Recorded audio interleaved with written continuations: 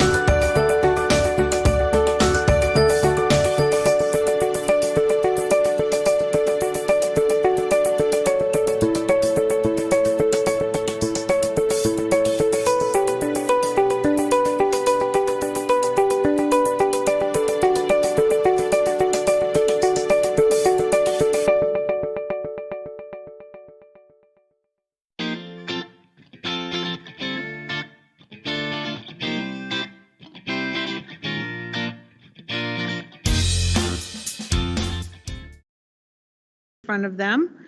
So they are starting to enjoy those. And out of respect for the time frame for particularly our guests who will be starting pretty early on in this agenda, I'd like to get this meeting started. It is March 24th. The time is 12:08 p.m. And I would like to call to order the Kentucky Community and Technical College System Board of Regents meeting. Before I ask General Counsel Duncan to call the roll, I do want to go through a couple of logistics, particularly for Regent members. You each have a mic in front of you.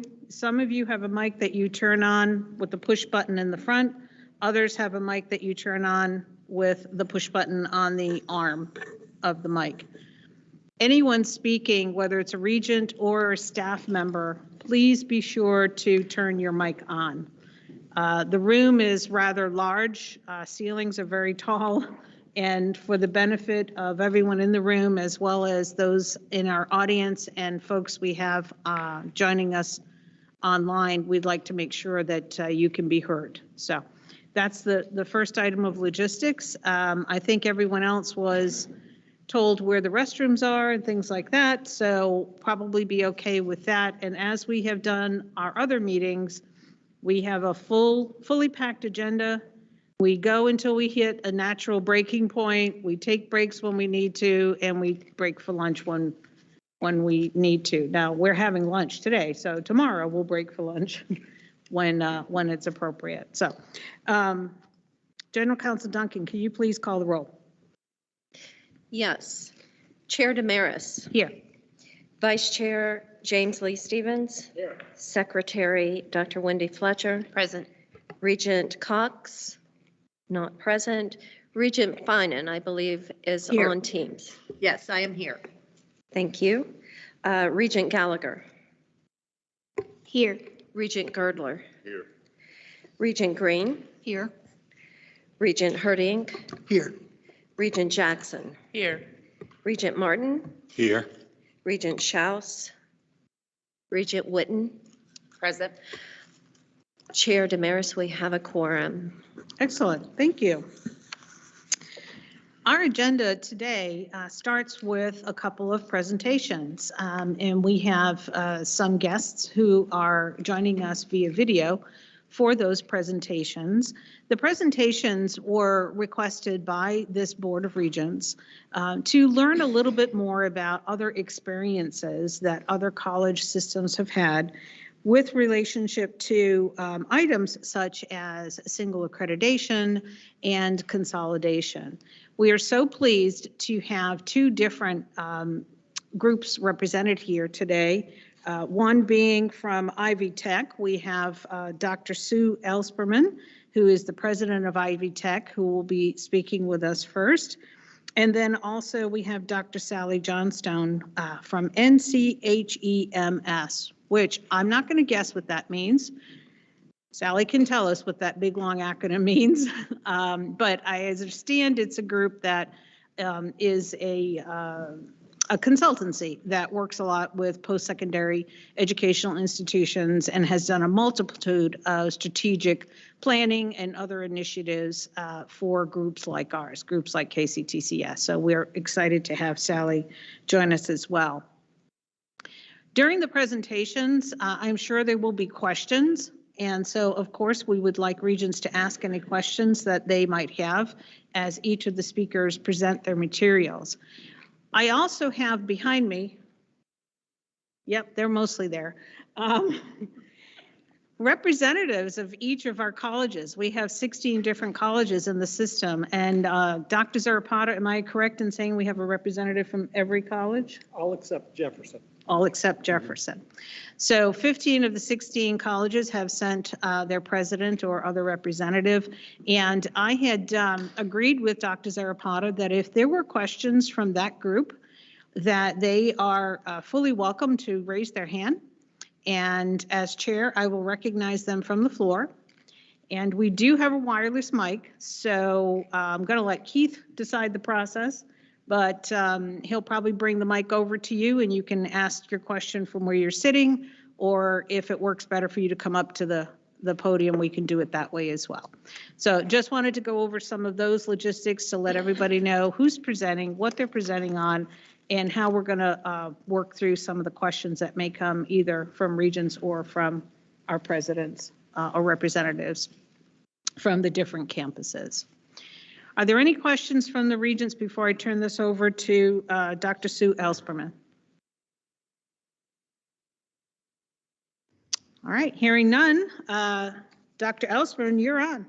All right. Well, thank you for the invitation. Dean and I are very pleased to be here today.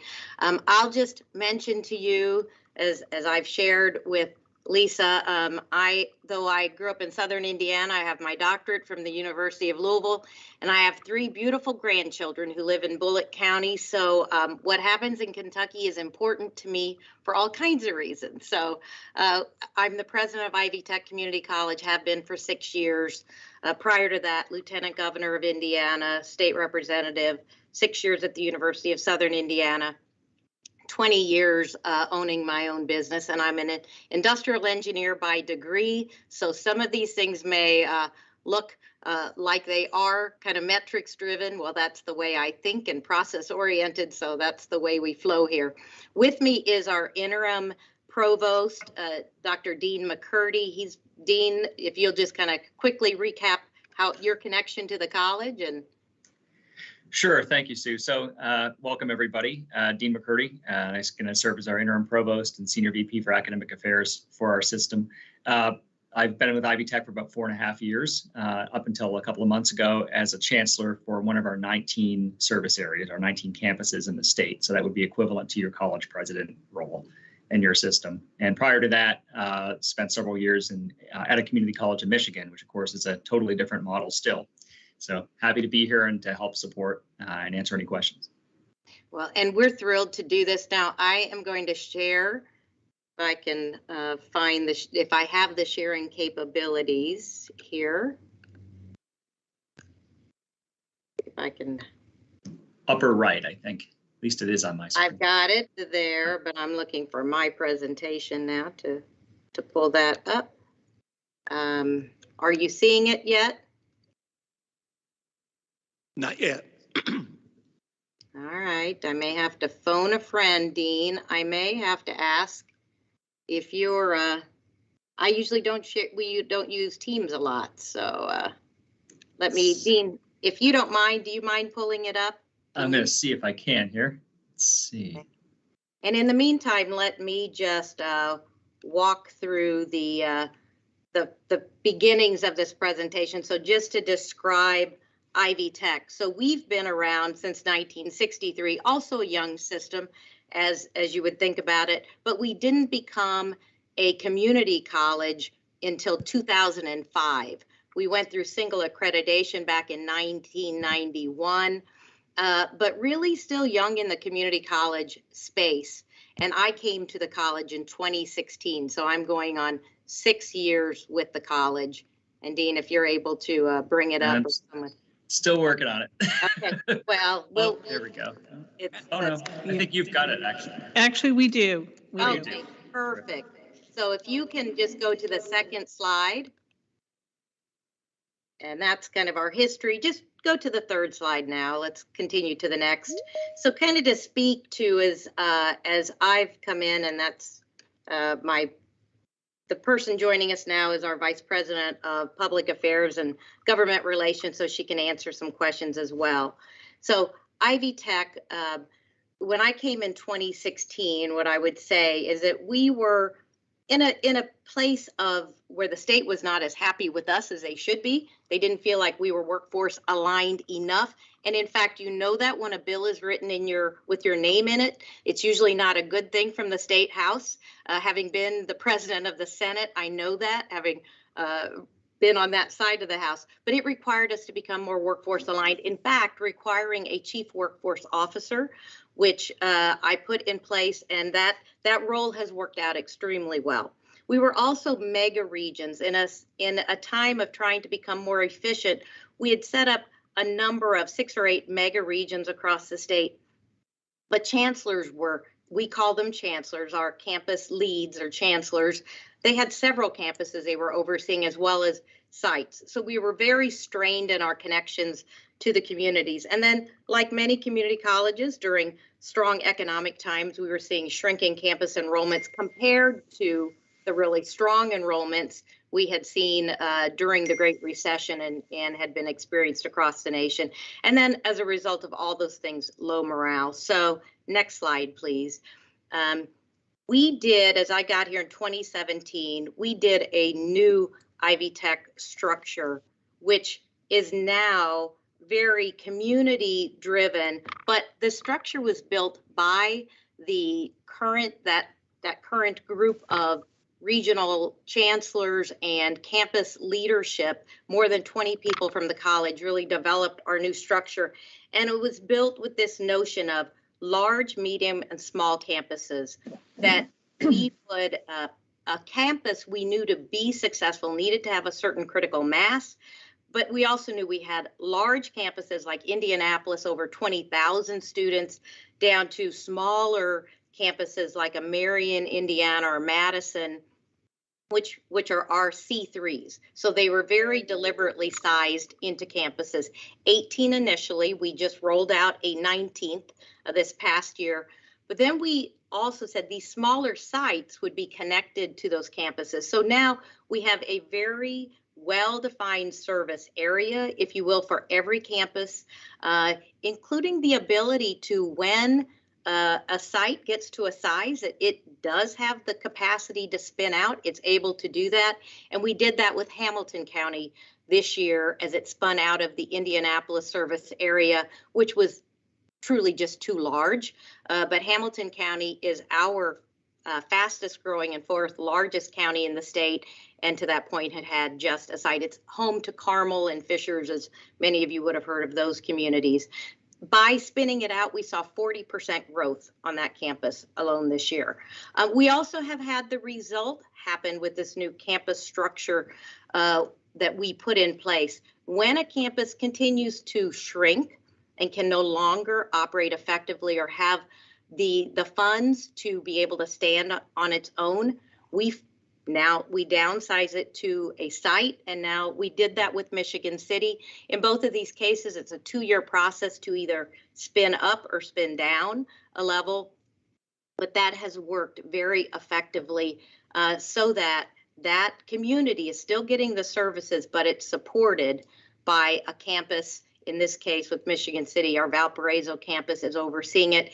And now we're starting to see the life come back to that community because it has the kind of support it needs from that larger campus. So that structure is now in place going on 5 years and working very well. But the C1, 2, 3 has also been interesting because every C3 campus wants to grow to a C2 based on their the number of their students, the number of their completion. So there are a number of metrics they want to grow, and you certainly don't want to shrink, right? But we have an analysis done every year to let campuses know where they are in addition to their metrics. Each of those campuses have their own chancellor. They have a cabinet with, we call them vice chancellors of academic affairs, enrollment services, student success, and so let me do the admit. So that is in place. And for the presidents who are in the room, each has a campus board as well. Ivy Tech has a state board of 15 trustees and 2 student representatives, but each campus board operates as well. Next slide, please. So I thought now that kind of giving you a backdrop of Ivy Tech will speak to what are the benefits of being singly accredited. Well, I think we're losing a little bit on the slides, but yes, next slide, please. That would be great. Slide 6 would be terrific. So we have one statewide strategic plan. Our big vision is 50,000 completions per year aligned with Indiana's economy. That is based on Indiana adopting the Lumina goal, 60% of our workforce having a post-secondary degree or credential by 2025. that 50,000 represents basically the role that Ivy Tech plays, the magnitude of those completions that we should be responsible for.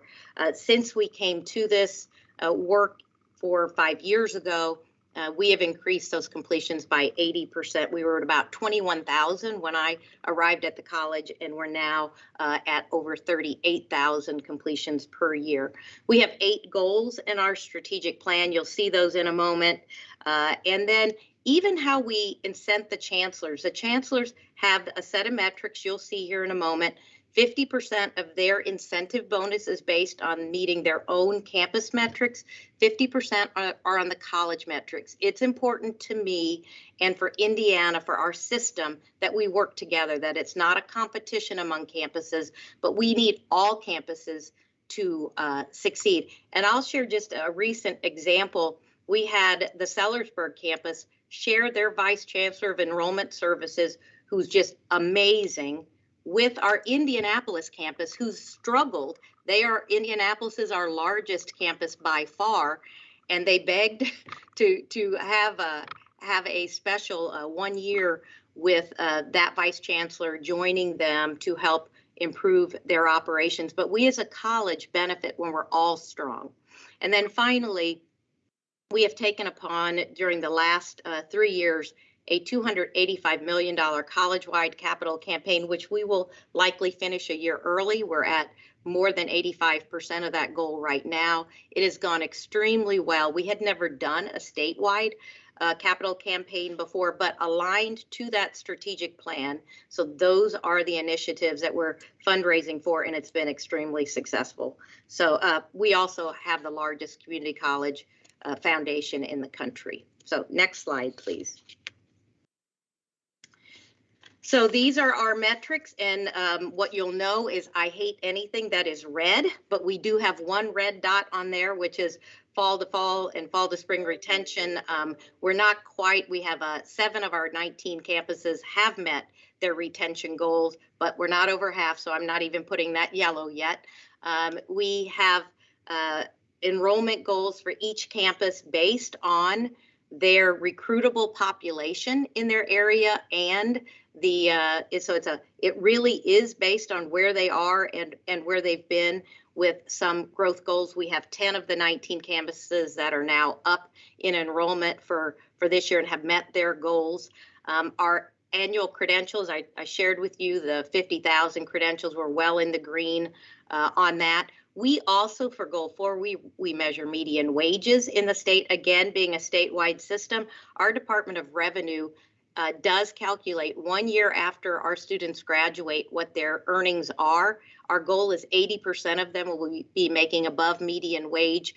We have gone from 38% to 54% over the last 3 years, going on 4 years now, and moving towards that big goal as well. And then employee engagement. We measure internal. We have the goal of being a great place to work. Of course, our fundraising and our financial metrics, which I'll share a little bit more here in a second. And then community engagement, we actually have an instrument that goes to community leaders, business leaders, elected officials, community leaders, nonprofit leaders, K-12 leaders, to say, are we serving our communities well? We have a 8 out of 10 scale that we expect our campuses to be at, and almost every one of them have met that community engagement goal. And it's affirmed of specifically how we're serving their needs. And finally, Goal 8 is our diversity, equity, and belonging, which we measure our gaps. And we're here, 2 of the 4 measures we're meeting, but we're not all the way there. So that gives you a sense, very accountable as a system. Next slide, please. So just what has this allowed us to do? So I shared with you our completions are up 80% in the last 5 years. I've talked about the earnings. We also, as a system, when I came, we had at least 4 campuses that I would say were bankrupt. They did not have days in reserve. We now are the healthiest as a system we ever been, with more than $500 million in reserve for the college, and that resides with our campuses primarily. We'll continue continuing scrolling a little bit. We, as a system, we're able to do consolidated services. You'll hear me talk about a couple of them, but when we did this restructure, we saw at least 20 processes that we believed could be done better together than being done on every campus. But when I talk about hubs, some of these hubs are done on the campus uniquely. The campus can request, not all of those jobs are done in Indianapolis. For instance, all of our Achieve Your Degree processing for one of our big programs that I'll speak to in a moment is done out of our Evansville campus. Payroll is done out of our Fort Wayne campus. So it is not, we do have ways that campuses can really benefit from these hubs as well. It's not the intention that all that work happens in Indianapolis. Over these years, we've done over 1,000 reverse transfer agreements, many with my old alma mater, University of Louisville, so I'm proud of that as well. We've moved as a system to 8-week courses. The data nationally shows that particularly adult learners do better in an 8-week format. We see 5 to 6% higher completions, 1 to 2% lower drop rates, and now we're, Dean, check me if I'm wrong, over 75% 8-week course offerings across the college. We could do that as a singly accredited system. We've implemented something called Learn Anywhere. I'll talk more about that if you want to hear it. And then one of my personal goals as an IE, I walked all of the campuses when I got here and I said, we are not using our space well. I have the big goal of 1 million square feet to be eliminated. We're already at 800,000 square feet, and we're continuing to make sure that we're investing in our students, in our faculty, in our programs, not in space that is not being put well to use. Next slide, please. So want to speak to, as a singly accredited system, I know you're funded by the state of Kentucky as we are. In our system, that $250 million that is received from the General Assembly, we're a biennial budget, 2 years, that comes to my office, the systems office, to be dispersed. And then we have an internal performance funding formula that aligns in spirit, at least, to what the state does in performance funding. 90% of that, a campus gets what they got the previous year. 10% is based on degree completion. Again, our big goal is 50,000. That's important. And we use something called an equity index. Premise is it is harder to educate a student who comes from an area where, if you scroll down on that slide, you'll see if there's lower per capita income in that community, lower educational attainment, and higher unemployment. So in communities like Gary and Lake County, they receive a little bit more than an affluent campus like a Hamilton County would receive, because it takes more resource to help those students be successful. And then final point, just our federal funds are managed through systems office as well. All of the HERF dollars that have come to the college have come to systems office, and then we've worked with the campuses and as a system to leverage them. And you'll see in the next couple of slides some of those good examples. And so I believe in the single accredited system, we're able to really be right program, right place, right size. That's kind of the mantra I came in with, making sure each campus had exactly the right demand-driven workforce programs. And we've done that over the years. We have a process to look at using economic data from MZ and other sources to really look at what we need, and with using our program advisory boards at the campus level as well. We've implemented statewide with our Indiana chamber something we call Achieve Your Degree. It is a employer payment of tuition assistance where the employee never has to pay. We have more than 250 employers in that program marketed by the Indiana Chamber, and several thousand students that have benefited from that form of tuition assistance. As many of you know, tuition reimbursement for a low-income employee is not a good enough deal. They don't have the funds to pay up front. So Achieve Your Degree has allowed us to do that, and that is scaled. We've had over 22,000 Workforce Ready grant credentials awarded. Again, that's statewide, those high wage, high demand, short-term credentials that the state will be the last dollar for. During the pandemic, we were able to enroll at the state's the governor's office asked, how could we help Hoosiers who had been displaced during the pandemic? We were able in 4 weeks to enroll 2,700 unemployed Hoosiers in a small set of high demand credentials using the state's federal funds. And then we are the predominant player in dual credit for Indiana. We have over 70,000 dual credit students, and we have something called next level programs of study, where in the high schools, the goal is for them to earn their first credential while in high school. That now is over 5,000 credentials a year that are being earned either the first year of college, what we call the Indiana College Core, or a workforce credential up to an associate degree that that student can leave high school and enter the workforce into a good job, a good career.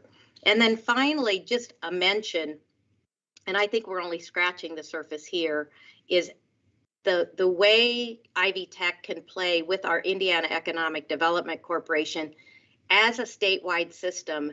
And I'll just use an example, kind of vague, I can't share any specifics, of a more than $1 billion project that the state is a finalist in. And Ivy Tech, as I could speak to that CEO of a major Fortune 100 company and say, not only can you have this program or the programs you need set up on the campus in which you would be in their service area, we can provide that same program at 5 more campuses surrounding this project.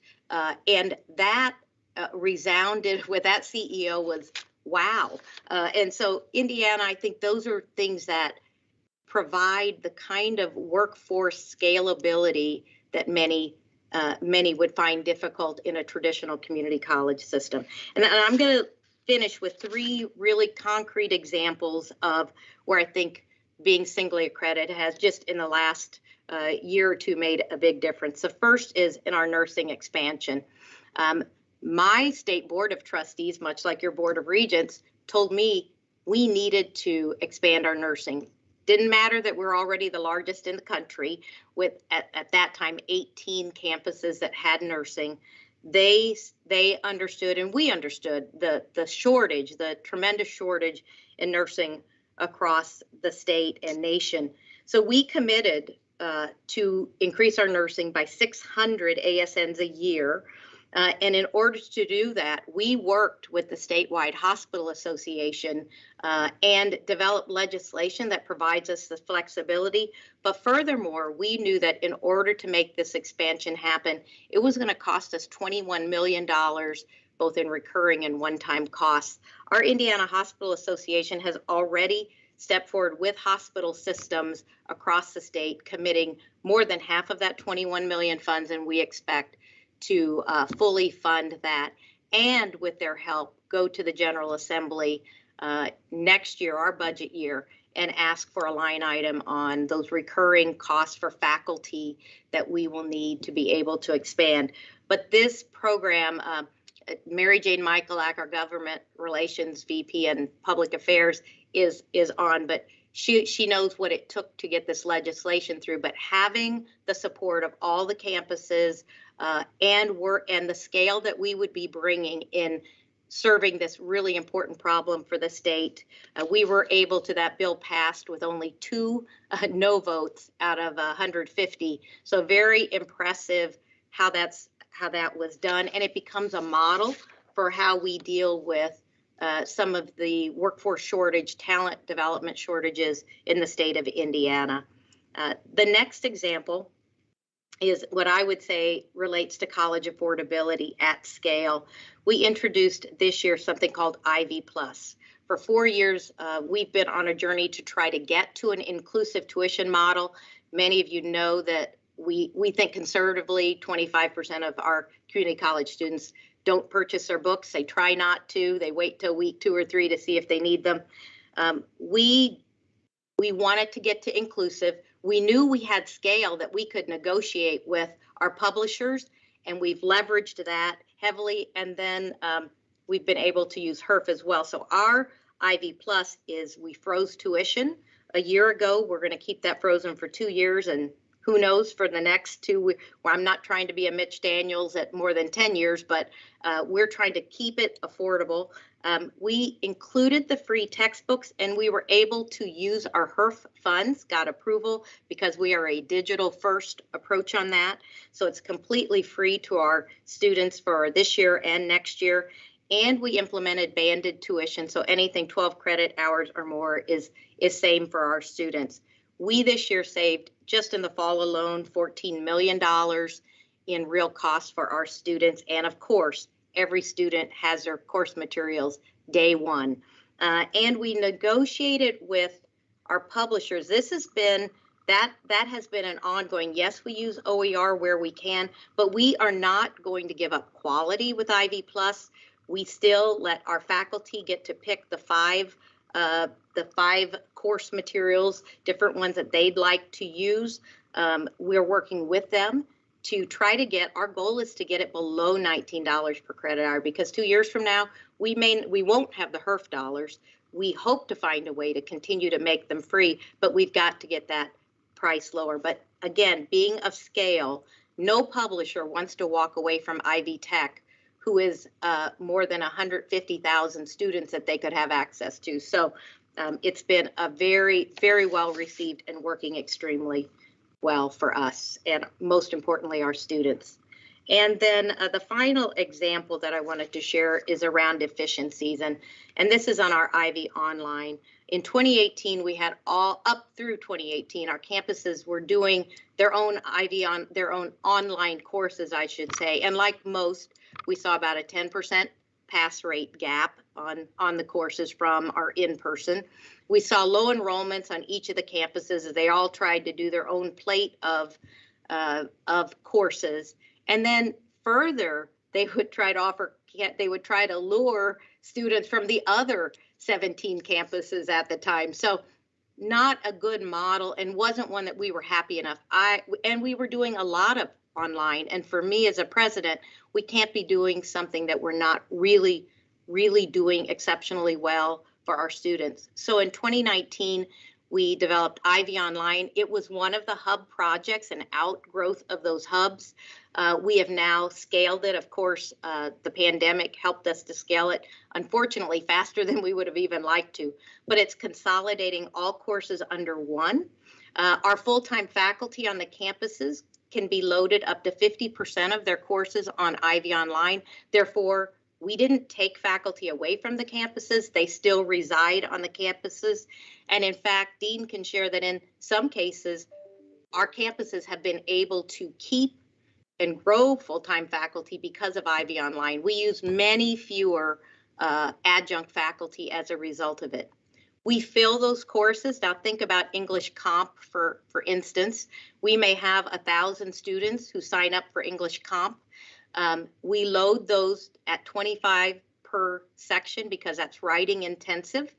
And you can imagine that those are all very efficiently and effectively with qualified faculty teaching in them.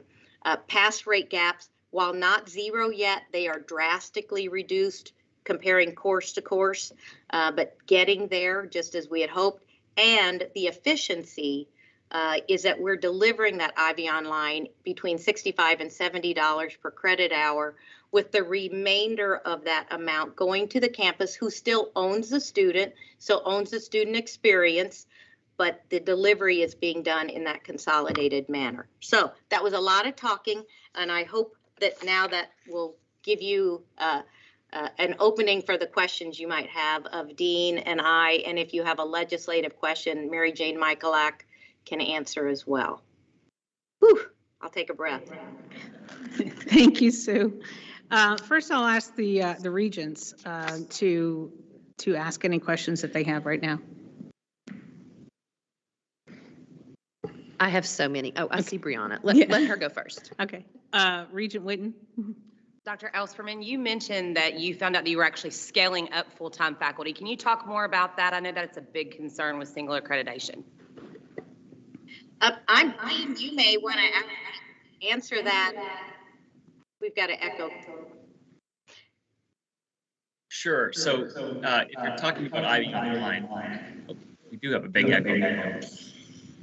It might have been the mic off around the table. Yeah, let's try that. That seems better. So with Ivy Online, as Sue mentioned, one of the important things there is it allows us to maintain programs, especially at our small campuses, but it could even be a small program at a large campus by sharing those resources statewide. So, we have a requirement to have a viable program. We need at least a full-time faculty member responsible for that program. And so that full-time person can also be loaded up into Ivy Online, which allows us to have that viability. So it's a big part of our HR culture conversation. Even though we're working as one entity statewide, we want to make sure that we're also supporting the culture, the life of each of our campuses. That's our huge asset, obviously, that we have around the state. We have over 6 million square feet, still left, 800,000 less than we had, but still over 6 million square feet around the state, right, that we want to leverage to support our students. So that's an ongoing conversation, that Ivy Online model. But we really think of the campuses as the stakeholders in that. There's a chargeback system. The campuses collect the tuition, and then a portion of that goes back to help provide for those shared services for Ivy Online.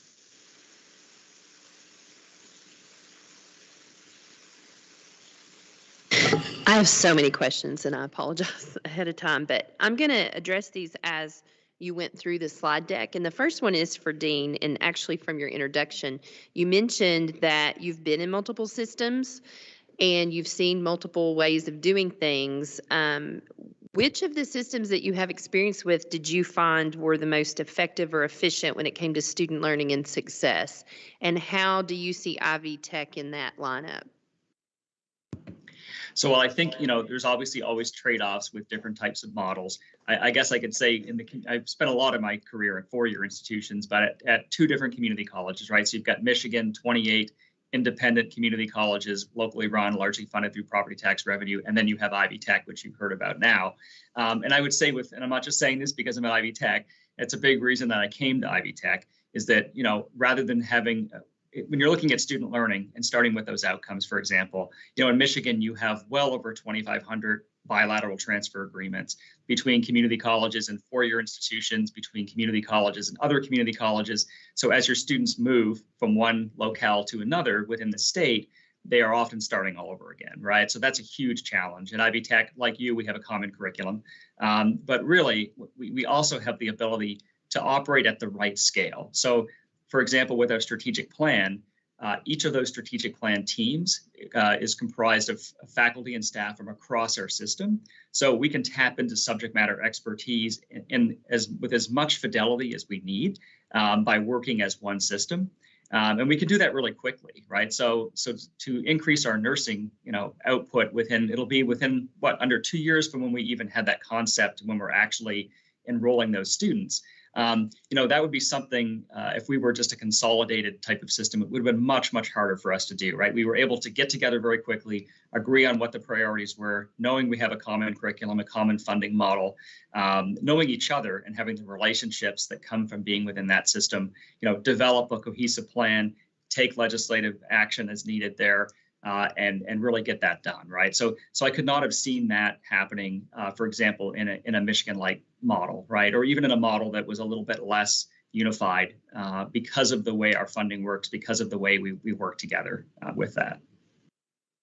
Excellent. So Thank definitely you. a big Ivy Tech, and of course to add one more thing, I guess it's a balancing act, right, between making sure you're meeting the needs of each unique community, but also making sure that you've got that expertise that you can leverage. So as Sue mentioned, when you're working, for example, with a large company, that wants to potentially locate in your region, having the ability to reach out to find that expertise, to get the governor to your campus multiple times if needed. And I've been in that position to have the president come and talk about what Ivy Tech can do, not just at our local campus, but what we can do with the resources of a statewide system, right? That's really, I think, a game changer because, of course, our employers don't look at the lines the way we draw them. They have their own boundaries that they're looking at, so. Thank you very, very much for that. That's a very good example and a great explanation. So on one of the slides, you said that employee morale had been impacted with the single accreditation, can you give any examples of how the change in the structure impacted morale? Yeah, I would not say that it was due to the single accreditation. We've been in that for a long time. It was really loss of the enrollment over time, and then these big mega regions that had evolved. And then thirdly, when the state's not happy with what you're doing, that does impact morale, right? You hear about it and I'm sure as KCTCS system, that large system, they expected us, they expect Ivy Tech, employers, the State House, the governor expects us to respond at scale to the challenges of employers. We are the community college system. So we had to get it right. And that's what the restructure did for us. It helped us find a structure that allowed us to respond at the state level as well as the local level with fidelity to both. And yeah, it was a tough time. And many of you know that, we were not financially in as good a shape either at the time. So when you have to do cost cutting, it's never a fun thing. Finding economies of scale like we did with the 20 hubs and Ivy Online and the other things we've done to grow the college have all been important at making sure that our faculty and staff and administrations have felt this is a system that is strong and can deliver on its promises. Just a clarification. Go Sorry. ahead, Mary Jane Michaelak. I apologize, VP of Public Affairs. Just want to clarify, was the question regarding the switch to our campuses or to single accreditation? Because single accreditation happened prior to us moving to the community campus-based model. So I just wanted to verify. That answer really could have been either. I really wanted to know, like, what you think was the best impact or gave you the best improvement in the employee morale situation. Yeah, I would say that the new campus structure really did it because that campus structure was developed by our community. Talk about shared governance. It was not my structure. It was the team that represented faculty, staff, and administrators who said, how do we best serve the state of Indiana? Again, because we get one check from the state of Indiana, we had that ability to really think. We had not done that over many years. And once we set the new structure in place, we then reset the funding model as well to match those changed boundaries, et cetera. So and I will tell you that just this past year, Dean, I guess it's been a little more than a year ago, we revisited the structure to say, are there changes? And we actually had campuses that renegotiated their service areas because either they offered a county up that they felt like they weren't serving as well as they could, or they asked for a county that they thought they could serve better than the one that was there. And it was done in collaboration. It was not done. It wasn't something that I had to say, oh, we're moving these. It was done. Dean, you were a chancellor at the time, so you might just share 30 seconds of that experience. Yeah, so I guess the first thing to say is, from a personal perspective, maybe the reason I came to Ivy Tech was that the campus that I serve spun out of another campus. They had been merged together for a period of time, prior to the process that Sue described.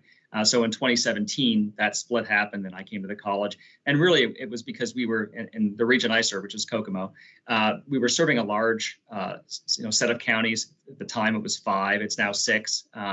And really what that allowed us to do is better meet the needs of those rural communities. They were clearly asking for leadership at the scale that they needed. They needed a relationship with a chancellor so they could talk about their workforce needs, talk about program opportunities.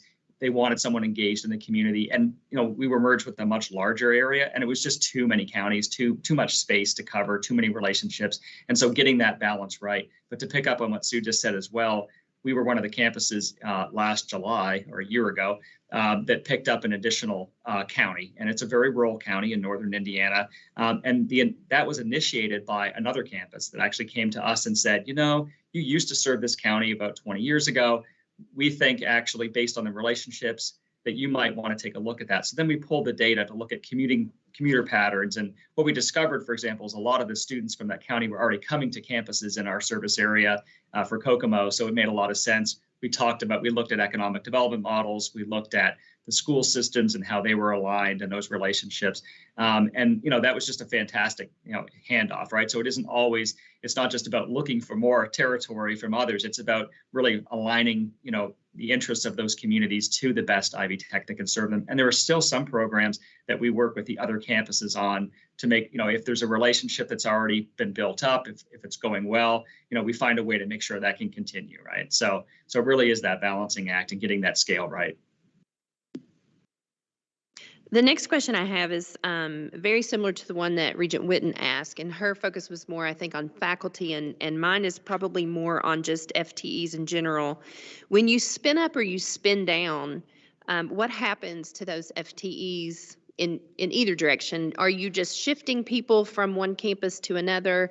Are you shifting those FTEs? Are you finding other areas where those folks could go to?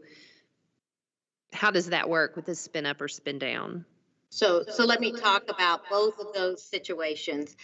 With when we spun out Hamilton County, it was because Indianapolis had grown too large. It was more than 25% of all of our students going to one campus. That's no longer a community college. It just was too big to feel like a community college, to be effective in that way. So the spinning out Hamilton County meant that now Indianapolis became smaller. It also, again, it made this decision on its own to spin out some of the donut counties of the central Indiana area to other college, other campuses around it, so that those students would go. That expectation is sometimes, as was shared with Dean, those students were already going to that other campus, but now they're going to be marketed to, and in the Hamilton County situation, most of those, because that had been a site, they didn't have full programs offered on that campus. So the students could begin at Hamilton County, but they'd end up having to go to the Indianapolis campus to finish. Now they have something like, Dean, 13 or 15 programs, even in their first year, Yep. Fully stood up, with nursing being the next one coming online.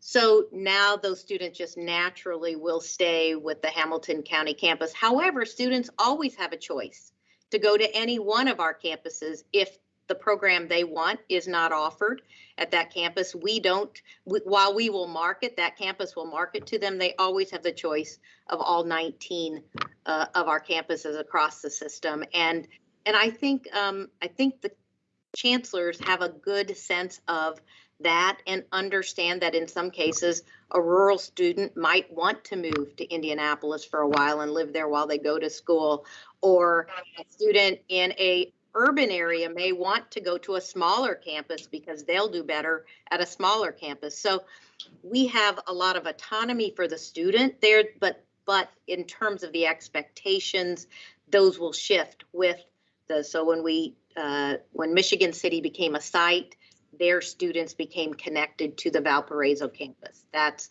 who would then own the student support services and reaching out to those students and overseeing everything that happens under the current Michigan City site. Anything you want to add to that, Dean? I would just say that when we've often done this, especially when we've moved a county to a new service area, for example, the growth has been so significant that it's really added opportunities for students, faculty, and staff, right? So we've changed some administrative structure there to provide the right focus. I just think of, there's been a lot of circumstances, for example, like I think of the rural county that we acquired, from another service area. Students were already selecting their Ivy Tech campuses, as Sue said, right? So they were already going to the campuses that made the most sense. But the additional focus that we've been able to put in those cases has, more than offset any of the consequences of having, students change their patterns of movement slightly, right?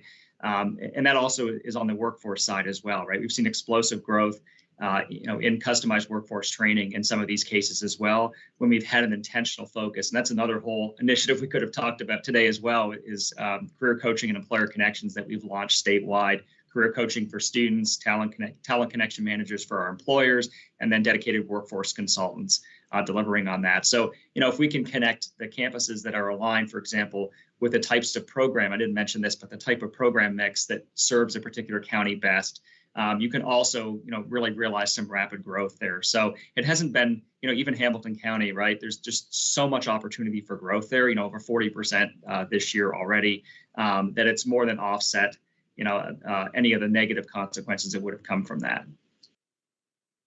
So the whole right program, right place, the right size, that really is very student focused with this single accreditation. So let me ask this. So all the campuses follow the same schedule, the same academic calendar, the same days off, holidays, all those spring breaks, all those kind of things. So really students who are in this single accreditation are not jumping hoops if they're taking a class on a different campus as far as keeping up with deadlines or timelines or drop dates or things of that nature. So it doesn't matter where the student geographically is located, they could benefit from a program anywhere in the state, a class anywhere in the state, all under the single accreditation. There's no home campus, I guess, is what I'm asking. There is a home campus, and Dean, you might share because your son is one of those right now. So I was just going to say, I have a 17-year-old, and of course I'm serving an interim role, so I'm in Indianapolis a lot these days. And so for him, he's an Ivy Tech student full time. And so for him, it was an opportunity. He still has 2 courses in Kokomo. He has a course in Indianapolis right now. And of course, these are 8-week courses. So every 8 weeks, we start a new term, and we just started a new term this week. Actually yesterday was the first day of our new term. And he also has a virtual class that's taught through the Marion campus that he logs into every week. So he's been to as many as 4 different campuses at the same time. So it really is seamless. Now, his home campus right now is still Kokomo. That's where his program of study is located. But he's able to take those courses in any modality at any location that he wants. Okay. The next slide that you piqued my interest on was where you talked about there's an analysis every year to determine whether or not the campus is the right size, if they need to spin up or spin down, and then that's a 2-year process. What does that analysis look like? Like, what are those metrics and who's doing that work? We use an outside consultant to do that, but it is based on that recruitable population. So it looks at the workforce, the jobs that you should be supporting. It looks at the enrollments, the actual enrollments of that campus, the completions. It also has the non-credit work, because that is equally important to our employers, that we're serving them. So there is then a ranking of those, of each of the campuses and where they fall.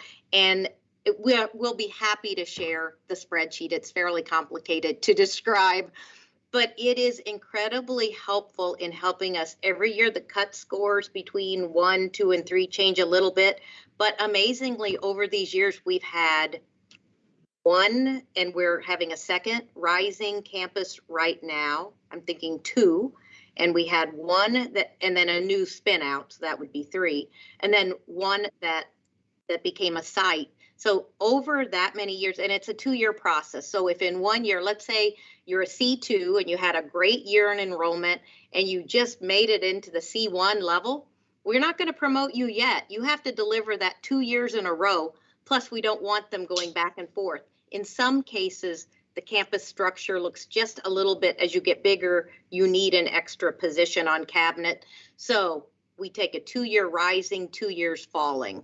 But that process has worked pretty well. It is mostly science, but just a little bit of, let's just make sure that all makes sense. Dean, from a chancellor standpoint, how would you say chancellors view it? Yeah, I mean, I would say very similar to this. It lines up really, you do your reality checks when you see this, right, as a chancellor. So if you have a site that's on the verge of being a C3 campus, for example, you would then sort of validate that in year 1 by looking at, the budget for that campus, or for that site rather. Could they stand up a cabinet? the area that they would serve, the program mix that they have, for example, how many programs are offered specifically at that site, for example, versus being, really run through another campus, and maybe you're doing the introductory portions of some of these programs. So there's a lot of things to work out as you're growing in that space. That site to campus transition is a pretty big one because you're often standing up programs as well as a cabinet and a whole leadership team there, right? On the falling side, you don't really have the option. You may have the option to opt up to a campus, but you don't have the option to opt down. And in the one case that we've done that, it was really clear that the financial model wasn't sustainable either. And so for us as chancellors, it was kind of a validation of, okay, this system that we have, it really does check out when we look at, is there viability here, at least in the short term. So yeah, I would say it's a tool, right? It's a very powerful tool. It's one that we watch really closely, and it's one honestly that I can't speak for every chancellor, but it really shouldn't give you any surprises because these are all metrics that we are monitoring all the time anyway. It's just compiling them together and having an outside voice, and also look at the employment demand in the region as well. That's another measure that we look at, right, as well. So what is the potential for growth for that campus short and long term? So I think that's a really important point that you mentioned, that there is an outside voice here, because I think when people hear about scaling up or scaling down, they see that as, oh, you're super successful, or oh, you're not. And that's not always the case. It's not always the fault of anyone in a local area. It's just, in Kentucky, we're struggling with diminishing populations, particularly in the far eastern area of the state. We don't want anyone thinking that if they were scaling down or scaling back, that that's somehow a failure of leadership or local engagement. So that brings me to my next question, and I'm so sorry, I just have a few more. So in each campus, you mentioned the chancellor, the vice chancellor, the enrollment services folks, the student success person. Who determines what that cabinet at each campus looks like? Is that set out from the central office? Is that determined by the local chancellor? Is that consistent and equitable across at least those C1, C2s, and C3s? How do you determine that? So I'd kind of answer yes to all of that. So yes, we did have with this, when we set up this new structure, we set out with a recommended campus for each size. C1s, C2s, C3s. Actually, the C1s and 2s have the same general structure. C3 being a small campus can't quite afford the size of cabinet of the other two. But over time, we've continued to watch the performance of the campuses, and we continue to evolve the structure a little bit at a time. And then we stood up, as you heard Dean mention, the Career Coaching and Employer Connections. That's about a $15 million initiative that the Lilly Endowment helped us do to ensure our community college students have the career coaching that they need from day one all the way through placement into great careers. So that position is now beginning to edge its way towards the cabinet as the executive director there is taking on bigger roles as we've scaled that new function. So I'd say it's a both. We do as a systems office suggest a structure, and then if chancellors can bring to me, or we have a VP, something I should have mentioned, we have a vice president of strategic operations north and south, because by the way, 19 chancellors reporting to one president is a lot. I love them all, but it's a lot. So there's a vice president of the north and the south that helps. And there's a lot of conversation that how do we ensure for this community that we have the best structure for that campus. So it's looking just a little bit, 80 to 90% the same, and then 10 or 15% different based on the needs. And I see Dean nodding, so. Yeah, there's always a little bit of a difference at each campus. I'll give you just one example. So I come from a C2 campus, and we chose to share some resources with a C3 campus that was nearby, right? So Kokomo and Marion, for example, they share some facility services leadership. They share an executive director of administration now, formerly executive director of finance, and many other campuses do that as well. And so, even among the campuses, you have a hubbing of some of that some of those administrative resources. The campuses are typically will initiate those conversations. They're often facilitated by our VPs for operations north and south, who have extensive experience at campuses in the north and south of the state.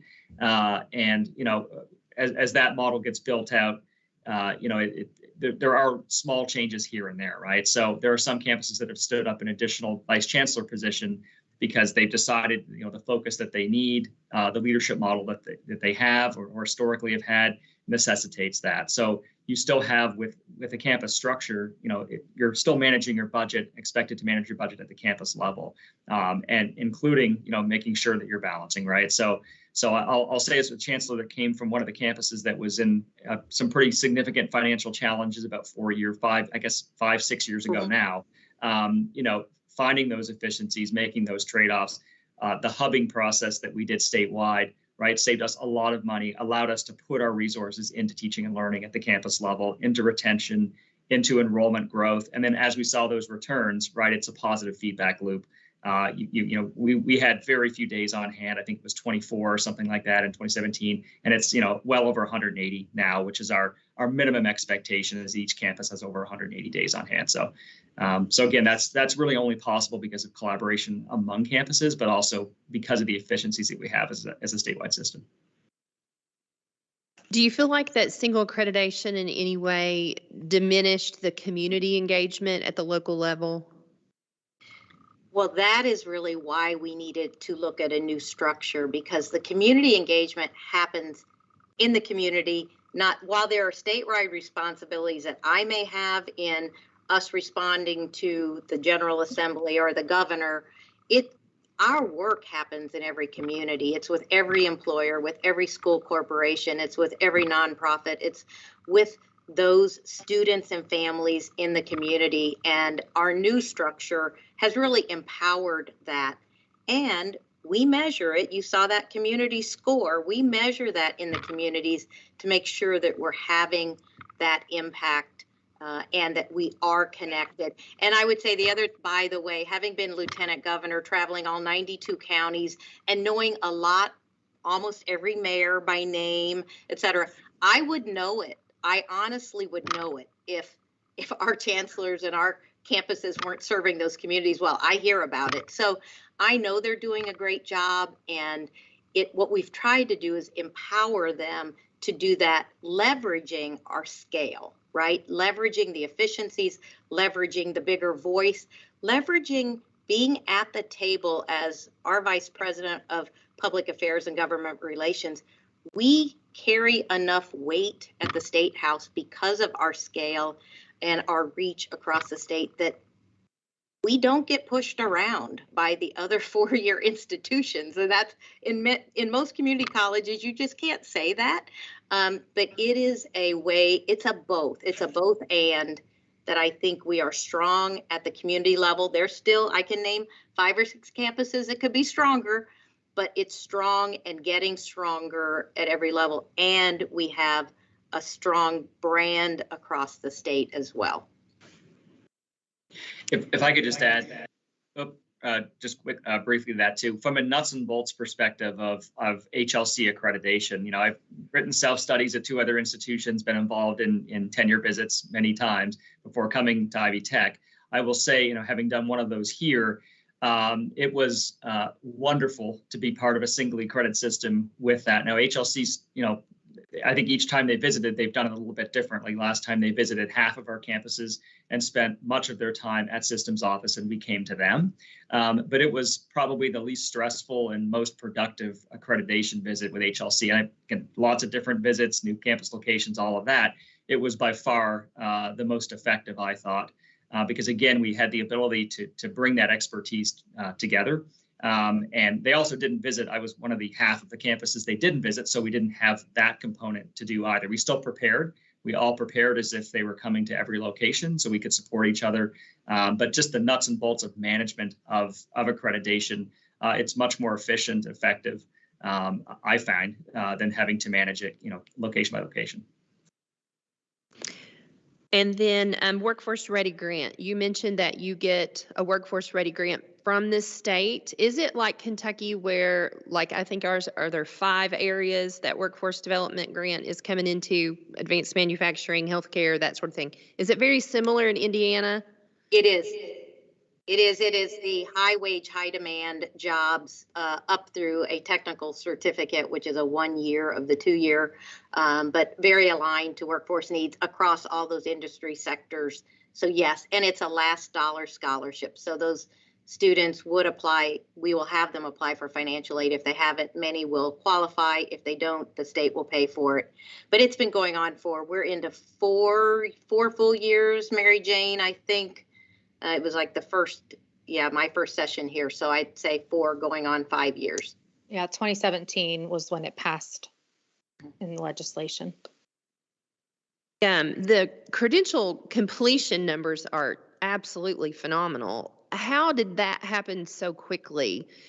Was part of that process the audit to completion, which is something that we do here, where we go back and look at those numbers and try to complete for students that maybe didn't apply for graduation or left before they thought they were completed, to go back and audit? Is that part of your process as well? But yes, but we'd been doing those audits even before that big increase. It has been our associate degree production has remained pretty even over these 5 years. But the real increase has been in those short-term credentials of value, the CTE, kind of those 18 to 21 hour credentials, the technical certificates, which are 30-hour credentials, and we measure certifications that pay above median wage. So let's think about a non-credit welding certification. If that completer is going to get a job that's going to be $50,000 or above that, we will count that, as does Lumina. We began to do that, and by the way, again, our scale, we can go to those third-party credential providers, those who are giving out the credentials, and they now provide us the data of who of our students have completed or have achieved that credential, and we count those as well. Dean, you probably can name more of the certifications that beyond like a welding, some of the IT certifications as well. What else? We don't count CNA because it is not above median wage. So that's a credential we don't count in our count. But if it's above that $19-ish an hour, whatever Indiana's current median wage is, we count it. So I'll let you maybe go from there, Dean. Yeah, that total, while it definitely adds to that increase, we had already been increasing significantly before we actually started counting those in as well. And it's still not a huge part of that total. There's still some additional work we can do there. But the key is recognizing those high wage, high demand credentials that are recognized by industry that we provide to students. That's really the criterion that we apply to that. And as Sue said, the growth in the CTs and TCs en route to an associate degree, it's allowed us to keep associate degree production where it was, but also provide those milestone points where we can celebrate student success, help our students see the end at the beginning. 8 weeks was a big part of this, I think, as well. We brought a lot of high impact practices in place at the same time. And I'll just say, coming from another type of community college model, one of the things that really impressed me coming to Ivy Tech was that so many of these practices, whether it was the co-requisite model or use of supplemental instruction to support students beyond the classroom, we weren't just doing it, we were doing it at scale. And that's a hugely important that we're able to take an idea.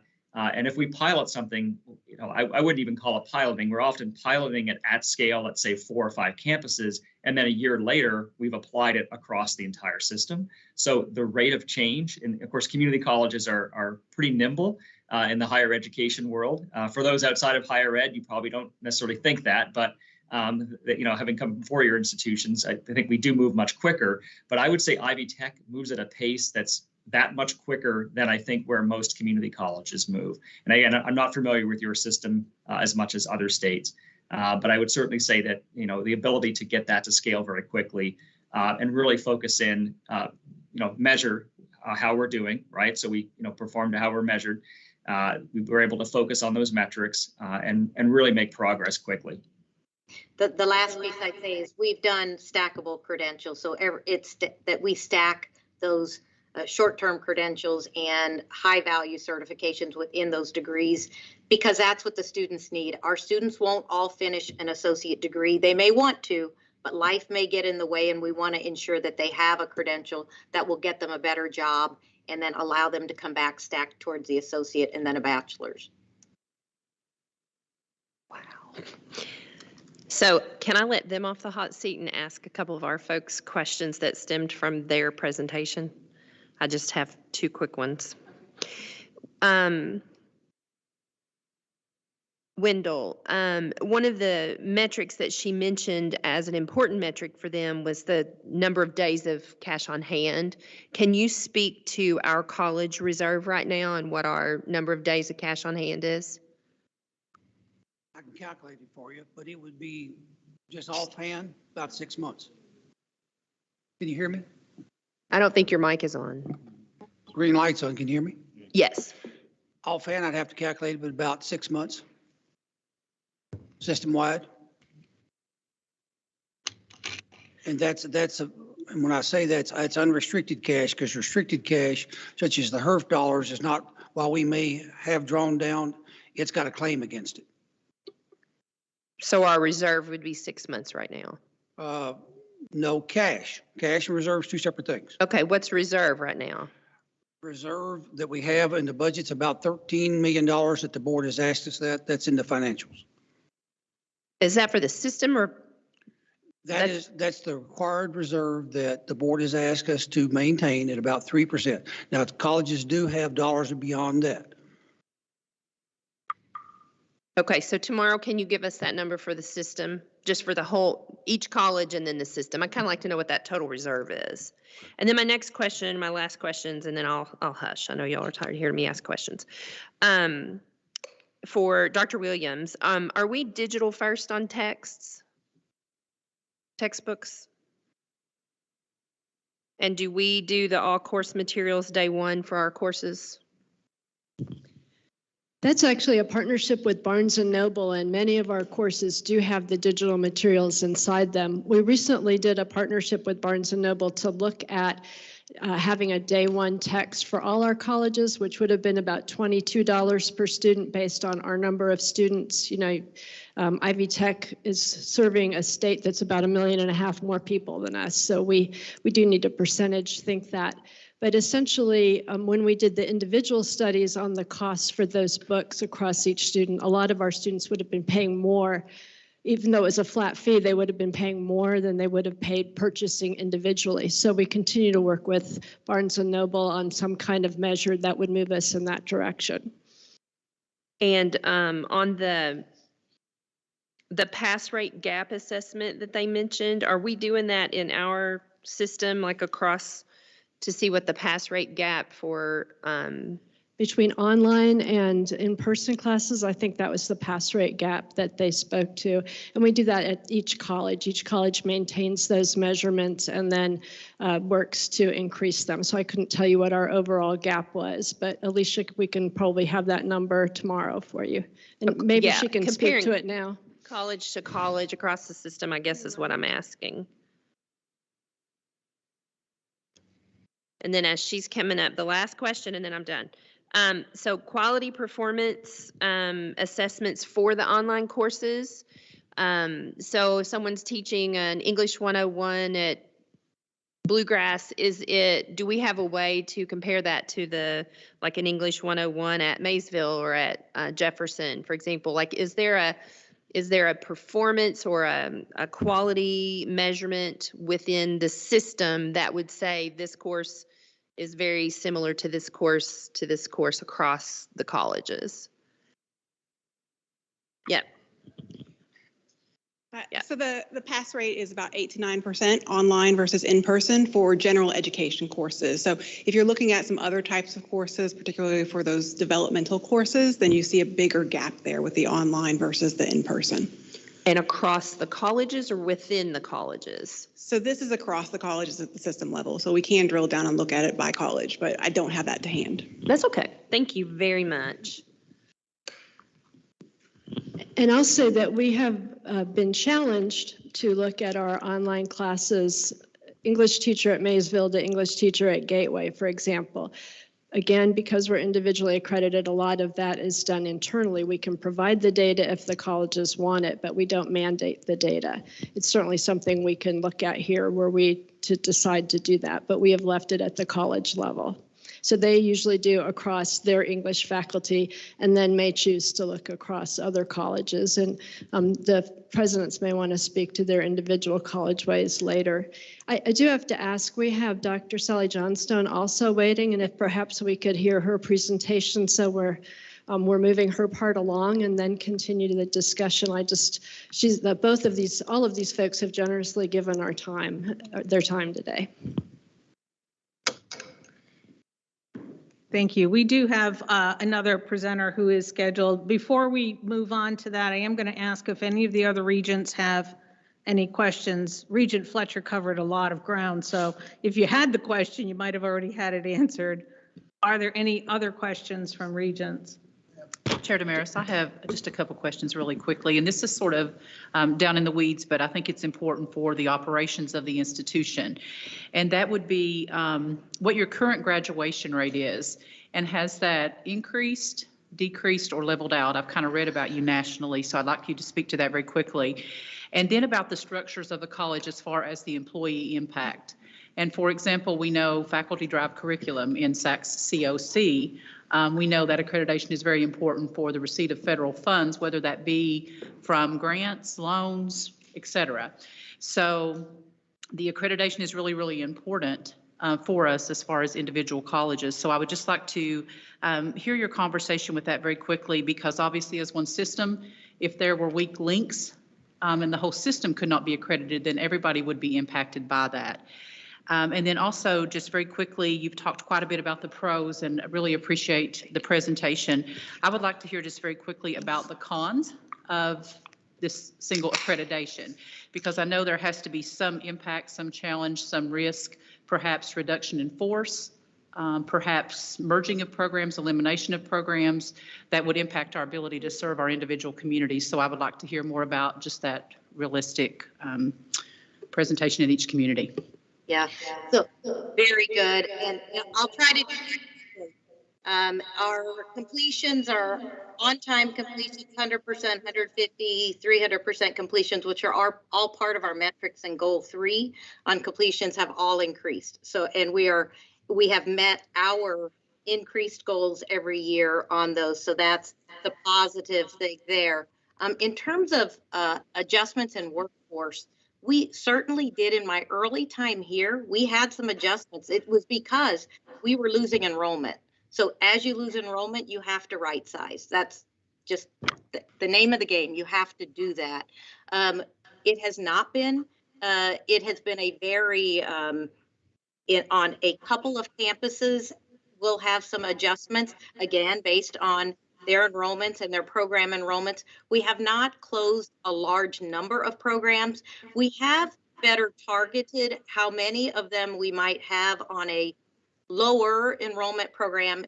It may be offered on 5 or 6 campuses instead of 8 or 9.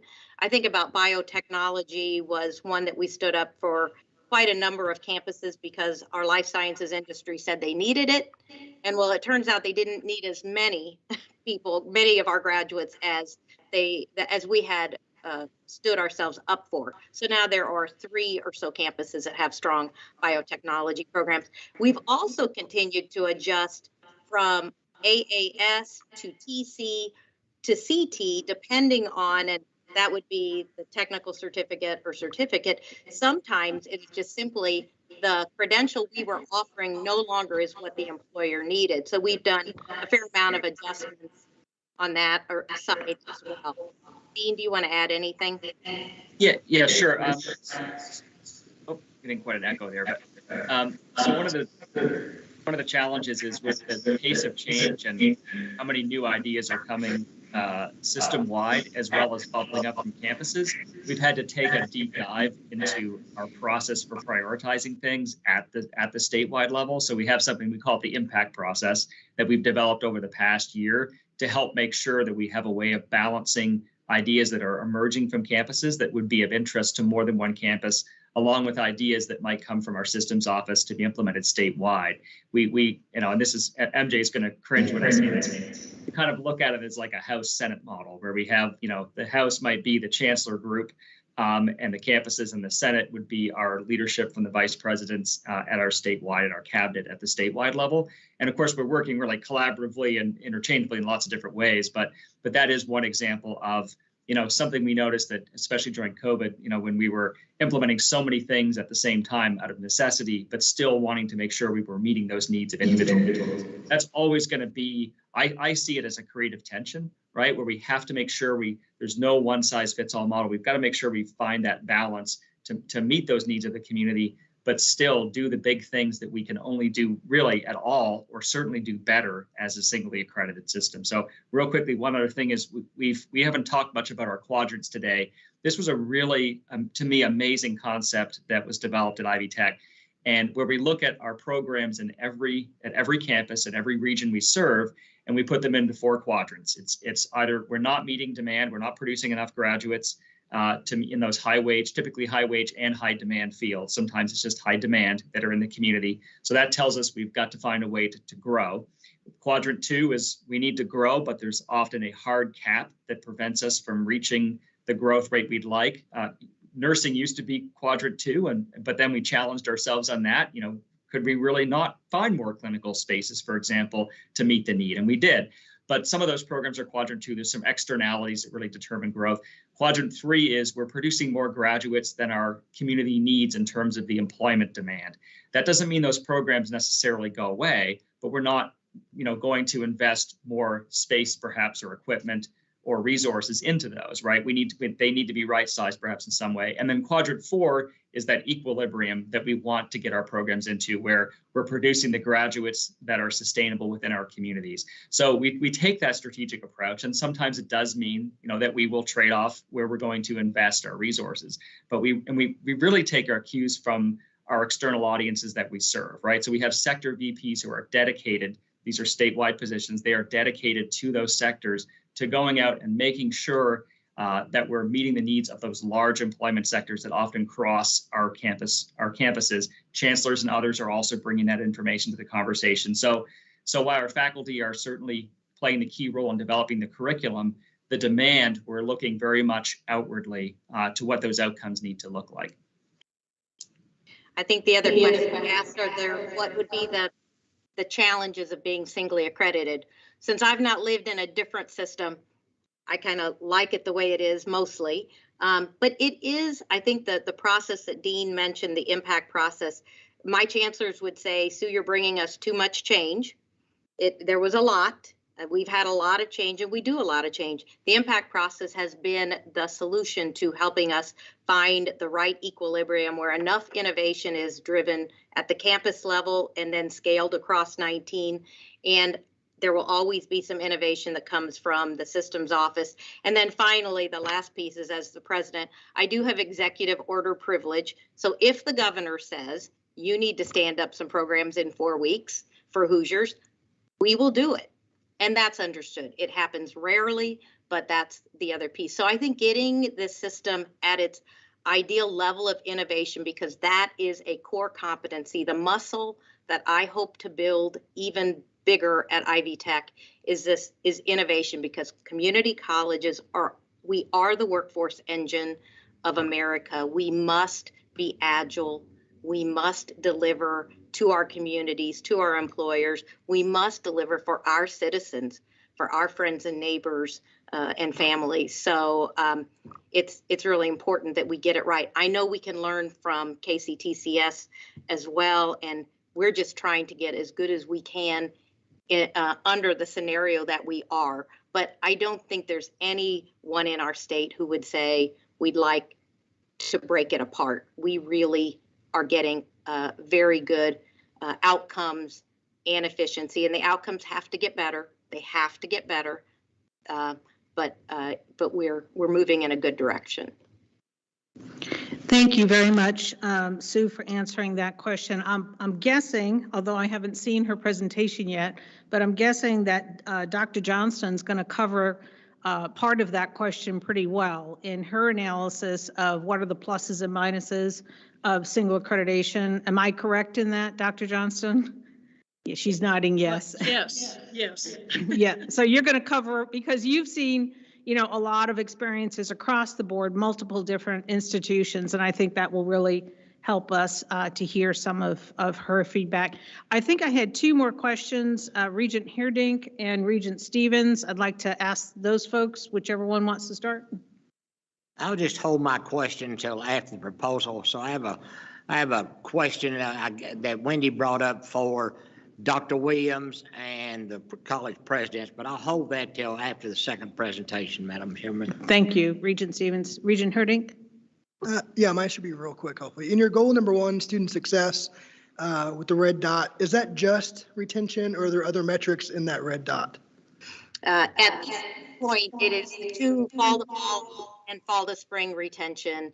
And, you know, as most of us have seen during this pandemic, we were moving up nicely pre-pandemic, took a little step back. We're now back on track at our second highest level of retention, but it needs to be higher. And for our students, it needs to be higher. So but yes, it's those 2 for now. We are internally, we're 40X. We're moving into 40X. We're going to begin to measure retention term to term. Being an 8-week serving institution, our WIG is going to be, if you've got Ty Handy in the house, the WIG we will be working on as a college is term to term, because if we can, as we all know, momentum for our college students, if we can keep them with us each term, their likelihood to complete is greatly enhanced. And so that's a new endeavor for us. We're just looking at those numbers now, term to term.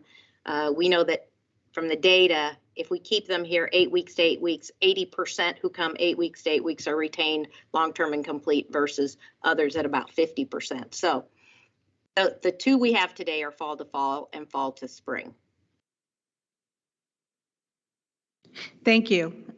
If there are no other Regent questions, and before we let Sue and her team leave, I would like to ask if any of the college presidents, they're behind me, so I can't see them, if any of them have any specific questions before we let Dr. Ellspermann and her team move on with their day.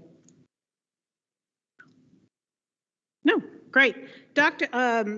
Ellspermann, thank you so very much. Really appreciate you bringing not only your own expertise, but the expertise of some key members of your team. Really appreciate the information you've shared. If you don't mind, I'm going to ask for one more favor, and that is if any of these regents have additional questions for you, would it be all right if we emailed those over to you? And then when you can respond, we will share that back with the group. Is that okay? It is perfect, and I am putting my personal email in the chat now, so feel free to send those to me. I'll be happy to, if I can't answer them, Dean will, or are the finance questions, we're happy to have our CFO take a look at those questions as well. Much appreciate it. Before we bring Dr. Johnston on, I'm going to ask this group if they need to take a 5-minute break, or do we want to keep going? Break. Okay, Dr. Johnston, you've been Johnstone, is that how you pronounce it? Yes, you've been so patient and we truly appreciate it. If you'll give us about 5 minutes for folks to take a quick break, we'll be back to start your presentation. Sounds great. Thank Enjoy you. your break. All right.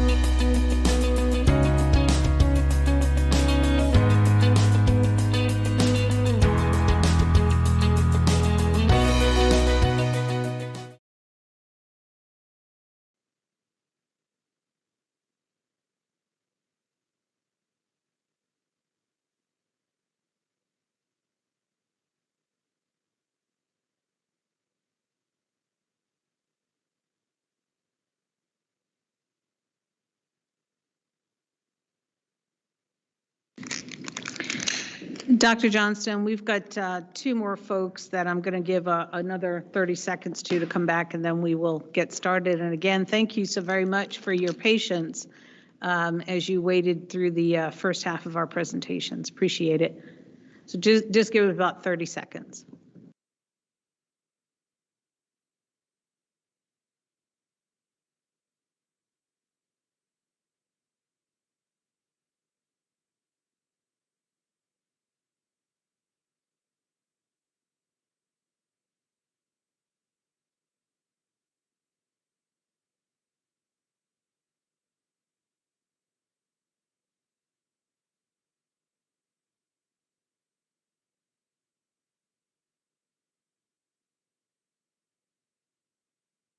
All right, we're going to get started.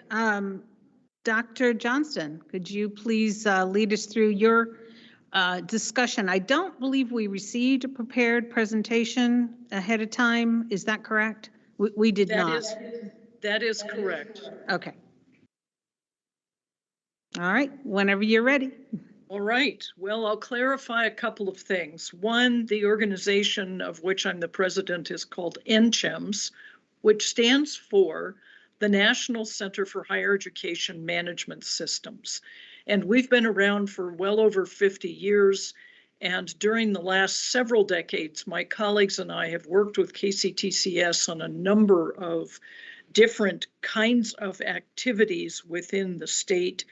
In fact, I served on an advisory board for your previous president, Jay Box, probably, 15 years ago, when he was the chancellor and then later the president, looking at how certain administrative and academic services could be coordinated among the campuses.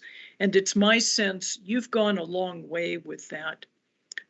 It was really delightful. By the way, thank you all for inviting me. But it was delightful to hear Sue and Dean in terms of the update of what's really happening with the new versions of Ivy Tech. I've been in the higher ed policy world for a long time and closely watched Ivy Tech as it was originally combined back in the 90s. And one of the things I was hoping to have them there so they could say, no, I'm wrong, but I don't think I'm wrong, even though they weren't. It took well over a decade for the turmoil around the combining of the technical and community college system in Indiana to really coalesce. And what they've done now, 30 plus years later, is amazing. I think they've gone a very long way. But I would like to share with you the stories of 3 different community college systems that are exploring or have already moved from multiple to single accreditation within the last few years. The first one is Dallas County Community College District. The next will be Connecticut. And then I'm going to do sort of a preview of some work that I'm in the middle of right now for the Board of Trustees for the Seattle Community College District. Let me start with Dallas. The reason that I think Dallas is important to you all is they are accredited by the same entity that accredits your colleges in Kentucky, and that is SACS-COC, the Southern Association of Colleges and Schools, and their commission on colleges. In Dallas, they made a decision, and I can go into the story in more detail, but just generally to go from 7 campuses into 1 accredited entity that is now known as the Dallas College. And what drove that decision was the discovery of about 2,000 students in a single year that were unable to graduate due to the, I call it the 25% rule, but SACS requires that 25% of the credits that are taken be awarded by the college issuing the credential. And remember, it's Dallas, and Dallas is a huge area, but it's still one city with transit around it, and people moved between the colleges a lot. It is my understanding from Chancellor Williams that that is much less of an issue among your colleges. She did some checking, and it doesn't seem to be a huge number. The other thing about Dallas that I think is very important to keep in mind is their population is growing. They're having a lot of influx and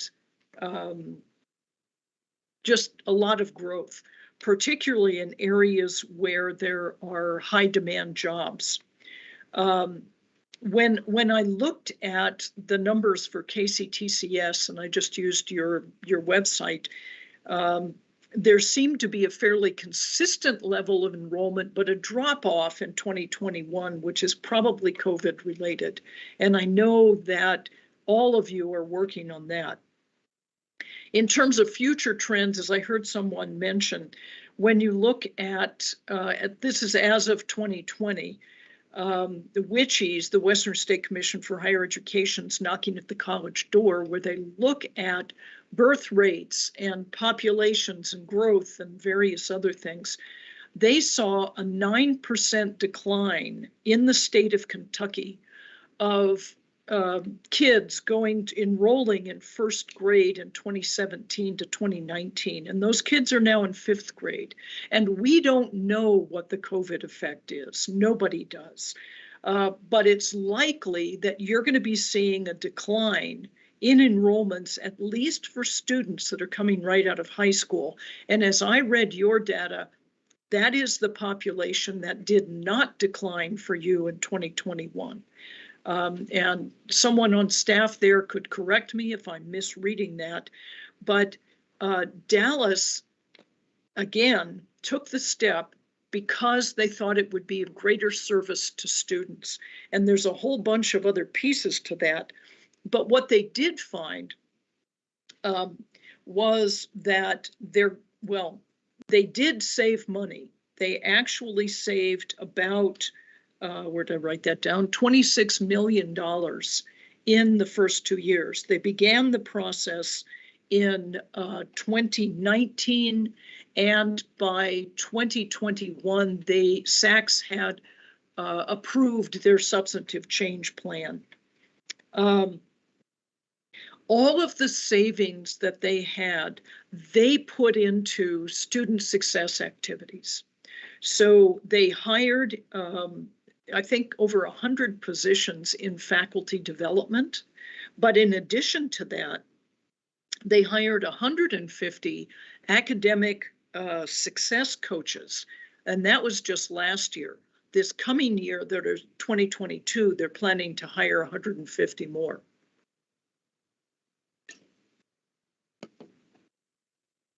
And we know from all the evidence that's out there is that's what makes a difference for retaining students, particularly at community colleges. Let me quickly tell you Connecticut's story. Across Connecticut, there were a dozen independently accredited community colleges, and they have recently, very recently, been approved by their accreditor, which is the New England Commission of Higher Education, to go from the dozen to one, and their college is now known as the Connecticut State Community College. And they're going to be doing some things rather differently than even Ivy Tech did in its current iteration. And it is assumed it will result in savings, but it's also assumed it will result in much more responsive services to the employers and citizens of the state of Connecticut. Their driving decision for this statewide development or consolidation was declining enrollment. I mean, radical declines, which is happening across New England first, but we're seeing it, as I've mentioned, in a lot of other states. In addition to that, they had very inconsistent performance among the colleges. In terms of student success, several of the colleges were already operating at a financial deficit. And this is as of when they started this 2017, I believe. And they realized that they were not sustainable. It absolutely could not continue. And they went to their board of trustees and said, you've got some choices here. And they offered an array of choices. And their trustees basically said, okay, we're going to go with a consolidation. Now, their accreditor, who I mentioned is the New England Commission, didn't quite like what they were initially proposing. And it took them 5 years to get through the accreditation system so that students enrolled in those colleges would not lose their financial aid, and the colleges would still remain eligible for federal financial aid. They are moving into a transition from a lot of activities still occurring at the campus, particularly the academic related activities, and those will transition over a 2-year period into a centralized framework. They also had almost, and still have, almost no shared services among the campuses. So even though they're part of a system, there was no centralized activities around the kinds of things that you guys have already centralized in Kentucky. One more quick story, and then I'm glad to answer questions or explore ideas with you if you would like. And that is the Seattle colleges. They have 3 independently accredited colleges, and their board is exploring whether they want to move to a single accreditation. They haven't decided yet.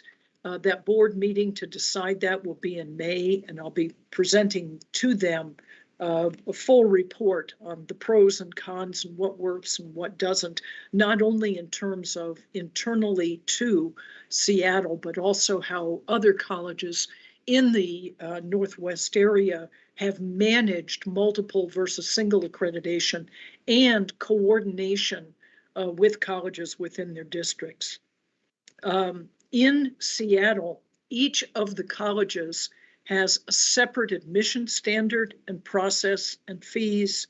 There are there's no coordination among financial aid awards. There's no common course numbering or learning outcomes. They have separate transcription services, and there's all of this taken together is a real problem for students who take courses from multiple colleges, and many of them do. Again, a single city. It's my understanding that KCTCS has actually accomplished a great deal of that. And a lot of what I heard from Sue and Dean talking about Ivy Tech, even in their new iteration, like coordinating starting and stop times, having schedules work in managed ways. Accreditation is not a variable in that. You don't have to have a single accreditation to make that work. You have to have the board of trustees basically say, this is how we're going to operate. And then your president can coordinate with the chancellors and make those things happen.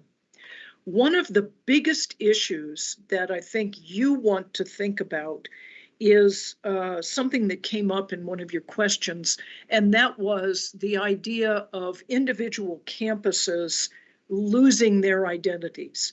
And what we NCHEMS have found over the last, 8 years as we've worked with various states with regard to combinations or consolidations among universities or community colleges is don't start the fight of what the new name is going to be. keep the school colors, keep the motto, keep the sports teams if they exist. Let that go. Because those are not the most important things to consider. Now, I have to tell you that I had a conversation with Bill Whelan, who's the president of your accrediting commission, SACS COC.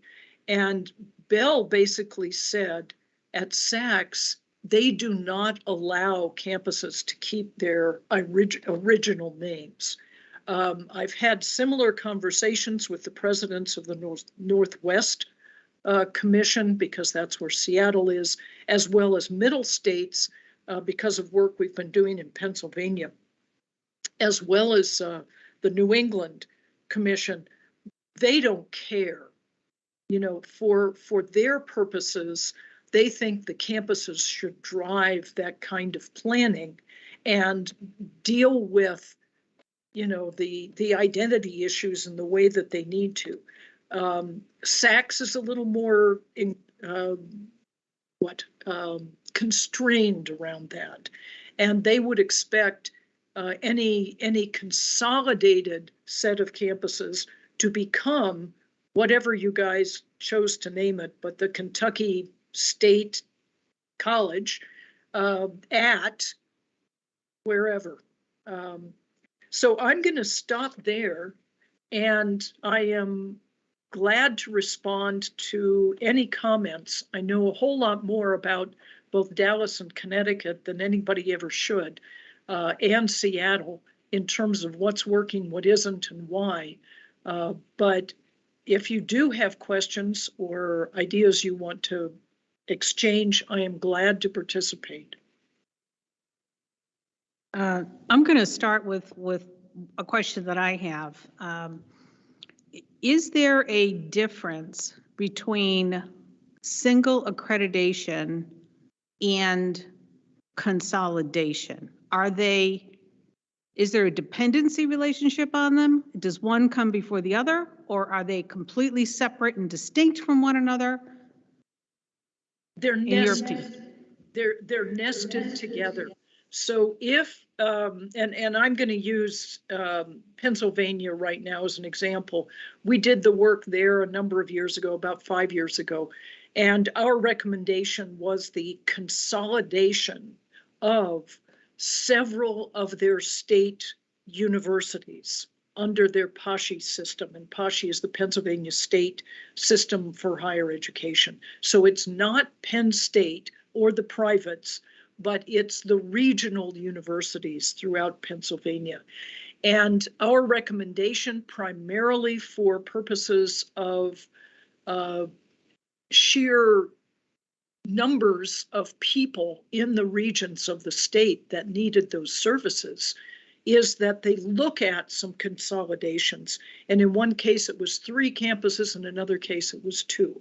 You cannot consolidate a campus without, or multiple campuses, without going through the institutional accreditors, which are the gatekeepers for federal financial aid, and meeting their requirements around your plans for consolidation and ultimately a new entity or institution. Does that help? Yes, but I want to clarify what I think I heard you say. It is only the SACS accreditor who requires you to modify, say, the name of, for example, say there were 3 different institutions, each having their own unique name under KCTCS, and those were consolidated into one. It's only the SACS accreditor that would require a change of those 3. Is that correct? That is my understanding. The one commission with which I have not spoken about this is Barbara Gilman-Danley, who's the head of the Higher Learning Commission, which accredits Ivy Tech. So I don't know what their story is. But with the others with whom I've worked very closely, and my recent conversation with SACS, I was told point blank, no, SACS wouldn't allow institutions to fully keep their own name. It could be Kentucky College at, and then the original name of the institution or the campus, but they couldn't just stay the name that they now have. And I have one final question before I'm going to ask the regents if they have any other questions. Having listened to the conversation and the presentation from Ivy Tech folks, my gut feel is a lot of the changes that they ended up implementing were heavily influenced by their legislature. The mere fact that Sue came from being the lieutenant governor to then become the president to lead the change draws a hard link for me. As I think comparatively about the Commonwealth of Kentucky, I don't see a parallel there in terms of the Kentucky legislature, sort of driving some of this change. Can you comment on that? Am I off base, or is that an accurate assessment? No, you're not off base. And remember that this consolidation that resulted in the formation of Ivy Tech, which was a collapsing of what were then the vocational schools and the community colleges or community and technical colleges in Indiana, that happened over 30 years ago. And they have stumbled forward, and it was required. You're right. The legislature mandated the combination, and they stumbled forward for, at least 2 decades, and then began to figure out how they could really make things happen well. And I think what Sue has described is an incredible evolution of the way in which they've been operating. I don't see parallels for Kentucky, frankly. The only parallel I could potentially pull is that the legislature did in fact form KCTCS, right? And so that act happened, and I know it took several years for the community and technical colleges to come to where we are today. But it almost felt like there was additional legislative influence around workforce that Sue was talking about that really kind of drove some of the activities that she's leading right now. I think that's very true in Indiana. By the way, when KCTCS was brought together, the community colleges and the technical colleges, a similar kind of thing happened in the state of Minnesota.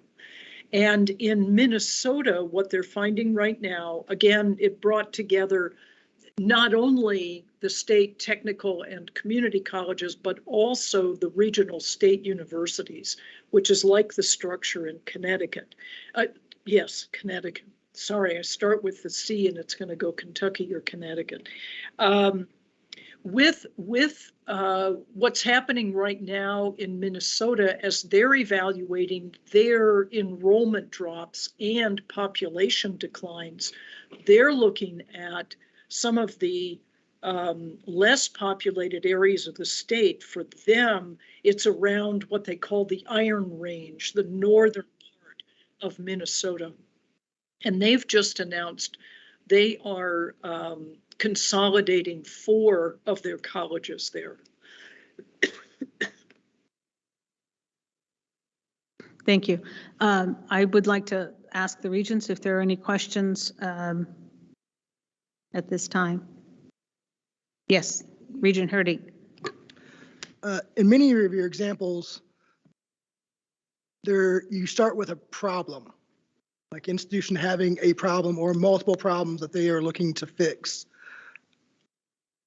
Have you worked or seen institutions that really, don't have major problems that want to consolidate or want accreditation? No.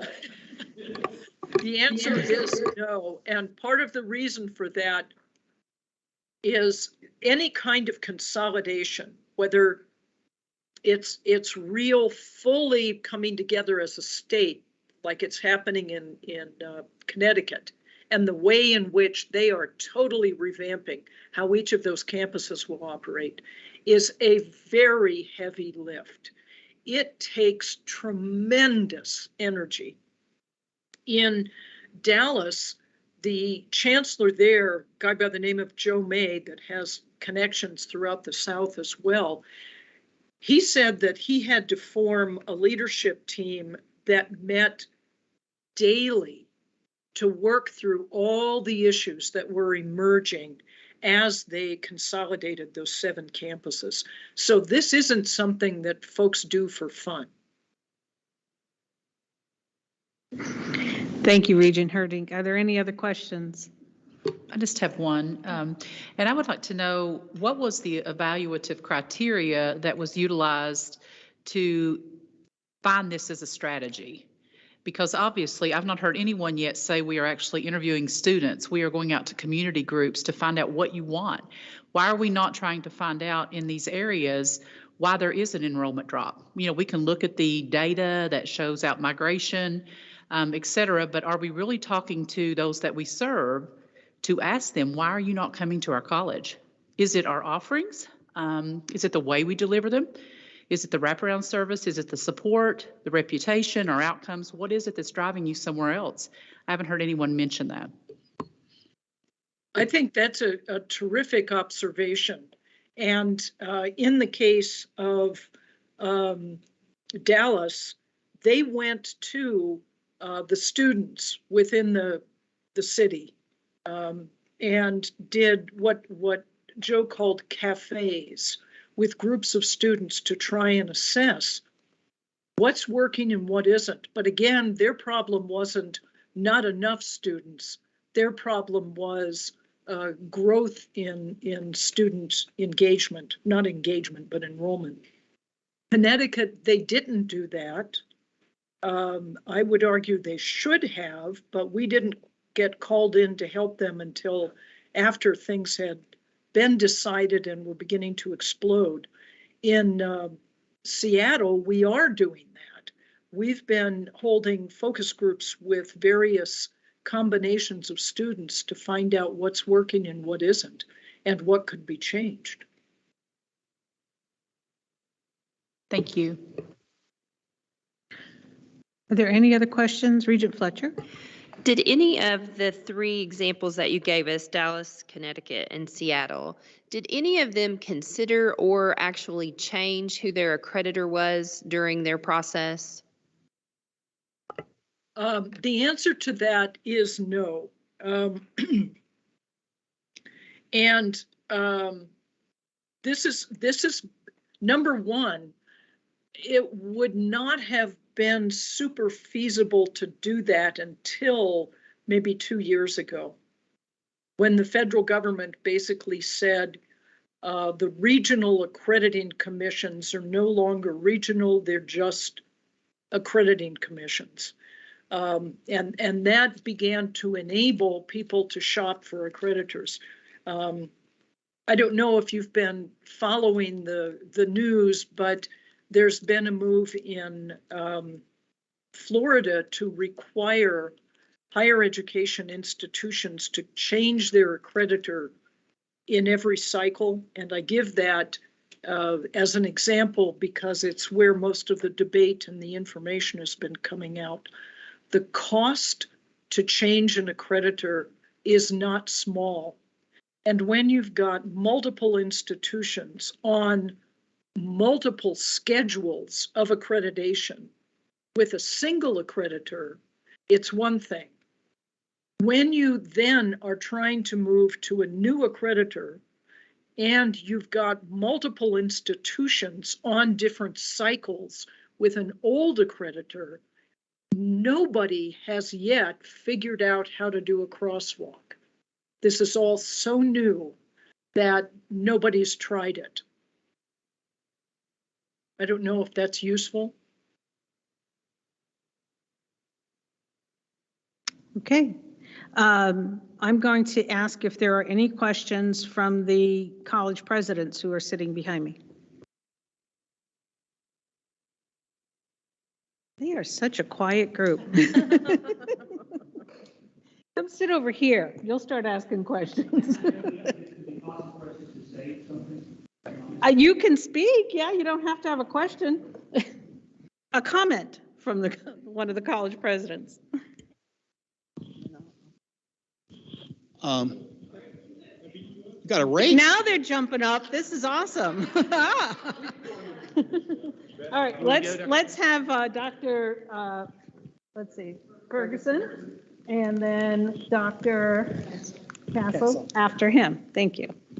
I've been intently listening, of course, these both two very exciting presentations. Of course, this is a big topic on our campuses because they paid attention to this coming up with the Board of Regents. I just wanted to share briefly, though, I actually was a president at a college in Alabama, in Jasper, Alabama. It's Bevel State Community College. It was the creation of 4 singularly accredited institutions with separate presidents over a period of years.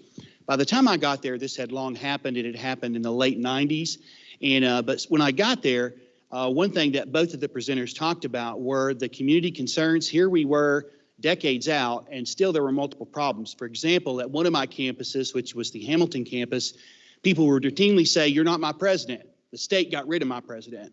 And so there were hard feelings and a lot of issues that revolved around that. Their enrollment had dropped drastically from going to consolidating the 4 schools to what they were when they were independent.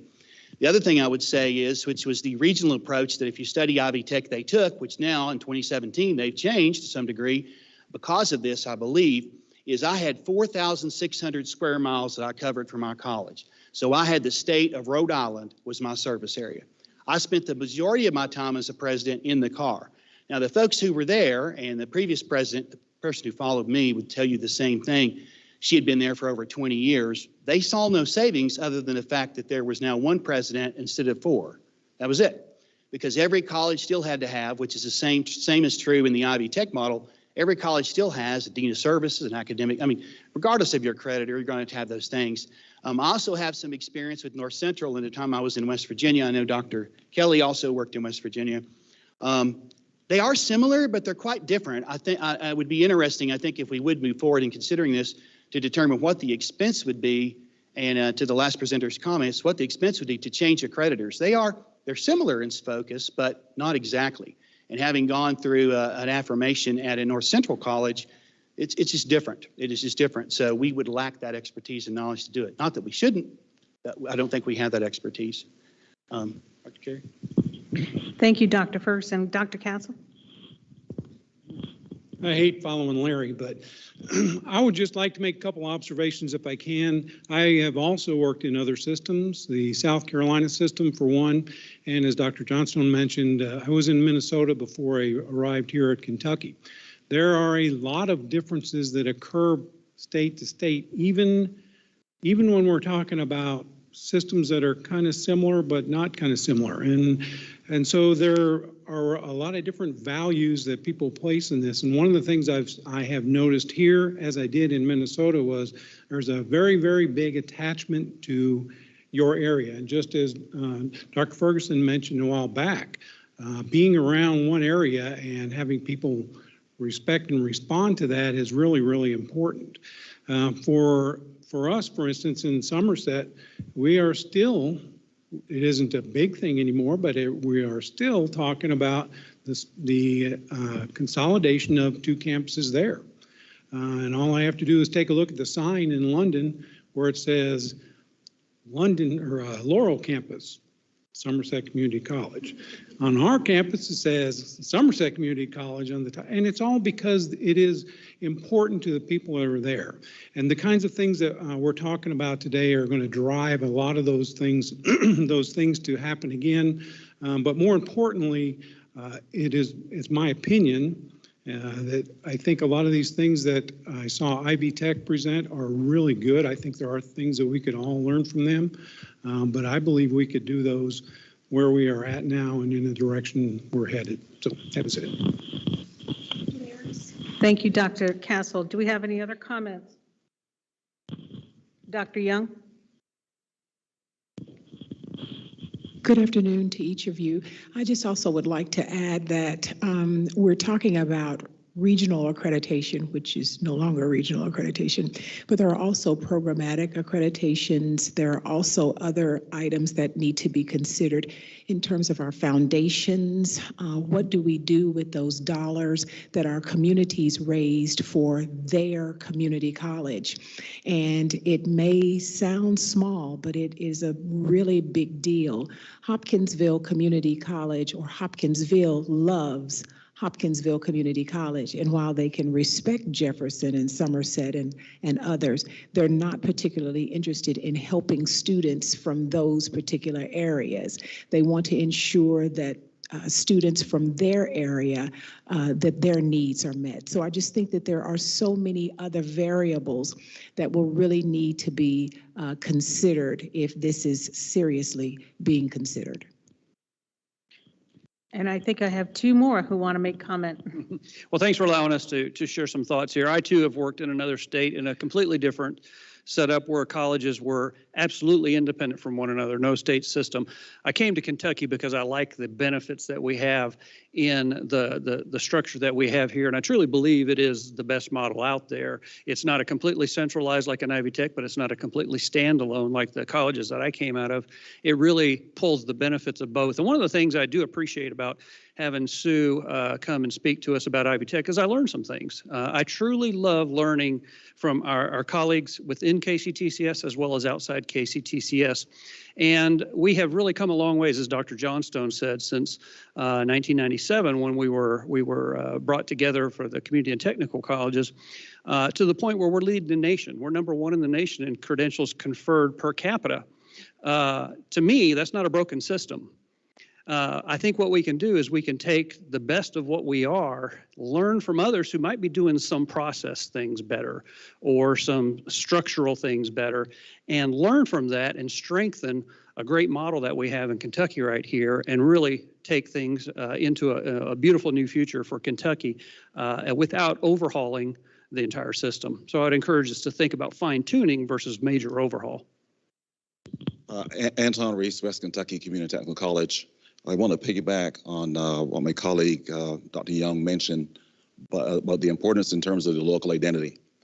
I think I have the unique perspective that I was part of the system when it was created back in the 90s, and certainly got the opportunity to look at it now post.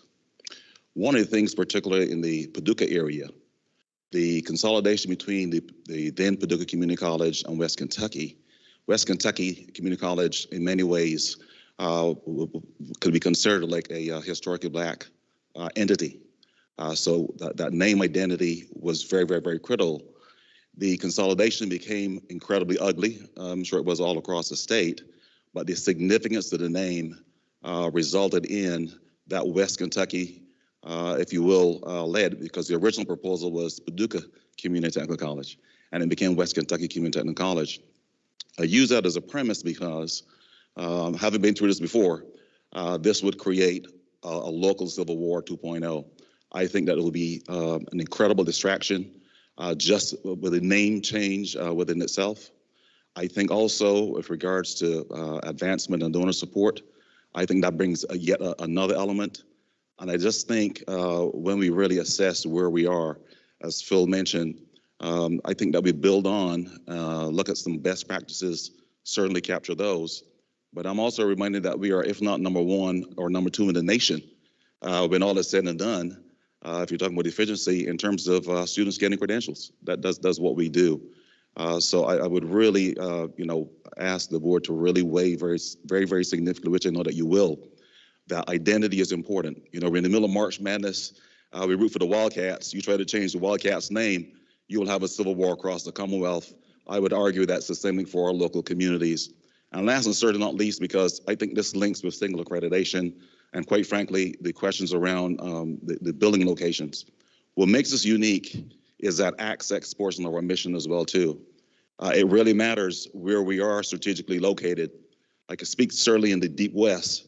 If you try to consolidate some of my campus locations, it would really disconnect, if you will, real critical regions to the heart of main college. So I see these two issues linked. They're very serious issues.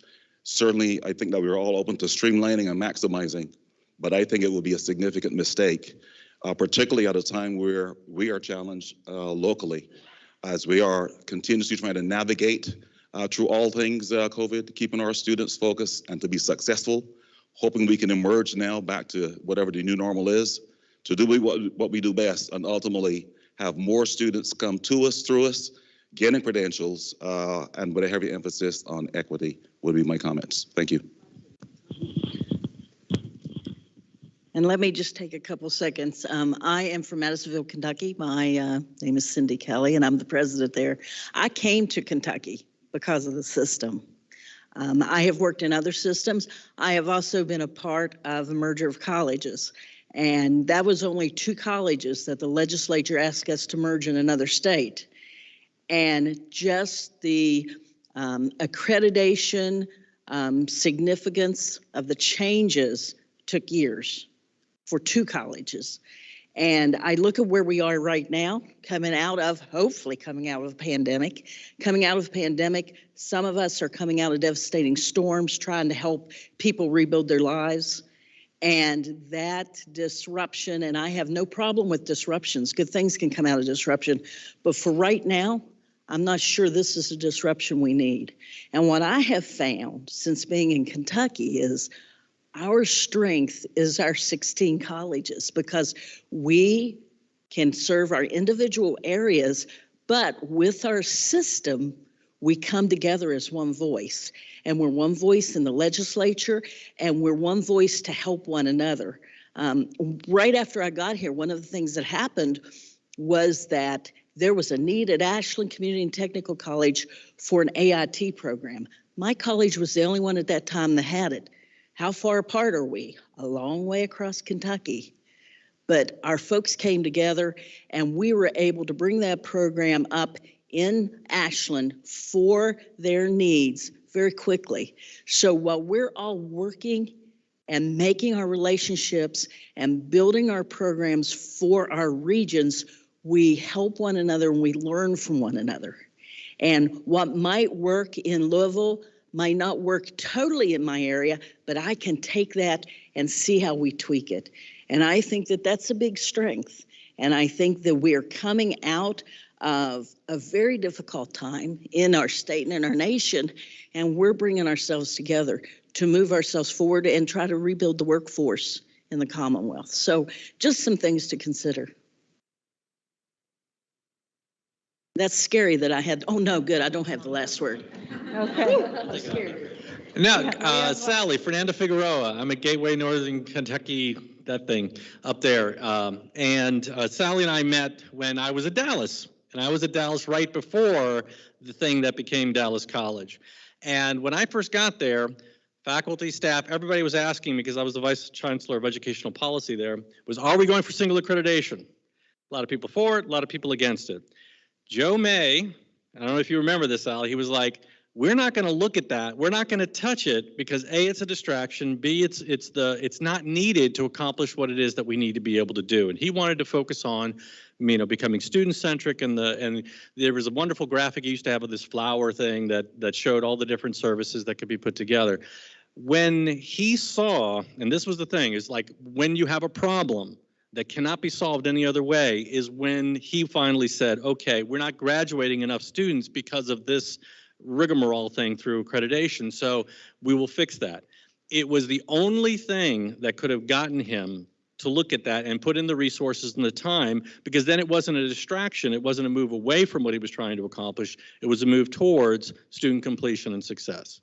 And so those are the kind of things, as we look at our colleges, I think you can say from our being #1 status and per capita, the number of credentials that we've been putting out, the kind of conversations that these presidents are having in the last 5.5 years that I've been here are ones that are really absolutely what Cindy was talking about, that we are thinking not only of our regions, but how we fit with an overall state strategy. Now, helping us work with Kentucky to develop a statewide strategy, that would be the thing that we need to focus on, in my opinion. Thank you. Can I just say, I think that was very well put, and thank you for the context with regard to Joe's perspective in Dallas. And now he's retiring.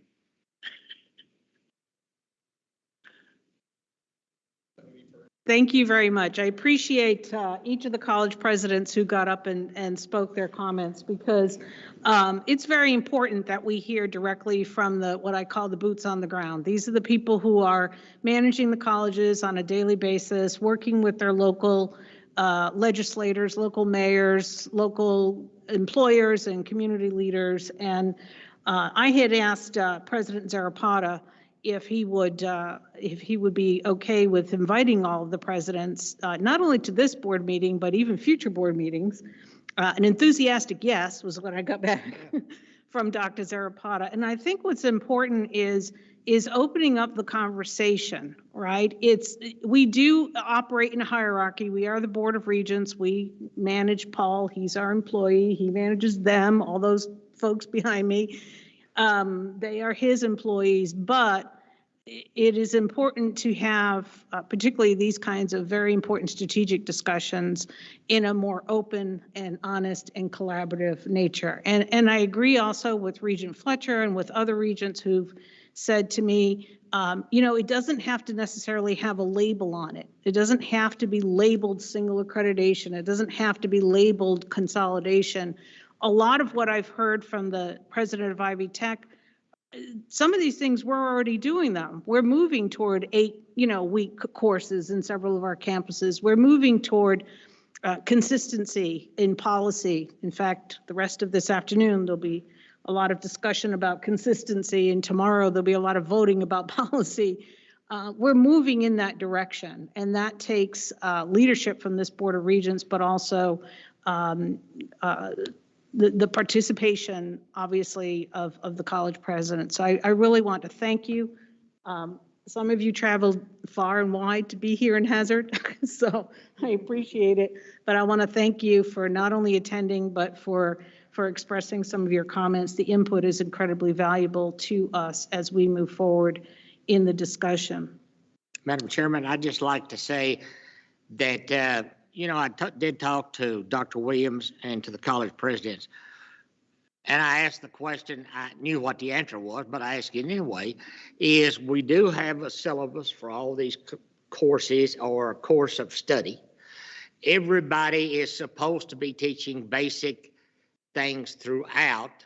And as you said, I see us doing a lot of things that Ivy Tech is doing now that we have institution. And my last comment, Dr. Reese said, I'm probably the only one that's old enough to remember this, but when UK took over the community college at Paducah, the biggest problem they had was doing away with the basketball team, because Paducah Junior College won the national championship 2 or 3 different years, and there was an outcry from the community. Forget about their theory, forget about education. You've taken away our basketball teams, what I'm saying. Well, we got through that. We have good college presidents. I think we're headed in the right direction. Change is difficult sometimes, but it's necessary to take care of our students and our faculty. Thank you. Thank you, Regent Stevens. I appreciate that. This all was an informational item for today. There is no action on the agenda that this board needs to take. What I'm going to ask the Board of Regents to do, and this always sort of works for me, so I'm going to be a little bit selfish in my process, is to take some time to think about everything you've heard today and sleep on it a little bit. And I would like the board to consider in our discussions tomorrow. We do have a formalized agenda tomorrow, but we could certainly always add a discussion or an action item to that agenda. Where do we want to go next? And that's the question. So I'd like you all to think about that. You have the fortunate opportunity of being in a room with all these college presidents, so I bet you could talk to them if you wanted to. Obviously, we can all talk with one another. That's part of what we do is share information and discuss things of importance to us. But I would like each of you individually to kind of sleep on it tonight and think about everything that you've heard, and tomorrow, we'll come back and we'll figure out where we go from here. Does that sound reasonable? Regent Jackson? Yes, I just have one question, please, and I appreciate that. I think that's a good idea. I would just ask, in case I have missed that, has there been any inclusion of our shared governance system? We have faculty council, we have senators, we have staff councils, and obviously these are the employees that are moving the colleges forward every single day. So have we involved them in this discussion? Because it seems like it has been an ongoing idea that I think probably emerged prior to me beginning to serve. So has there been any input from those stakeholders as to their opinion on this? Not formally, not formally. I think at this point, it has been a board level discussion. Today, we invited Sue and Sally to come in and give us more information, which I think was super helpful. Always like to hear information from Sue, people who've been there, done that, and from Sally, who has a lot of exposure to a lot of different institutions, and I think she spoke really well to what the advantages, disadvantages, and challenges are of going down this road. I would imagine that if this board wants to go any further, that would be part of the next steps. It would be to obviously include a lot more stakeholders in the process. I hope that answers your question. Okay, great. All right. Yes.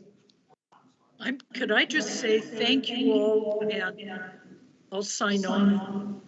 Sally, thank you very much. We appreciate you. Yes. Thank you. Take care, everyone. And all right. Thanks. Thanks for your help.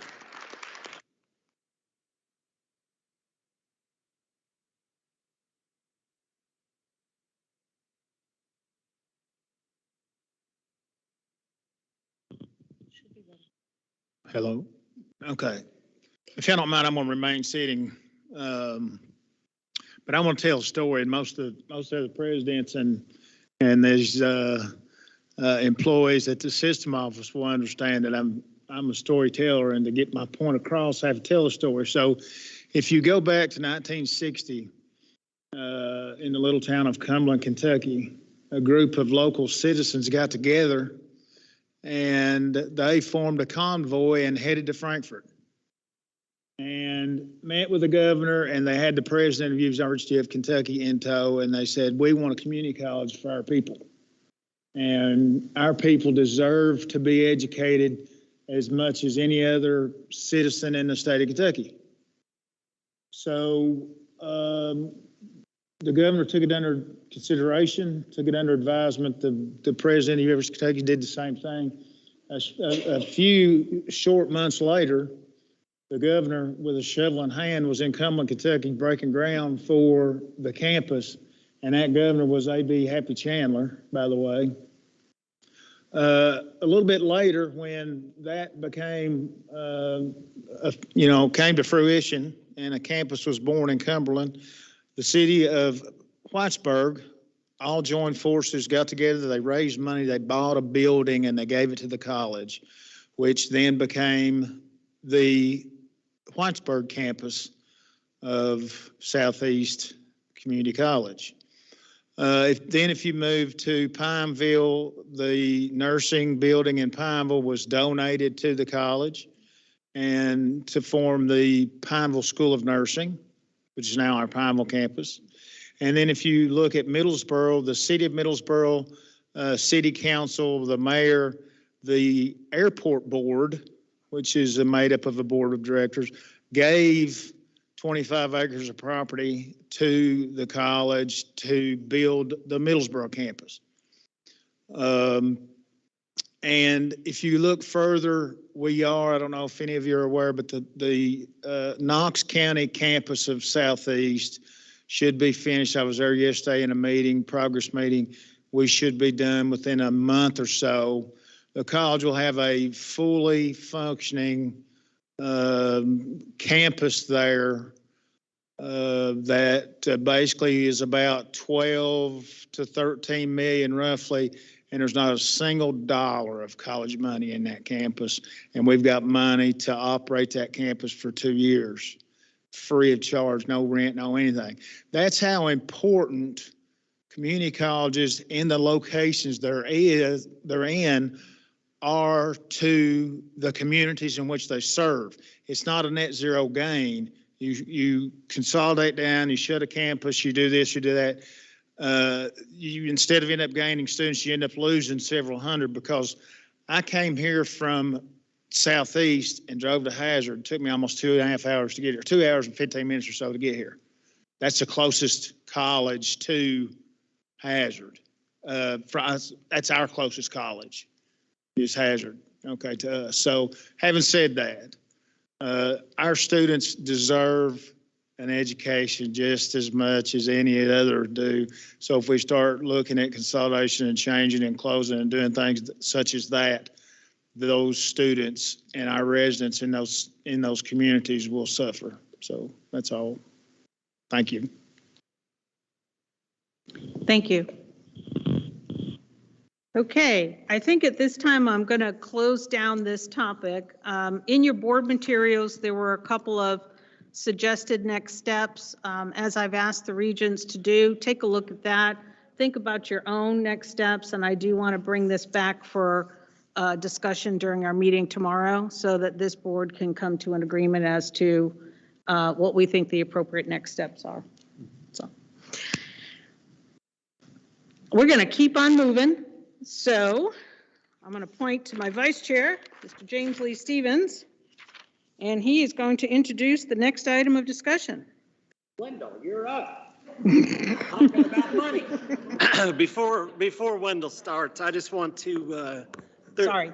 Oh, that's all right. No worries. There's a lot of information in this slide deck. At the end of the day, what you're going to see, I think, is a very straightforward approach that's going to benefit the most people, and that is by contributing to the base, but then awarding by years of service. And so there's going to be ultimately 4 options that are shown out there. This is an information item we can tweak as necessary for June when this goes to a vote. But I just want to thank Wendell and his staff for the hundreds, if not more than that, hours of grinding away at this stuff and putting up with me through this this whole thing as we tried to tweak and poke and prod and get this to a point. And also the 15 of the 16 presidents behind me, you know, who've kind of rallied around this and realized that we've got to do something for our faculty and staff.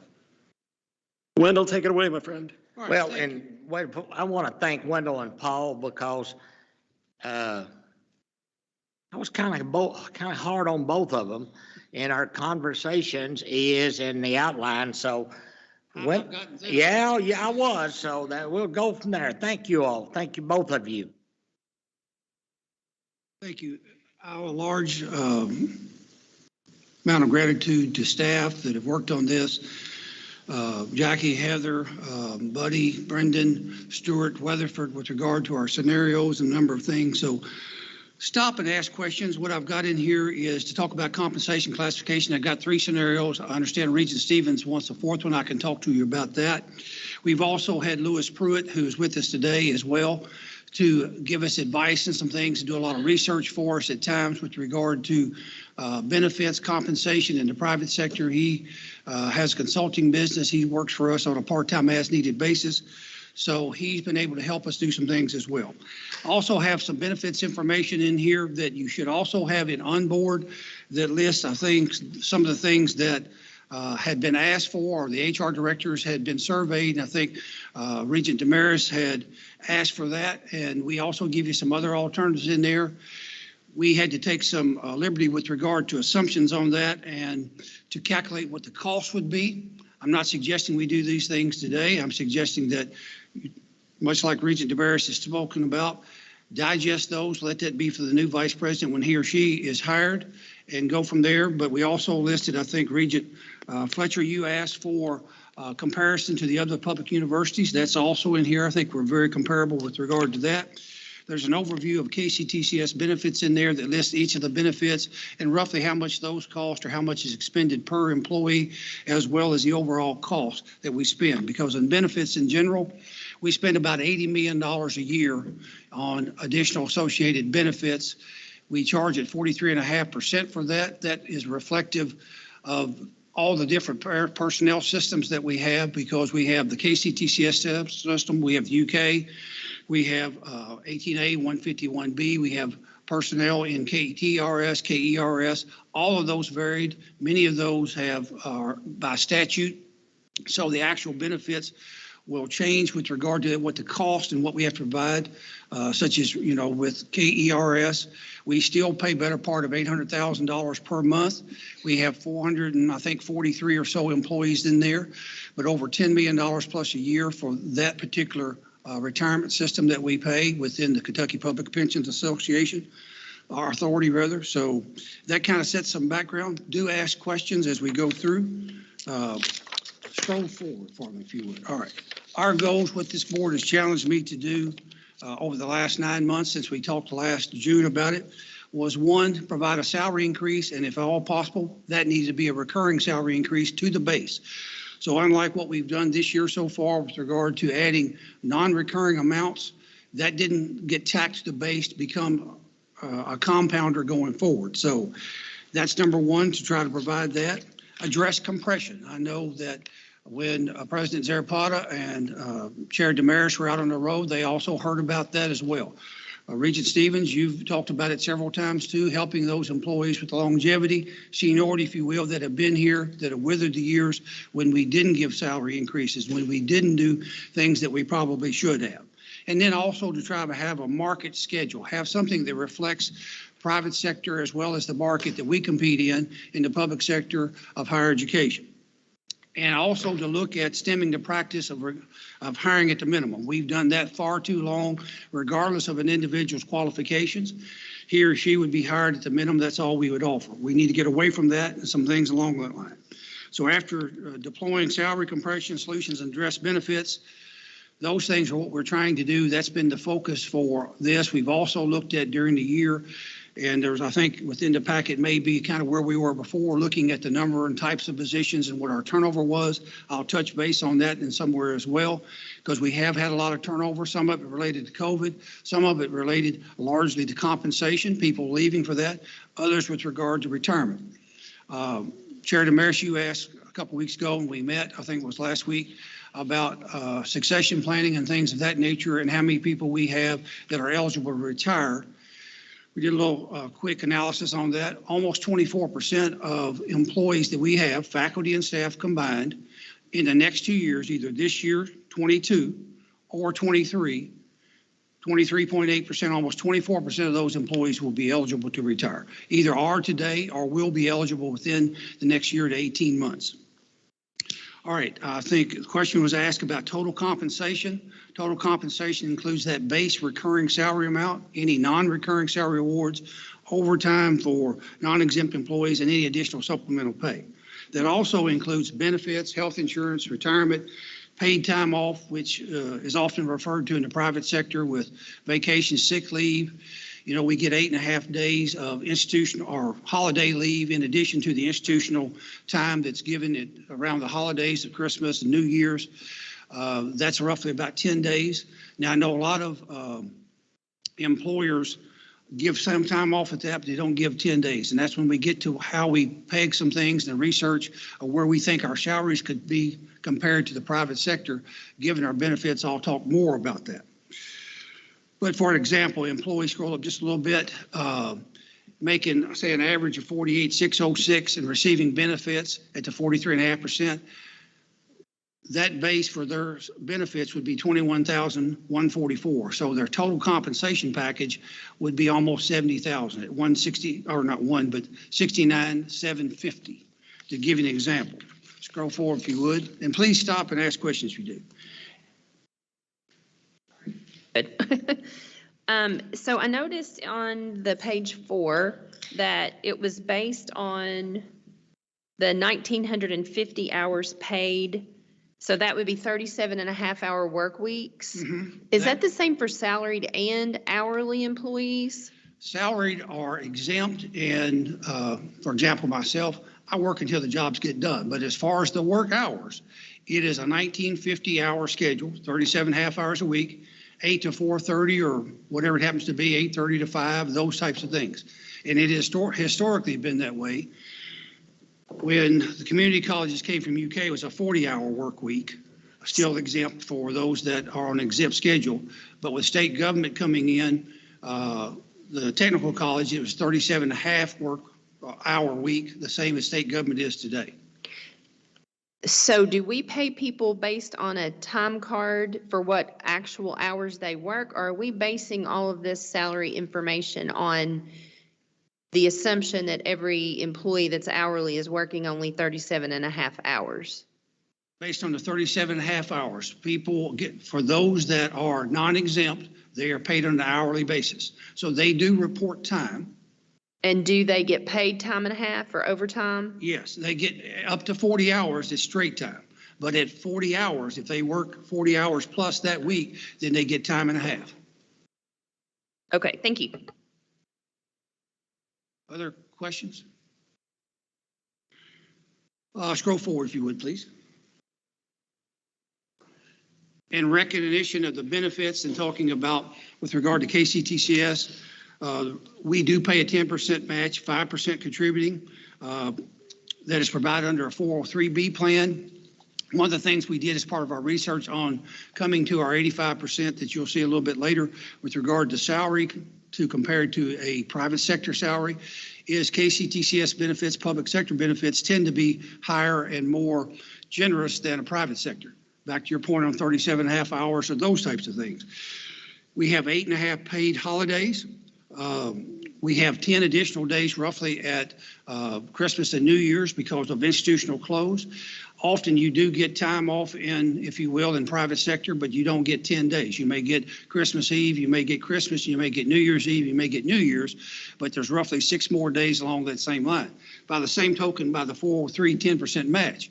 Oftentimes, and the research has shown and through other work that in a 401k plan, often the match is 3 to 5%, basically in a private sector. Some vary, some less, more along that line, where we're putting in 10% as a match along that line.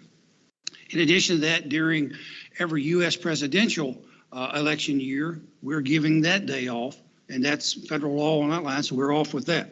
We get paid vacation, particularly when a person that's exempt, they come in with 3 weeks vacation, plus at the end of 5 years, they get an additional one. If you're hourly, they start with 2 and build up through 4 over a period of years. All staff get they accrue each month a sick day. So they would be able to accrue over a year's worth of time, 12 sick days. Faculty don't generate sick days. They get paid up front, particularly for the 22 days vacation that they have. So that's a little difference too. Employees also get life and accidental health, accidental death and dismemberment insurance. It's $20,000 at no cost. Scroll up a little bit if you would. Question. Yes. Can I stop? Okay. So if a faculty member is given all of their time up front and then they leave midterm, what happens to all that time? That's a good issue. Oftentimes, if it's not recorded correctly or not recorded and monitored, they could be paid out for that time. Typically, it's paid off a half year. So if they left in, say, December, would be 11 days they might be paid out for. If they don't, we don't have any record of them being using it. If they use 11 days, they use 13 days. We don't come back and say, when the follow-up, you owe 2 days to us and we're going to deduct you for that. It's up front. And it's kind of a use it or lose it because faculty's days regenerate each July 1, they get 22 additionals. If they don't use that time, we don't pay them out. Now, if they leave, retire, and that type of thing, then they may be eligible for being paid out in that sense. But if Dr. Jackson doesn't use her time, it vanishes and restarts again July 1. And faculty contracts are they all the same? No, I vary. don't know anything about this area. That's why I'm asking. They could be 10 months, 11 months, 12 months. Do they all get the same benefits, whether they're 10-month, 11-month, or 12-month? Yes. That's spread out so that in the sense that we pay people over 12 months, but they may have a 10-month contract, may have an 11-month contract. But we cover their insurance. We would do the accidental death and dismemberment, those types of things, the same types of paid vacation or holidays with regard to 8.5, those would still be the same. and forgive me, and maybe you've answered this before, but so if you're moving within a position in the faculty ranks, do any of these benefits change with that advancement? There's where the promotions, we'll talk about that a little bit later. But if a person, and I'll get into this, if they move up a band, like if they're an assistant professor and they go to an associate professor, they would go to the next level, the band that we'll talk about, and they would also get an additional promotion amount on that. So currently that's like moving from, the schedules, let me get to that. We'll talk about that a little bit more as we get through it. Okay, I didn't find those kinds of schedules in here, but I'll wait on you to show us. Right, I guess. Wendell, I want to say this. I don't want my colleagues, the college presidents, to hear this. I've asked you a lot of questions, and we're going to have a new HR person, but I've asked questions like, why don't everybody, if you're a 10-month employee, get 10 sick days? And that's it. I'm talking about new employees. If you're a 12-month employee, you get 12 sick days, and you get to carry them over. Simple as that. I asked questions to Paul and to Wendell. You're employed 10 days. How come you're getting vacations?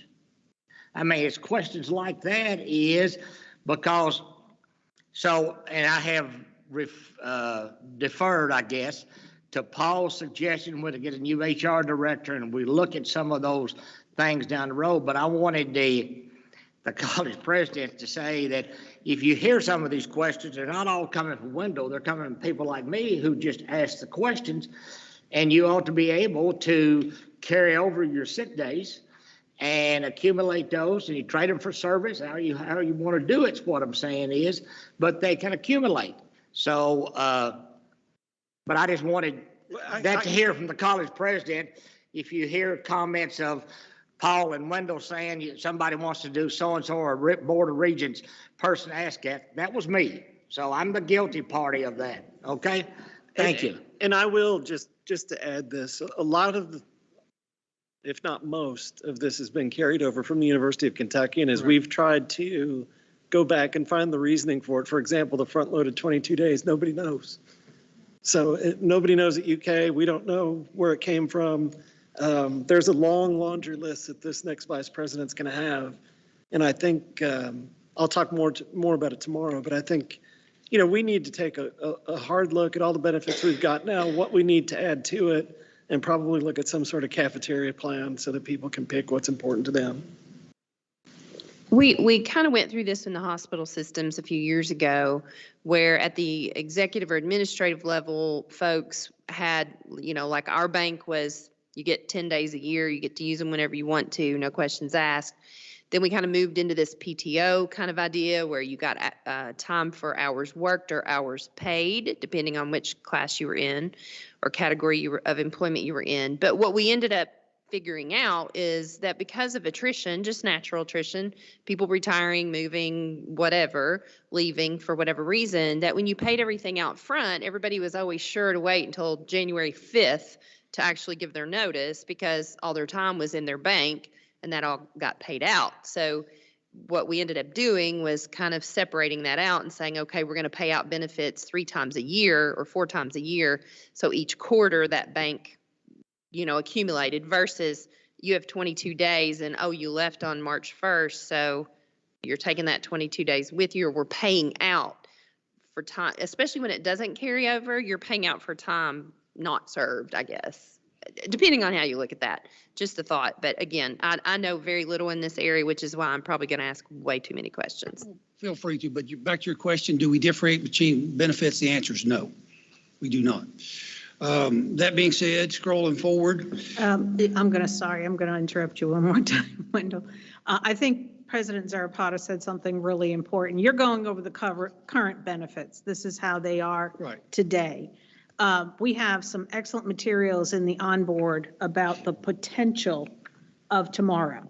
We have survey results from the HR directors. That was the survey that I had asked that the HR directors provide input from. A lot of that came from when Paul and I were visiting the different campuses, and we kept hearing from HR peer team members who said, we had this idea and that idea, and we're not quite sure where the ideas ended up. So we do have that analysis, and all of you have a record of that. That particular piece is labeled potential expansion of benefits, and there are certainly things that we haven't put in here that I'm hoping that whoever comes in, that has experience in, different benefits than what we offer is going to bring to the table. Yeah, and that's the other piece of it is Wendell and his team have tried to cost some of those ideas that came from that survey. This is for you to look at and to digest and understand what were the ideas and what might be potential costs with those. I really appreciated Regent Fletcher asking for the comparison with the other post-secondaries. Case in point, first thing I noticed was every other post-secondary except for Moorhead pays a short-term disability plan, except us, and Moorhead is the only one. Now, what I heard in the survey were things like, we don't get maternity leave, we don't get paternity leave, we don't get compensated leaves, which in some cases, and some employers use short-term disability plans for, and other people actually, I know Northern Kentucky University implemented a maternity leave program, paid. So I think there's a lot of potential things that we need to look at, and I wanted to give you guys a level set as to what the current benefits are, what some of the potentials are. I appreciate Regent Fletcher asking what some of the other folks are doing. There's a lot of great data. But back to Dr. Zarapata's point, bringing in a new VP of HR is going to give us a whole nother perspective. We're very much hoping to have a very highly qualified person who's going to come in with some ideas on that. I also think, and I hope that you all would agree, we need to survey all of our employees too and find out what they would like to see. We have not yet done that. We need more modern, innovative approaches to benefits. We are in a competitive environment. Some of our teachers are leaving not for other schools, but for the private sector because they're getting paid a lot of money and some pretty good benefits and some flexibility in benefits too. These are the conversations that we really need to have. And so I'm really hoping that we can see some innovative ideas, some new things coming along the pike, and particularly by bringing in that resource that Paul's working on hiring. I think that'll help a lot. So not to derail you, Vice President Falwell, but there are so many different options that we have yet to explore. But we do have a great start. There's a lot of good information in your materials, and I hope you guys have taken the time to take a look at that. One of those I'll add that we don't provide is parental leave. In today's world with an aged population, people having to literally take off to take care of their parents, you might have been not only children, but as we all age, and we do, hopefully our parents are still living in things, oftentimes they do need our attention. So that's also an item that we don't necessarily do that maybe I think University of Louisville does and some things of that nature. So there are a lot more opportunities. With that, I'll kind of roll on through here. One of the things we do also, just go back up, I'm going to cover these real quickly. Some years ago, we quit providing, we used to provide at one time 100% of the health insurance total cost for the base plan. I don't know, 5, 6, 7 years ago, we quit doing that because the state goes up. We do reduce that. We pay, employee may be out of pocket for the base insurance somewhere around, $30, $40 a month, just depends on which insurance they take. That's one of those things that's listed in there that if we were to do, because some employees do not take KCTCS insurance, they either write it with their spouse because they may have a better plan or something in private sector or things of that nature. But to do that, for that type of example, would cost $1.4 million. But that being said, though, what we have done, we have supplemented what state government does. State government, because we buy our insurance through the Kentucky network with the Commonwealth of Kentucky through the Department of Insurance, because we bid this thing out some years ago, 10 years ago, I want to say, and did some things along that line because we have employees who live in every county of Kentucky. Now, they may not, we don't have a campus in every county, but we did have, and I still believe this to be true, up to a few years ago, we had employees living in every county. So to provide insurance we really do need to piggyback with the Commonwealth of Kentucky to get the break and get the insurance because, you know, it's when you're here in Perry County, that insurance versus maybe when you're in Covington and Boone County, or it happens to be different. So that's how we have ridden it. But we do discount for what it costs that employee to purchase for his or her family, those types of things. And even if they were to pay the full amount, we're discounting that 25% off what the state rate is. So the state employee would be paying 25% more difference than what we're paying for health insurance, the same health insurance, but out of the pocket, out of the employee's pocket, they're getting a 25% discount, and that discount carries over to if they have Parent Plus coverage or if they have family coverage as well. So we are giving that a discount. We also have the employee, spouse, and dependent for the 18 hours of education within KCTCS. If you go to a KCTCS college, that is different than what we list out as a cost if a employee went to Murray or Moorhead, or I won't say Murray or Moorhead, let's say UK or somewhere else that we don't have an MOA in place with, then that would be the full cost. Because when the waivers got taken away by state statute, that went away in 2018, when then that feathered out, whatever cost, if we have an employee to go to, you know, I live in Lexington, if I wanted to take classes at UK, that would be at a full cost if KCTCS paid it. That's why we do some steps there with regard to tuition assistance at $175, $50, and so on and so forth. We do have discount arrangements with Western, Moorhead, and Northern Kentucky University. We do have flexible benefits. We also are flexible spending accounts. We also have long-term disability. Quickly scroll forward. Question. Yes. On the HSAs, do we provide funding to the HSAs? If you opt out of our insurance, we do. If you opt out of the insurance. So Right. nobody gets HSA unless they opt out of the Yeah, insurance? they can have a flexible benefits plan such that 125 plan coverage. I understand. But under the health plan, health savings account, I think Regent Herdink may be able to explain that a bit more because I think he has opted out of taking KCTCS insurance and we give a contribution towards the health savings account.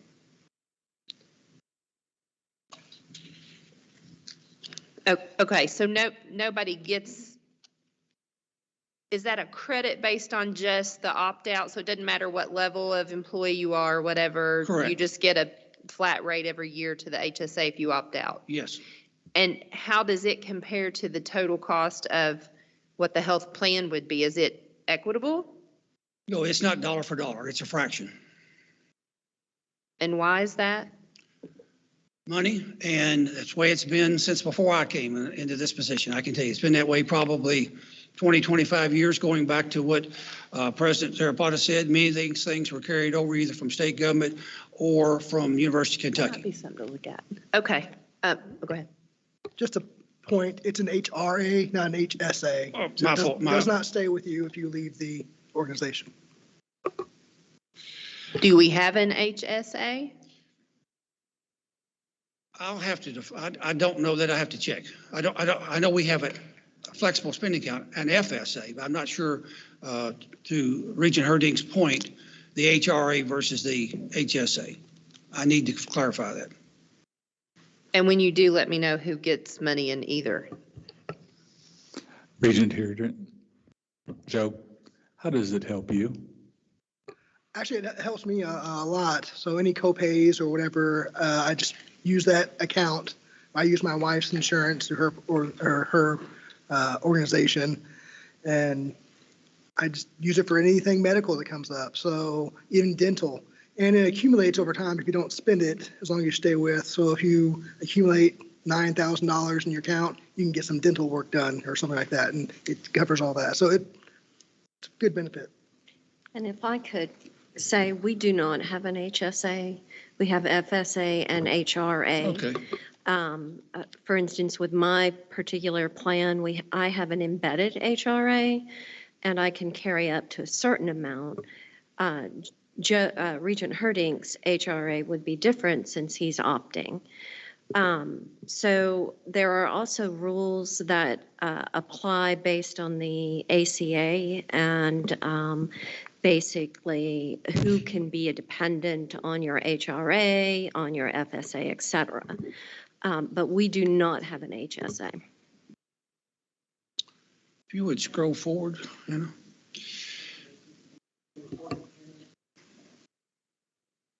In your packet and on board is a number of these things that are costed out, and so assumptions around them, whether it's unused vacation payout. That was one of the things they talked about. Zero cost out-of-pocket premiums, dental, vision, short-term disability, more flexible and remote work scheduling, work-life balance, if you will, additional supplemental health related carriers at no cost, which we are actually on schedule to do that, because we have the AFLACs and those types of things now, but we have never really put those together into a bundle. We're working on RFP, have been for some time. We'll issue that, should be here in the next few weeks, within April. That would basically be at no cost to KCTCS, but would have a managed facilitator, if you will, to all of those programs to help bring down, whether it be dental insurance, vision insurance, additional life, long-term disability insurance, those types of things under one bundle to bring the price down, and somebody else manage that to get a better overall product for our employees. So that is still moving forward. That was under my time and reign and trying to get done now. And I have a schedule with someone else to talk about that, I think next week along that line. All right, scrolling forward. Benefits, next steps. It's been said, and I'll say it again. Let the new vice president handle that. I'll be glad to give that opportunity. All right. Other things were addressed, the tuition waivers and reimbursements along that line. I think Scott Williams, president of Owensboro Community Technical College, as part of the PLT and an action team, is looking at that. I've shared with him some of the things we've already kind of along that line. And then consider fall enrollment and tuition generation support. All of that depends upon, and all of this depends upon having resources to do it with. And as you know, or many of you may or may not know, depends on how long you've been around the board or how long you've heard it. You know, in 2008, our state appropriation was almost $230 million. Today, it's $179 million. You know what I'm saying? We are about $50 million still 12 years, 14 years later than we were. We're very optimistic with the General Assembly meeting and hopefully out of the conference committee, and I'll talk more about that tomorrow on some things, the budget scenarios, having the resources to be able to do this. We've got 3 scenarios in here and 3 options. Regent Stevens asked for a 5th one that I can kind of talk about on some things there too, but all of this has been contingent on resources. The timing is right to do the right thing. You all have asked to be able to do, not only to give a salary increase to the base, but make that recurring and address compression. Going forth from here, I'll talk specifically about that and some of the things you've asked for. One of the things, scroll up just a little bit more, you had asked, there you go, thank you. Right there, you all had asked, and we had seen a lot of turnover in bands 6 through 11 with regard to our staff, and then basically instructor, assistant, and associate professor, a lot of turnover. Here is that turnover. It's reflective of COVID. It is also very reflective of people leaving for compensation, some retired. If you see the faculty line for like 19. And Wendell, I just wanted to point out the RES means resigned, RET means retired. Okay. One is the individual has resigned for whatever reason. The other one, the individual has retired. I mentioned earlier that we've got roughly almost 24% of our employees today either are or will be eligible to retire within the next 15 to 18 months. That said, so you see, here's the faculty that have retired, faculty that are resigned, staff that have resigned and retired.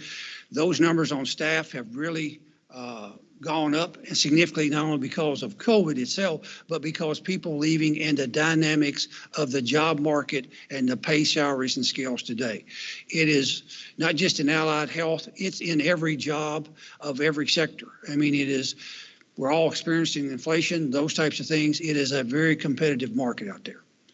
All right, scroll forward if you would, please. Wendell, if I could just ask, and this is not for today or tomorrow, but in the future, and I understand that in the HR area, we're doing exit interviews. We are. It would be really helpful for those folks who are resigning if we had some commentary as to why they're resigning, not individual people, but what are the top 5 reasons why people are resigning? I will take that back to Carly Guy, who is handling that in employee relations of those surveys. And I'll talk a little bit about that later on in administrative services. Great. All right, scroll down if you would, a little bit here. we did some surveying. Now, the numbers that you're going to see later is as of January. We took a static file. When I show 3,816 full-time regular employees, that'll change a little bit depending on when we take a snap file, depending on your all's direction here. And our criteria in the past have been person had to be on staff, faculty or staff, if you will, April 1st. We'll take a snapshot at that point if that's still where the board wants to be. But these numbers that you're going to see is based off of January timeline. They differ slightly from the personnel report because that's as of February 28th. So you got people coming and going at any point in time. We're hiring people, people are retiring, people are resigning for whatever. That being said, we did, looking back at SHRM, the Society of Human Resource Management, in late January, the projected increase for 22 for all employers nationwide at that time was 3.9%. I think you'll be pleased as we go through here on some things we're talking about. We're going to talk about compression adjustment, and we've got a proposal for you all to consider, a couple actually, different proposals. But it would be based upon the years that the person is in the position. I know Regent Jackson and I were talking this morning on some things. I've been with the community colleges before there was KCTCS, either serving as a CFO, budget analyst, budget director, vice chancellor, whatever else. If I were, and I'm not affected by this compression, we've not got anything in compression for anybody at the PLT level or cabinet level not considered in this. But I would be here 36 years, you know what I'm saying? So it's time and position because I have moved up over the years. And so it would be the years that you've been in that position. So your last position. So if you move from an associate professor to professor and you've been in as a professor for 5 years, then the compression would affect those 5 years. You have a question? Yeah, that's the question I have. Why are we choosing to define it that way? Because as you mentioned earlier, benefits don't change with rank. Rank is a change in position. It's not a change in position. It's a change within the position. Right. And not always have we've always done it with, that's not the answer, is this. When you move from an assistant to an associate or associate to professor, you're getting moved up and you're getting compensated. If I move from a band 8 to a band 9 or band 10, when you take that new job, you're moved up and you're given compensation at that time. So as part of the move, as far as the promotions, if a faculty member is at, we'll use the minimum for whatever it happens to be as an assistant, they get moved at least to the minimum of where the associate is. In addition to that, we're going to propose that we adjust the amounts that we have done for the promotion. Because historically, to my knowledge, and I've been around a long time, as you just heard, we've never adjusted the amount of promotion that a faculty member has ever got. It's been $500 going from an instructor to an assistant. $1,000 from assistant to associate and $1,500 going from a associate to professor. When we look at what the university's doing, our peers that you ask about, they do everywhere from 5 to 10% or maybe a minimum of 3,000, 5,000, those types of things. It varies, but they do at least twice what we're doing today. So we're proposing as part of this that we would make a move to adjust that for faculty. To follow up with that. So basically, we could guarantee any new full-time faculty member that when they entered our pipeline, that they would change position at year 3, they'd change it again at 3, they'd change it again at 6. So it would take them 12 years to earn enough to actually be considered for compression, just at the bottom of the band. Chancellor Williams wants to say something. It's the faculty piece is confusing when folks think about it. So if it's done in 3 steps if somebody's promoted, and I worked these out with, this includes no salary, board percentage of salary increase, just moving. So if you're an instructor and you were hired at the bottom of the band, which at the time I did this, which I believe was last February, was $43,806 for a 10-month work within a 12-month, a 10-month appointment, right? So you're not a 12-month faculty member. That's for a 10-month faculty member. And I think people have to understand that if you became an 11 or 12-month faculty member, your salary would increase with those 2 extra months. So this is, most of our faculty are 10 months. They get paid for 10 months of work. And that starting salary at that point in this snapshot was $43,806. And I'm sorry, can you clarify? You said that was an instructor? It's an instructor at $43,806. That's the base instructor price for a 10-month faculty member. Where's that band published at? Because No, I'm 36. talking about, that's the base. I realize some people may make less than that, but this is a base pay. Base, okay. So at the minimum pay band. So then they would move up as they moved to assistant professor. The base pay was $49,032. Now I have to go back and check to make sure I'm not lying in some way here. That's on page 13. We'll get to that as we scroll through. But that was the most recent band levels that I saw. So then you would add in that $500 for that person, instructor to assistant professor. And then there would be, if there were a board salary increase, like a 4%, call it, that would be on top of that bigger number. So when Wendell says that the University of Louisville or whatever might give $3,000, this person is actually made $5,226 plus the $500. It's not just the $500. And I think that's where it gets confusing. The other thing is that most of our faculty are 10-month faculty. And while they're paid that salary over a year, it's 10 months of work during the year, minus, not including vacation days and stuff. If you're an 11-month faculty member, then you are working, and in your contract, essentially, you have 11 months of work. If you're 12-month, you work 12 months, and there's a formula that's a ratio percentage of those each month's of salary to add to the 11 and to the 12. And I think sometimes we forget that the 2 months are either technically, I'm not saying people aren't working outside that, but I'm saying that technically the work ends May 30th and you don't work again until August 1st if you're on a 10-month contract. You may do something separate with the institution during that time. You may teach, you may advise, you may come in and work, you may get a stipend for being a program director, whatever. But if you're a 10-month faculty member, technically you're being paid across 12 months for the 10 months that you worked.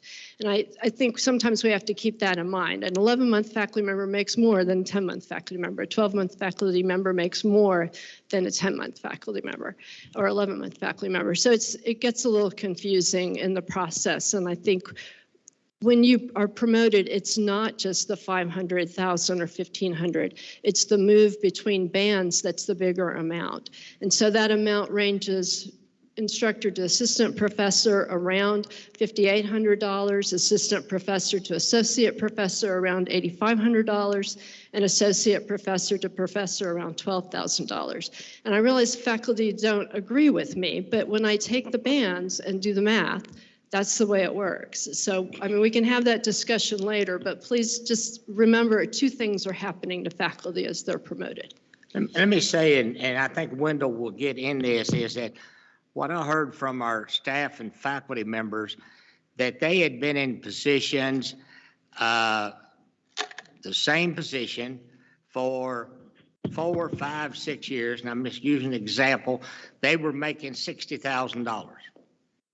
And the college president, because of the shortage, could hire somebody else in to teach right next to them that didn't have any experience at $60,000.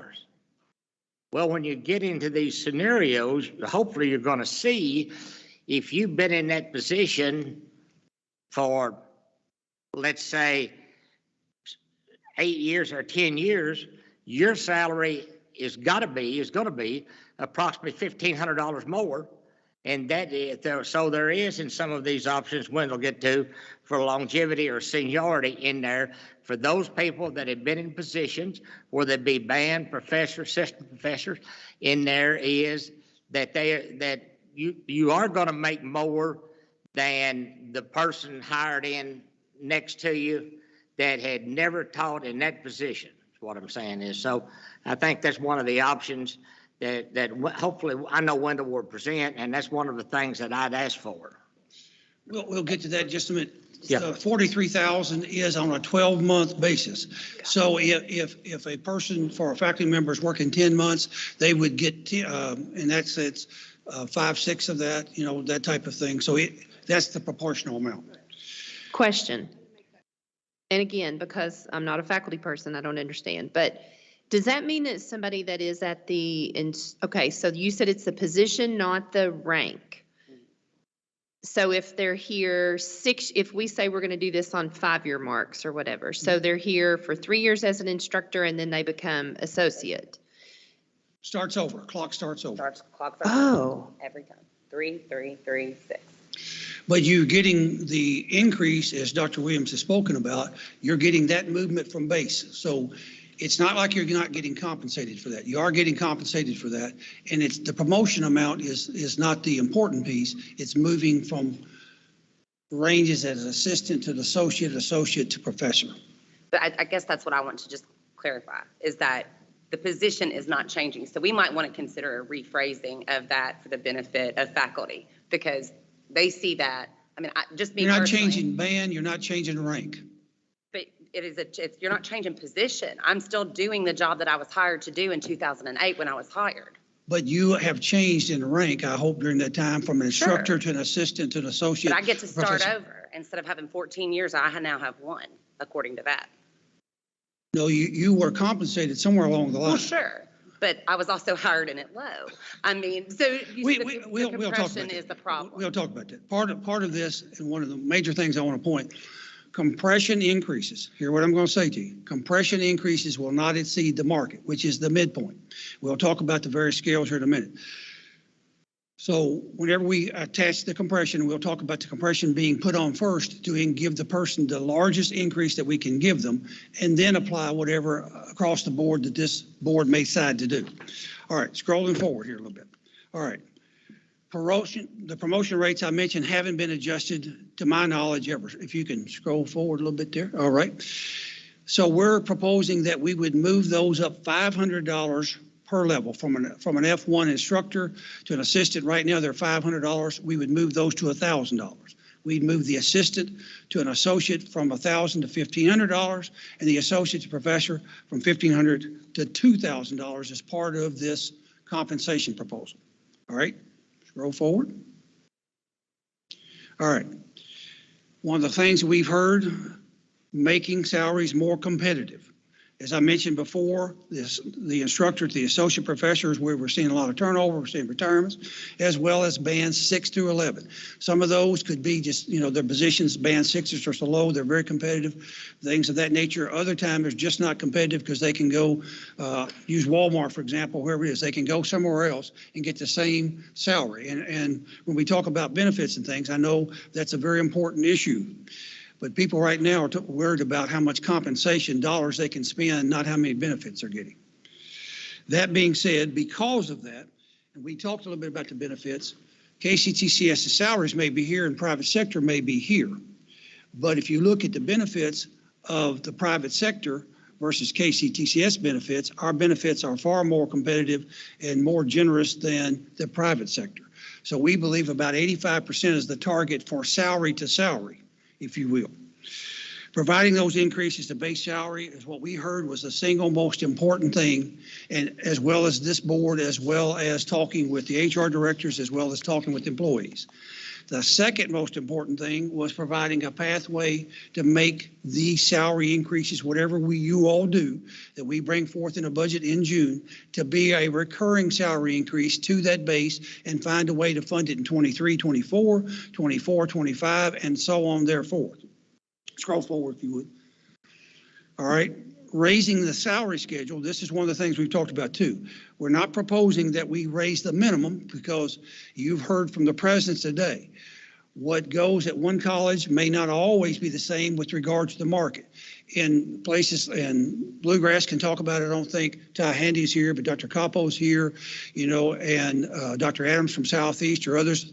More rural colleges may be more competitive for certain other positions, but they may be able to get 40 applicants, whereas in an urban area, such as Gateway in Northern Kentucky, or in Bluegrass in Lexington or Jefferson, or even Bowling Green in that sense, they may not be able to get competitive or get applicants because of the competitive nature. So we're asking that the minimum be left the same to give some flexibility for those colleges in the rural, but to raise the midpoint or market, if you will, and the maximum by 10%. That also allows greater flexibility on this compression as well as the salary increase. It moves the schedule. So let's move forward to the schedules. Scroll forward. If you can get it, yeah, right. So I don't have wish I had no, you got it right there, but I wish I had something I could highlight. You see the 12-month, and these are all on 12-month. These are faculty. You see the minimums, the first column over there that has 12-month minimum. Those are a monthly amount, and then there's the 12-month amount, which is an annual salary. We quote salaries, and we quote wages in monthly or dollar amounts, because particularly when you quote on an annual amount, then there's been some discussion about that in the past. Pam's our legal counsel on that, about when you offer an annual salary, then you may be locked into that on an annual basis, or somebody with you didn't. So we quote typically by monthly amounts what you would make. That being said, this is what the current 21-22 salary schedule is for faculty. And what we're proposing, if you look, scroll down just a little bit, a little bit more, right there. We're not changing the minimum from what you see above, but we're asking that the midpoint and maximum go up. I don't know if you can kind of spread the two just a little bit, maybe where we could see it. This is not quite big enough. Hey, Wendell, while you're doing that, so is there a way that you could tell us how many people this affects in each of these ranks or each of these bands? I think that's been our question for a while. How many people are affected at that minimum versus, because my problem with not adjusting the minimum is, again, a point that I think it was Regent, was it Fultz or Wells before, pointed out that if everybody's really sitting down there at that minimum, none of this other stuff at the top matters. I'm sure we probably have that. I'd have to go, I don't have it with me today. I'd have to go back and get it, but I can get that for you. I do, over on a couple of slides later, you'll see how many people were in various bands and how many by bands, by faculty or staff, how many is in those counts. And then the 10-month and you said they could be 10 or 11 or 12 or right, 10 or 12. This is on a 12-month basis. So a 10-month would get, So it'd just be prorated to this? Yes. So this is, if you notice in between the two let's go to the blue to the far side here, you'll notice that, no, stay where you were. Don't change anything. If you look at the minimums, to the right side, 12-month minimums, whether it be in the top schedule that's currently or whether it be in, can you? On the screen behind you. All right, go forward. I need to go forward. All right, you see that these were proposed and those not changed. They're the same. But the market here has gone up 10% for each one of these bands. Wendell, you're going to have to grab that microphone. What I'm saying is that we have not, here, these are the same in the minimums, but we've moved the market from here, what we're proposing that's current, to go up 10% in both the market and the maximum, so that this gives colleges more flexibility here. This is a wider range, obviously, from here. So those colleges would have additional 10% flexibility, because you can hire up to the market. We're not recommending that you do that unless the person is in a high demand position and has the credentials, the years of experience and those things, but they could hire at the midpoint. That's the faculty side. Scroll up. There's two different things, because the staff, we have so many bands. This is the current schedule here again. We have 17 different bands. We don't have anybody really in 17, but we got them in 16 different things. So the 12-month minimums, the market, and maximum. Scroll forward. I got it here. So these we did not change. These are recommending again to go up 10%. Wendell, can I ask a question? Yes, sir. I noticed in the faculty, I think we might have talked about this before, there's a promotion pathway. And so you know, over time change your pay band, your rank. But have we looked at, or is there any possibility of ever having a staff promotion pathway? Because I've got, IT people who have been IT specialists for 20 years and, can't move up to IT specialist 2. I can probably handle that. Well, I was going to say, we started that with the CAP program. Yeah, so the answer is yes, we've done it in small pockets. Back when I was in IT, we did that as basically promotion in place based on, performance and years of service. You don't necessarily have to be a manager to do it. Do we have it as a full-blown system-wide program? No. Again, this is going to go on that laundry list for that vice president. Okay, so this would, currently it's my college president who decides if something like that happens, or? Well, so can I give a for instance? So with my new office now that I have some staff, I've created a system that mirrors the personnel cabinet. So we have staff attorney 1, 2, 3, associate general counsel, assistant general counsel, associate general counsel. So I have written job descriptions with the assistance of HR to create the ability to move up. Since we have this small office, there's no place else for anyone to go but there. So I can't, in good conscience, keep a person in my office as a staff attorney for 20 years. So I think it is incumbent upon us as we are moving toward the new VP for each manager and supervisor to get in there and think about how they can help their people and move that forward. Yeah, I would just say that we've got so many departments that are really, really flat, and the only way to move up is through retirement, or I won't say. One of the things we started in the system office at the early days of COVID was a CAP, a career advancement program. But COVID, like a lot of things, threw that in the ditch real quick, because you've got to be there, you got to talk with people, you've got to be able to explain it. But it had steps where if people achieved maybe a different credential, if they had had a number of years and had certain certificates, they had proven their ability to do things, and they had those things and they could document those, then at some point, and I forget the steps, but maybe 2 years in, 3 years in, you might get $500 added to your salary, or you might get $1,000. But there were career advancement steps. But like many other things that really never got rolled out, we started talking about the system office.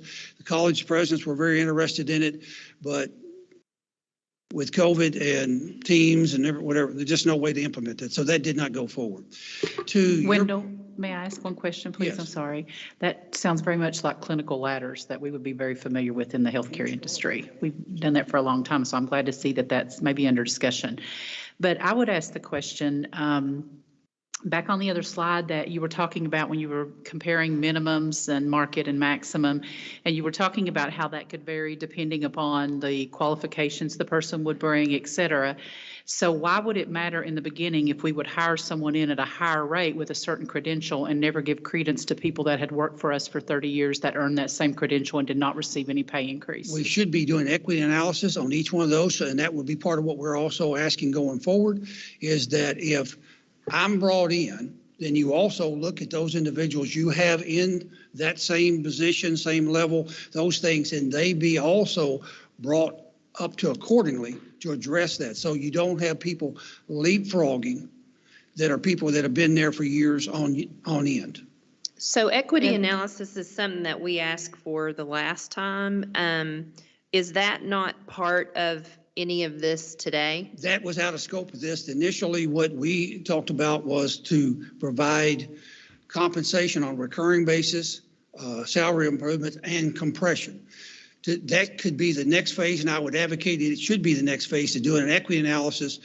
We did one 5 years ago when we had Hannah and them, and we did a complete band adjustment. We had 25, 26 bands. We knocked that down to 16, 17, but that's been 5 years ago. So I do think that needs to be reviewed, but we have not included that in any scope analysis of what we've done with this. What was the process for that assessment 5 years ago? How did they determine equity then, or did we just say, oh, we're getting rid of these 7 categories? No, they looked at every position. Every position in the system was looked at, worked with the HR directors. It was a year or two process to do it. I think Regent Maris had just come in when we met in Ashland, and then all year long working on that, and had been working on it a year before. Yes, it was done approximately 5 years ago. In your onboard materials, I did ask Board Liaison Hannah Rivera to put that study in there. So please take some time to go back and look at that study. It is 5 years old. I think that Vice President Follow is absolutely correct in his statement. The stuff you're looking at right now does not consider equity on many levels.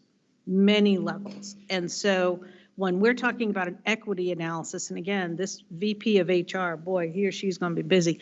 I'm looking for equity based upon credentials, right? Earned credentials, certifications, whatever.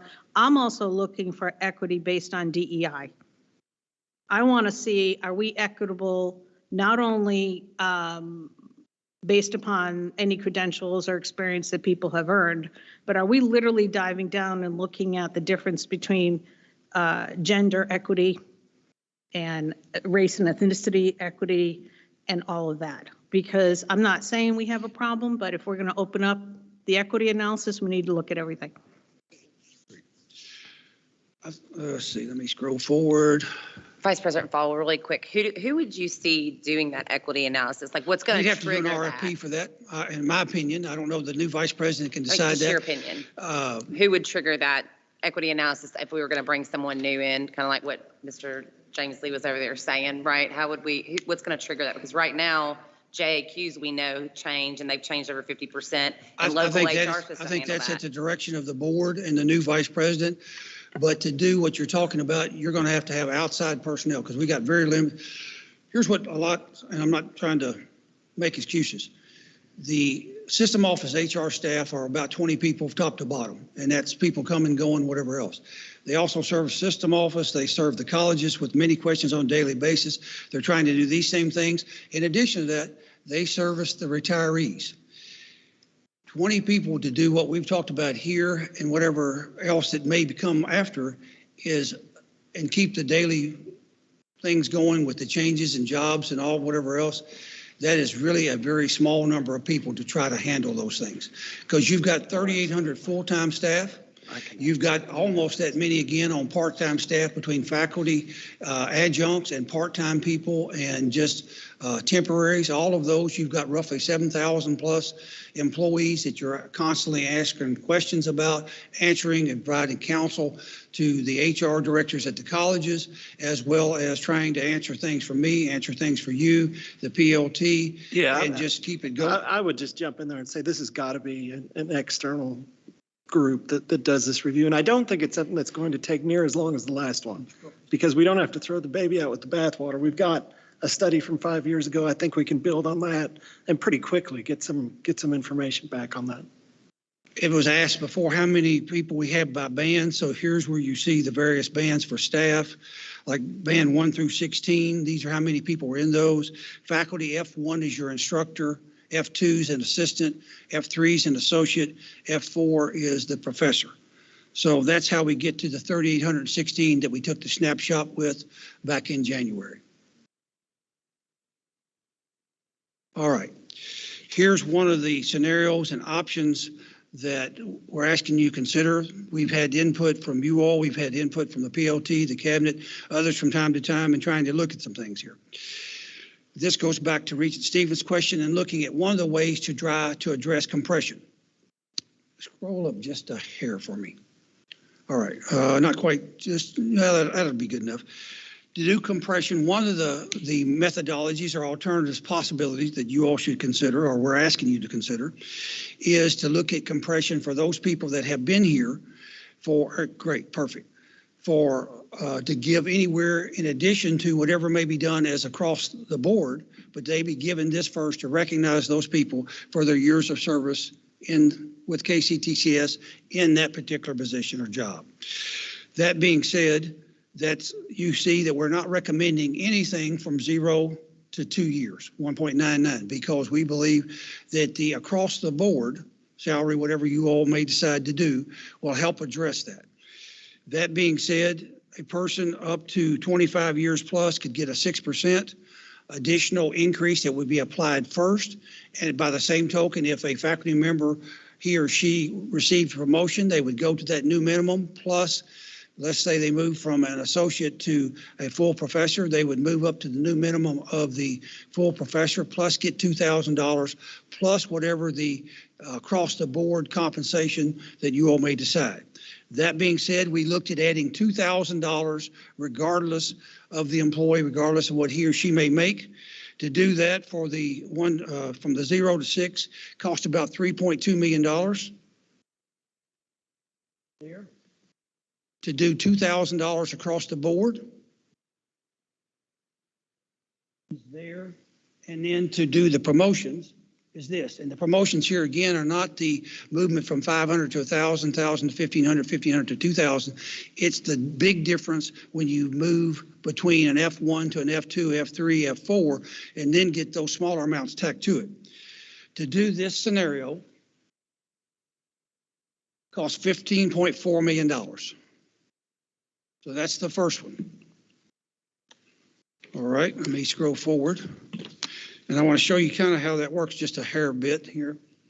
Is this for banded employees and non-banded employees? No. Well, the across the board would be, but no compression would be for any non-banded. If you did, you couldn't afford to pay me.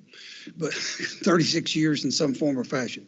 So that doesn't work that way. So no, we would not include any of the PLT, any of the cabinet. That being said, taking the $2,000, so if a person was making $45,180, 3% compression, because they've been here 12 years, their new base would go from $45,180 to $46,535. Then they would get the $2,000 amount across the board to bring their salary to $48,535. Scroll down just a hair for it.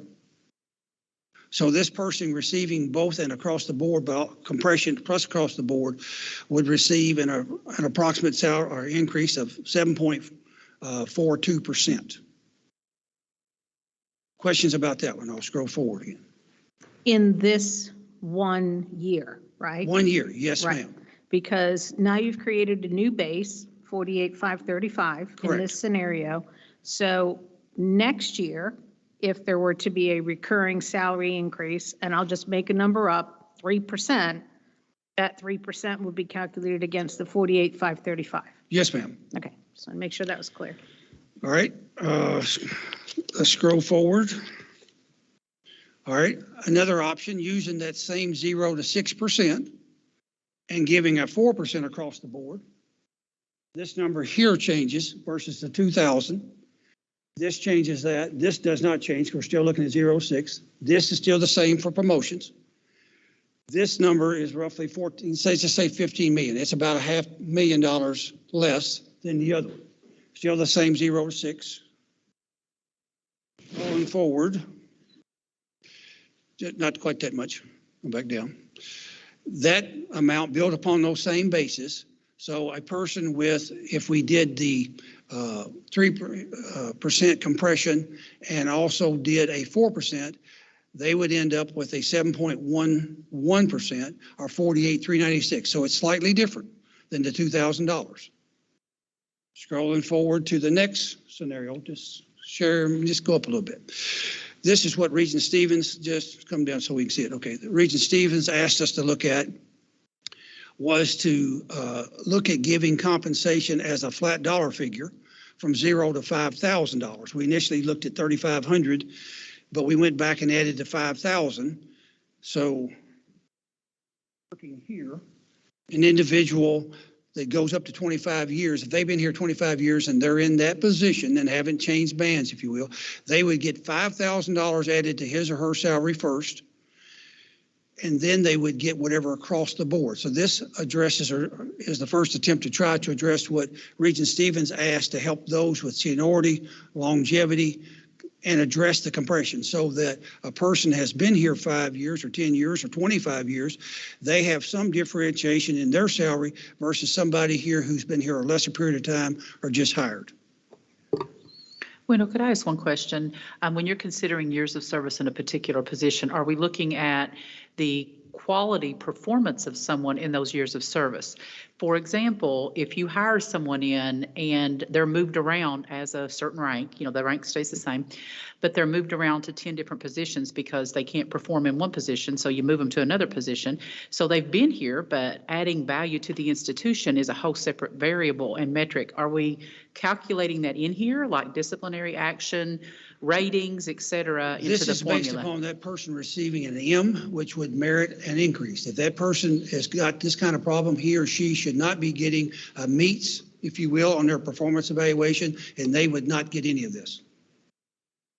So if I'm an underperformer and I'm not performing, this would not be applicable to me. Thank you.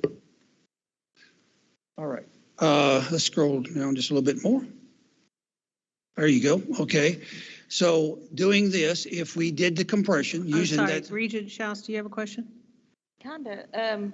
I see your options there, and I was wondering, is there a way to come up with an option where you can meet the needs of the people that need the longevity? Because I like option 3, but I also like the one where you're addressing the problems of the new income. And is there an option where we can kind of get both of those I'm not together? exactly following that. That's why I said it was kind of I don't know how to word it right. I'll come back to it. Okay. I'll be glad to talk to you. That being said, third option, and I'll talk about a fourth one that Regent Stevens asked about earlier today. Using this same employee, band 9 at 45,180. If they've been here 12 years, they would get on the flat compression, they would get $2,000. That then would be added to that base salary of 47,180. And then if a 4% salary increase were awarded, they'd get another $1,887. So their salary would go from the 45,180 up to 49,067, or a percent increase during that 1 year that becomes part of their base at 8.6%. Now, this is on average. Now, in general, there may be people, because we say up to that $2,000 that I list on compression, that doesn't mean that if you've been in that position and you're $1,000 below the midpoint that we talked about earlier, you may only get 1,000 and not get 2,000, because we're not crossing you with regard to compression above the midpoint or market, because that's where compared to outside salary. So you wouldn't necessarily ever go above the market other than the 4%. If I'm above the market currently and you award across the board increase, he or she would get that increase, assuming that they've met their performance. They would get that across the board increase, even though they may get no compression and have been here 10 years. Questions about that? Just to clarify, option 3, years of service is still years of service in position and not years of service to the institution, correct? Correct. All of these are built on years of position, in the position. Regent Stevens asked for, and I will talk about here too, this, I went the wrong way, I think, or did I? Option 3, let's go, yeah, come back. Option 3, 8.6, let's go forward, Hannah. All right. Come back just a little bit. Hang on. All right. Looking at compression. Okay, I know where I'm at. This is looking at the compression at a percent option. So using a percent, this is how you see. So we've got roughly 1,100 employees that, because you see the turnover we've got in the last couple of years, those types of things, we're not offering any compression or awarding, proposing not awarding compression there. That would be handled by the across the board increase. But that being said, then we have 1,433 people that have been here 2 to 5 years that would be affected for the 0%. Now, the numbers as far as the number of employees affected are the same, whether it's a flat or whether it's a percent, because you've been here 3 years, you've been here 3 years, whether you're getting a percentage or whether you're getting a flat in this proposal.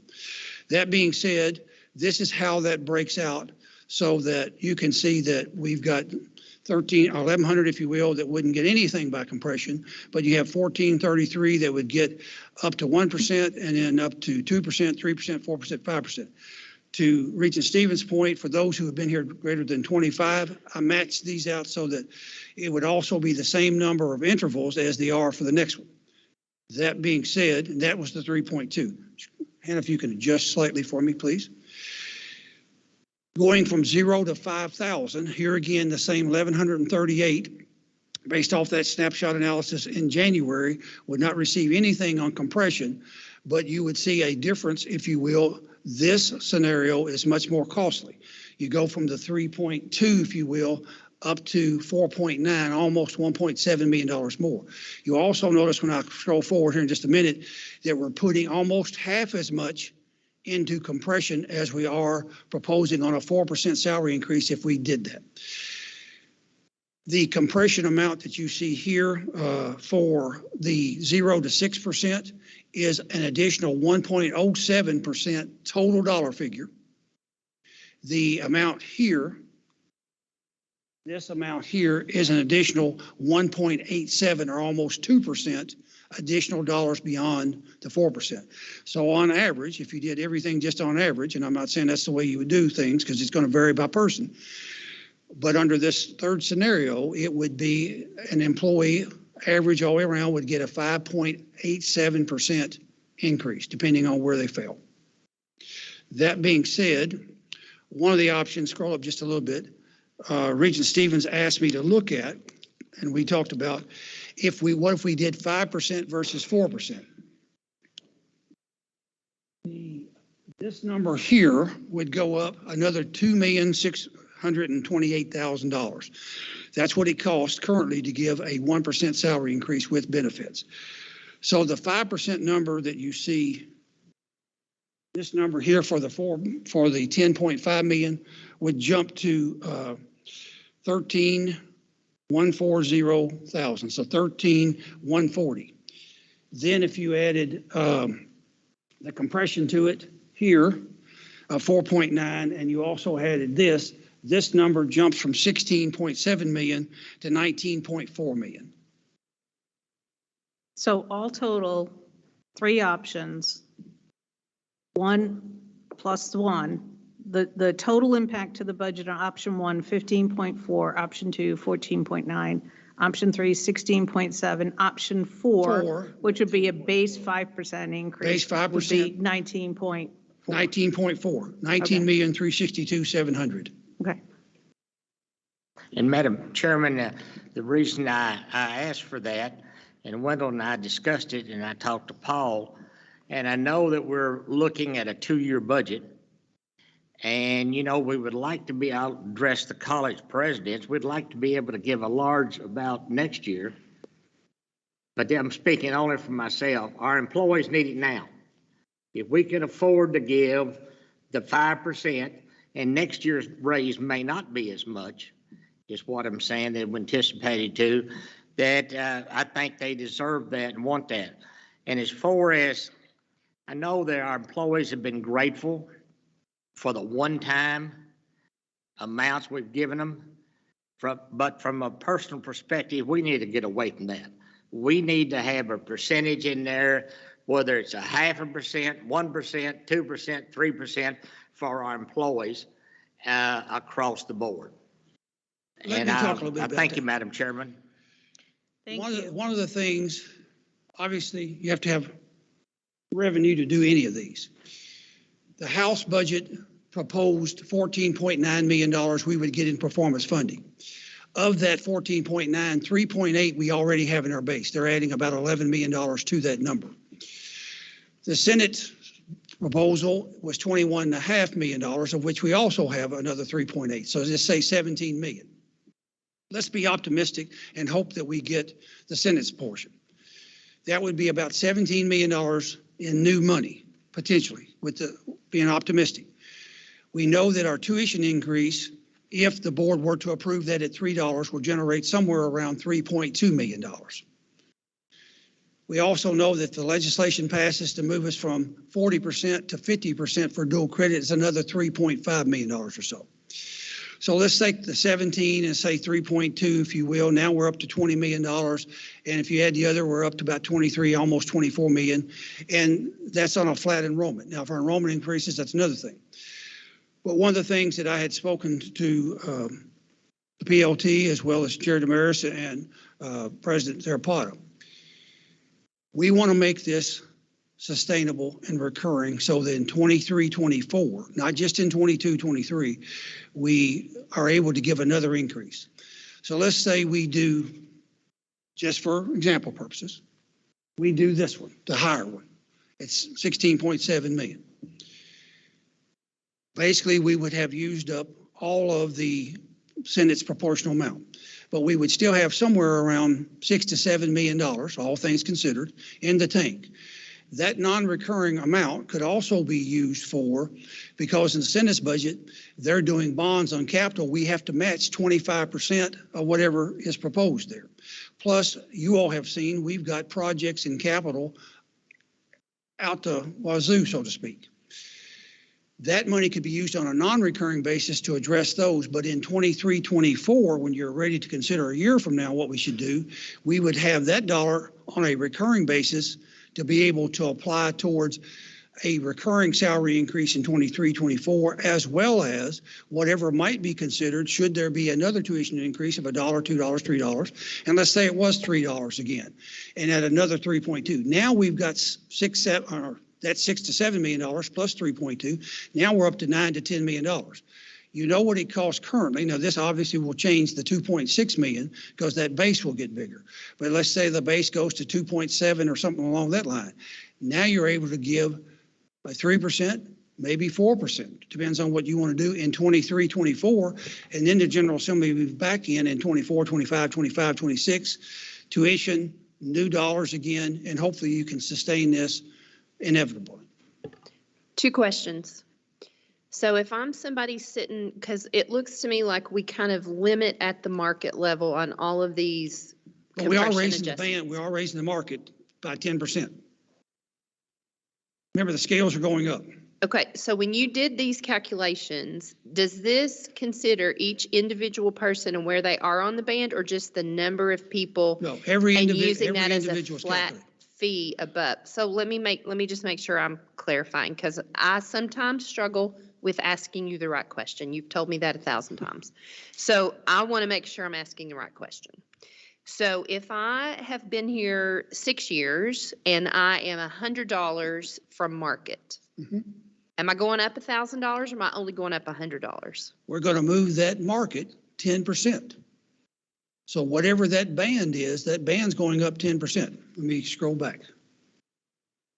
That band goes up 10%, but I was $100 from being at market to begin with. I'm going up 10% regardless, plus whatever that difference between. That market, that midpoint. The band will be applied before the compression's looked at. These will go up before any increase is calculated. I'll go up my 100 to get to median, which is market, and then the band will adjust. If you're here, the midpoint or market's going to go to there, and whatever you get will be applied to it here. It could bring you within $100 again. I don't know, but you will not be capped at that point because we're not, unless you got more than a 10% raise, you're not going to be going above. Wendell, I believe what's being asked is, and correct me if I'm wrong, the band will adjust first. And so it won't be $100 to get to the band. It'll be whatever 10% higher is. And so you'll get more money than just that $100. And it's not 10% of your salary, but 10% of these numbers here. Yeah, my question is, when you did all this math, was that considered, or was it just, we've got 100 people at this? No, it's considered. We've raised. So these are true numbers? Yes, as of January when we took the snapshot. Okay. So yes, I'll just leave it there. So let me scroll back forward to the last. Wendell, Regent Finan has her hand up. Yes. Yeah, thank you. Wendell, I appreciate your comments on sustainability. Could you talk a little bit about, has this been modeled out, have these options been modeled out based on long-term revenue and enrollment projections? I know you talked about the next several years out and then the hope that we could sustain this, but has this actually been modeled based on projections to really determine if we're able to sustain this? In the sense that, have we calculated out to answer your question, in that sense, no, but also knowing what we can do in tuition and what the tuition generates currently at 3%. And if our enrollment were to come, the enrollment has been, the tuition is based on a flat number, as well as the dual credit on a flat number. Those things we know that if our enrollment comes back, those numbers will go up. So we're not projecting any decline in enrollment. So we know that, or feel confident that hopefully our enrollment's bottomed out. We've seen that on some colleges this spring. We've got 3 or 4 colleges that the spring enrollment is up over a prior year. So hopefully with the thawing of COVID, that becomes again that we will see a return. As far as state appropriation, I can't predict that, but if we were able to do 2-3% along that line, we are going to take next summer and are looking to discuss the performance funding and how that is done. So we believe that will also help us. So the first couple years are based on real numbers, and then, you know, the sustainability after that is really just based on hope and what could occur, correct? We don't have any solid numbers. Okay. To be absolutely frank, that's correct. Okay, Given where we are and hopefully where we should be going forward. Okay, thank you. Hannah, can you go back to the salary schedule page? I want to just go back and clarify and make sure that Regent Fletcher's question was addressed. On the salary schedule, I'm just going to look at that first line. That market says 24,196, right? Right there? Yes. Okay, so 10% would be $2,419, right? If we scroll forward. Yep, and that's would have been to the 26,615. So what your question was, if you're $100 spread between where you are and where the market is, you now have $2,419 more dollars to play with, because they adjusted the market from the 24, whatever that number is up there, 24,190 something, and it's now gone to 26,615.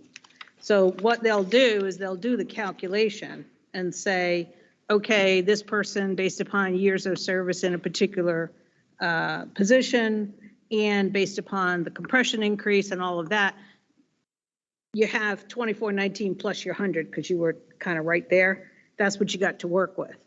My understanding is that person would go to that bump. They would go to that maximum in that mid. That's what I'm trying to ascertain. Yeah. I Is think that that's an automatic, you're going to the median? Depending upon years of service and how your calculation, let's say with years of service and what your salary was and all of that, you were really eligible for 3,000. Well, you're not going to go higher. You're not going to go to 3,000 because you're going to be in excess of the market. So let's say you hadn't been here. So you'll only take up that room that you have available. So the market is the ceiling. The market is the ceiling, essentially. Correct. Yeah. Let's say you hadn't been. That's what your question what was. I was asking. Yeah. Yeah, Okay. because if you hadn't been here 15 years, you would get $3,000 up to that point, that 2,600 she's talking about. You'd have to be here more than 15 Up years. to that point, answered the question. Yep. I think. And the 4% would be put on top. And the 4% would then be put on top of that. On top of that, right, right. So if you bumped to that market and you hit the market, you're still getting that 4% on top of that. Correct. But not above the market. Right. Correct. That answered my question. All right. That said, we need your all's thoughts with regard to trying to build the budget, backing up. Where should we go? Because the 22-23 budget, we've got to build it. Largely, it's going to depend upon what the conference committee comes out, but we need to know a direction as to you all would have us go. And I think we're going to have a pretty good idea sometime next week what the conference committee is going to come out with. So I looked at some of the budget options. I guess there's the governor's budget, the House's budget, and the Senate's budget. Mm-hmm. Between the House and the Senate, do you all, where do you feel, based on your experience with legislative? I've met with Senator Gibbons. I don't know. I've met with so many people. And the other day, yeah. So where I think we're going to end up, the Senate budget actually has more performance-based funding in there for us. It's got a couple of projects, but there's two things that we're really chasing, and that's through the CPE ask. One is that allied health bucket of money. The other one is this workforce bucket of money. What I've been told by several legislators is that some of that will probably be awarded, but not all of it. All in all, I think we're going to come out in really good shape. So, the governor's budget put a lot of money to the base. That didn't happen in the House, but the House and Senate put a lot of money into asset preservation, moving dual credit up to 50%. I've got a laundry list of things over here. Performance-based funding, the 2 CPE asks I just talked about, moving dual credit up, and then there's a few other things. And I thought we might give a legislative update at dinner, since it looks like we're going to be kind of squeezed for time. Yeah, that's probably a good idea. So not to delay us, but can you give us some direction as to where you'd like to be? I mean, Joe, you have a question, so I'll let you do that first, and then I'm going to ask for a general consensus. If this group had to give Vice President Followell direction today, which I think is what he's asking for, because if I were him, I'd be asking for it. He's got to go run his numbers. What option, would people be comfortable with? Joe, do you have a question first? Yeah, I'm slightly concerned about we're chasing these dollars for something we've classified as a priority for this institution. So this year we're finding the dollars because we're chasing them. Next year, we decided that we were going to, do recurring raises, but next year we can't find the money. We're chasing it. If this is a priority, shouldn't bump other things that aren't such a priority in our budget? Like the 15 million, 16 million found not in whatever excess money we get from the state, but found elsewhere. This is recurring dollars, and hopefully with the Senate's version of that budget, which we feel good about, that plus the potential increase for tuition and the dual credit change, that could leave, as I say, $6 to $7 million on the table, recurring money that would be available in 23, 24, and still be able to give 2, 3, 4% raise along that line. Not saying what that number will be then, because who knows what inflation and things, but the amount that we're talking about, the Senate or the House, whatever gets approved is a flat amount. There's no increase in 23, 24 on that state appropriation. It is good for 2 years. That same amount would be recurring. You'd get it in 22, 23, and 23, 24. But I think to Joe's point, the answer is yes. We need to take a good hard look at where we're putting money at right now. And so if I look at where some of our high dollar contracts are, they either need to be right-sized, gotten rid of, or, just taking a good hard look at where we're putting our money. But I think that's what you're asking. Guys worry about sustainability, when I'm not on this board anymore, is it still going to happen? Are we still going to get raises that we're deciding on now as an important part of KCTCS? Yeah, and I think that goes back to some of the statements we made last year when back in June, asked Wendell and staff to go through these analyses. This board, put a stake in the ground that said, we value employees, we want to retain employees, and that is our priority. What Wendell can commit to you is a 2-year cycle, because that's all he's got to work with. I don't know what the legislature's going to do, and neither does he 2 years from now. But as a board, if we commit to a priority is our employees, compensating and rewarding our employees, then as Dr. Zarapata just said, then you find it elsewhere. And I think that goes to keep your priorities in check. We haven't talked a whole lot about alternative revenue sources. I like where we're headed, in that direction.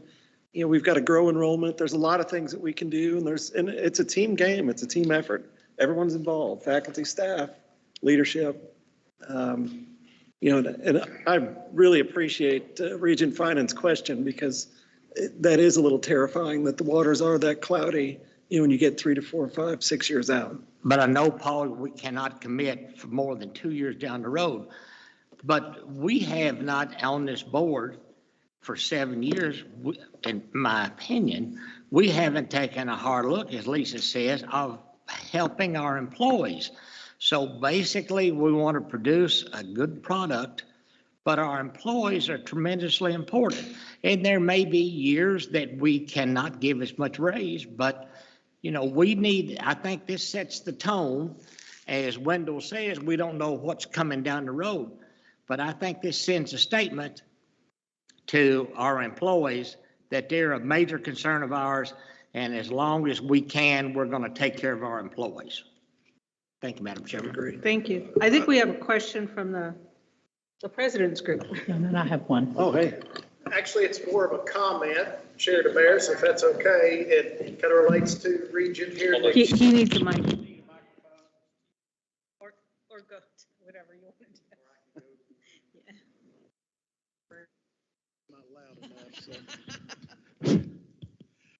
do. This kind of pertains to the discussion, especially what Regent Hernick was saying. I think, first of all, we've had this discussion with the PLT as well as Dr. Zarapod and his cabinet.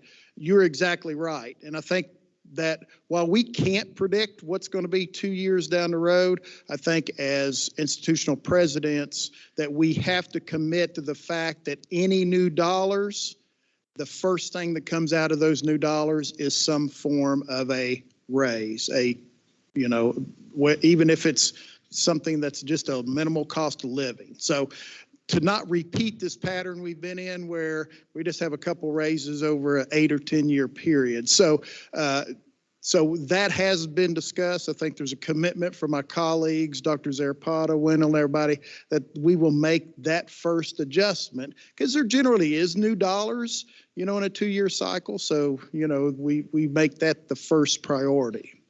Then if there's any money left from that point moving forward. So that makes sense. Also, Regent Fletcher, I think that your question about the market, I don't think was just to make sure that there's clarity there. There is a cap for the compensation component if you bump up against that market. However, the raise, the across-the-board raise, 4%, could take people above the market.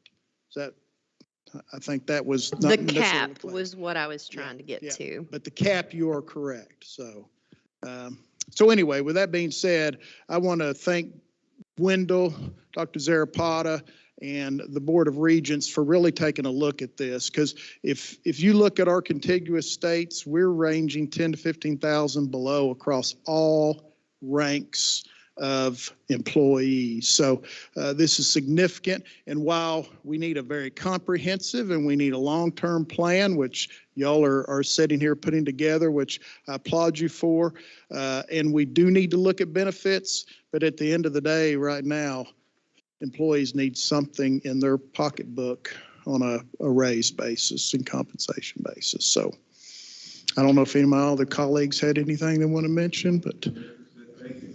Okay.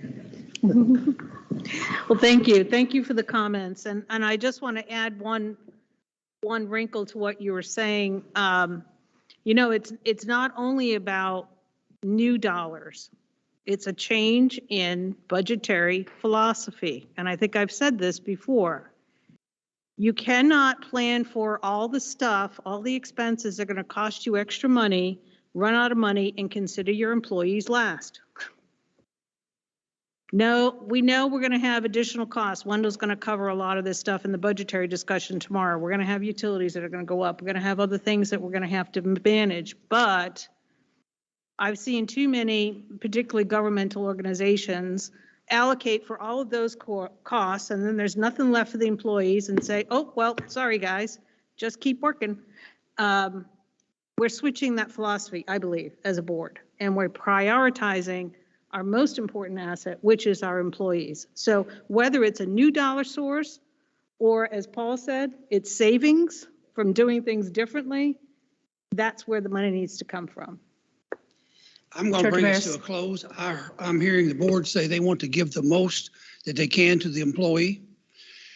I'm telling you that I can make all three of these given possibility, but given the most, and feel confident to be able to provide a path forward in 23, 24 to also be able to give a salary increase.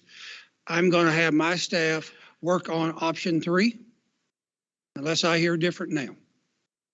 I just want to ask one question, I'm sorry, before we do that. And that is, I know we chose, Brianna and I kind of have brought this up, we chose in the position, and that's a big term because my phone's blowing up from people that are saying, hold on. So have we looked at the cost, and I'm sure it's significantly higher, but have we looked at the cost of actual years of service with the institution that have been at the meets or higher, not just from your last promotion, as I keep calling you Brianna, I'm sorry, Regent Whitten indicated that it takes 12 years to get to that position for faculty promotion. Have we looked at the actual years of service in a positive evaluation with the institution to see how that would change this number for that particular component of your compression and Obviously, that's compensation? possible. What can we afford and provide a sustainable path forward is what I've targeted.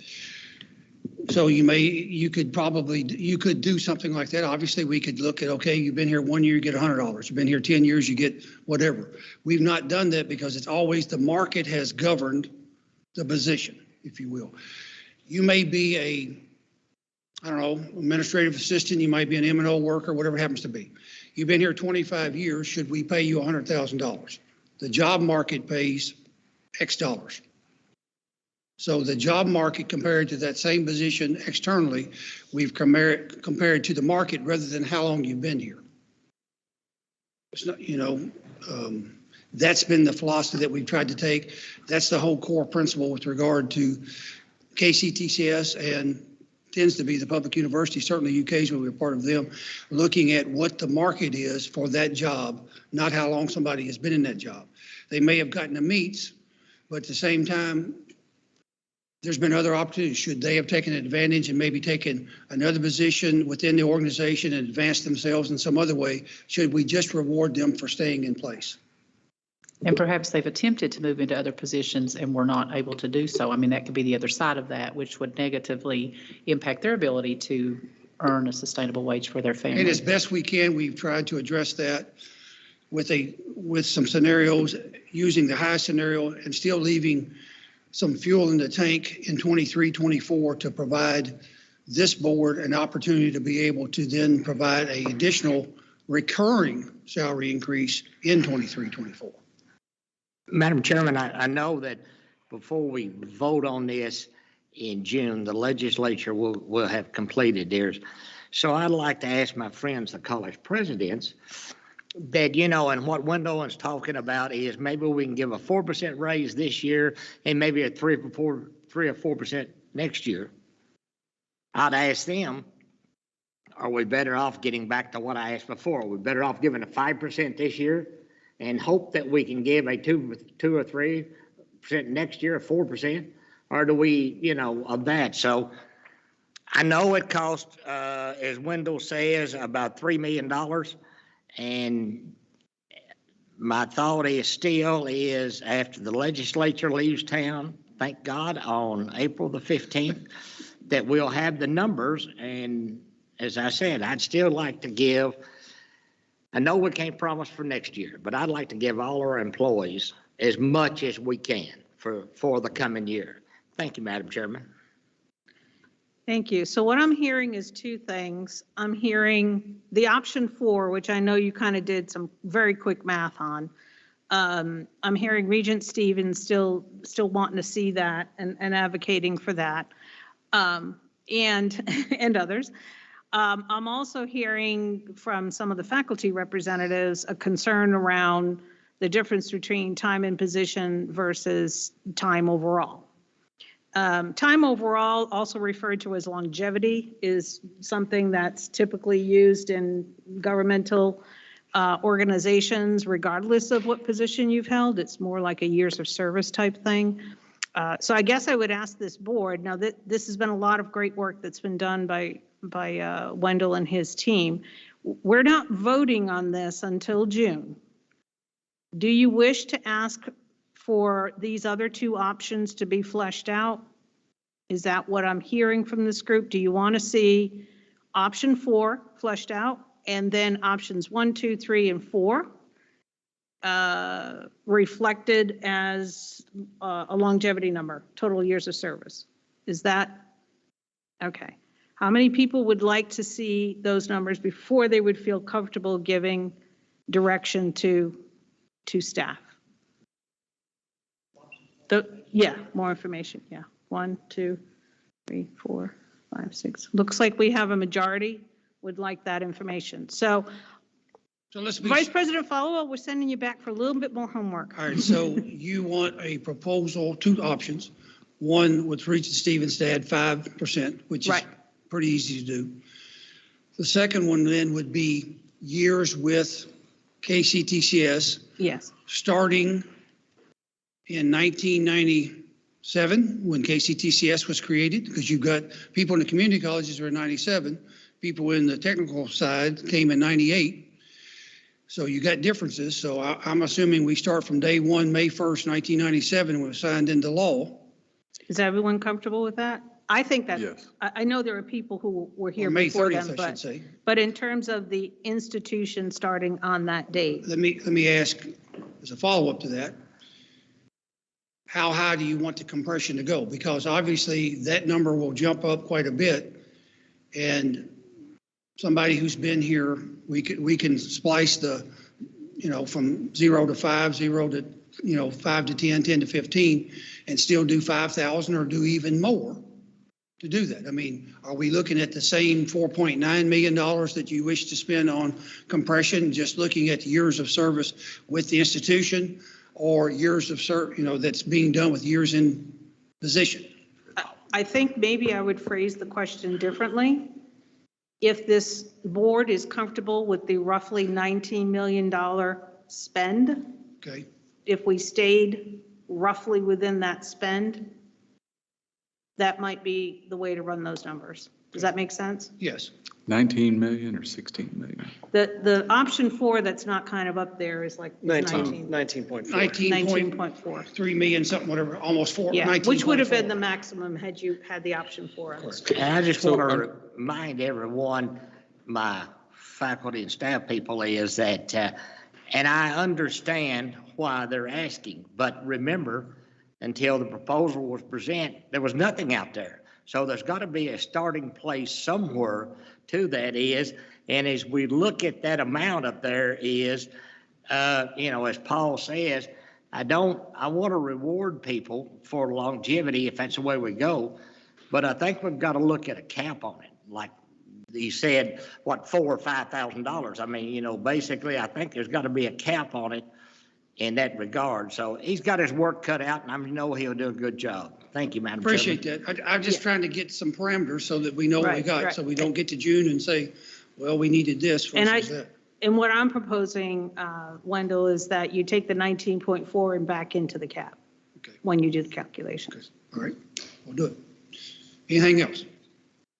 Point of, for the staff side, since there's no path of promotion, is a promotion or a position change counted as changing bands? Or is it, if I'm on the same band, but I get a new title, new position, is that a change in position? If you change position and received a salary increase, that change, such, and particularly it's always with the band. But what? This is built upon moving bands. So it's bands, so, okay, I don't know. It's not title. It's not title. Correct. Okay, so it's bands. And that's the same thing with regard to faculty. You got to go from an F1 to an F2 Okay. or an F3, So it's F4. band changing, not. And position. you're changing bands. So it's when you change bands, whether it's faculty or staff. Right, so for staff, it's a band change. For faculty, it's going F1, F2, F3, F4, Promotion. which is essentially, if you call it a band or a title. Okay. All right. Thank you. Thank you. All good questions. Thank you very much. We are at 4:31. We've had a lot of good discussion today. I'm going to ask for some folks to help me with the remainder of our agenda today.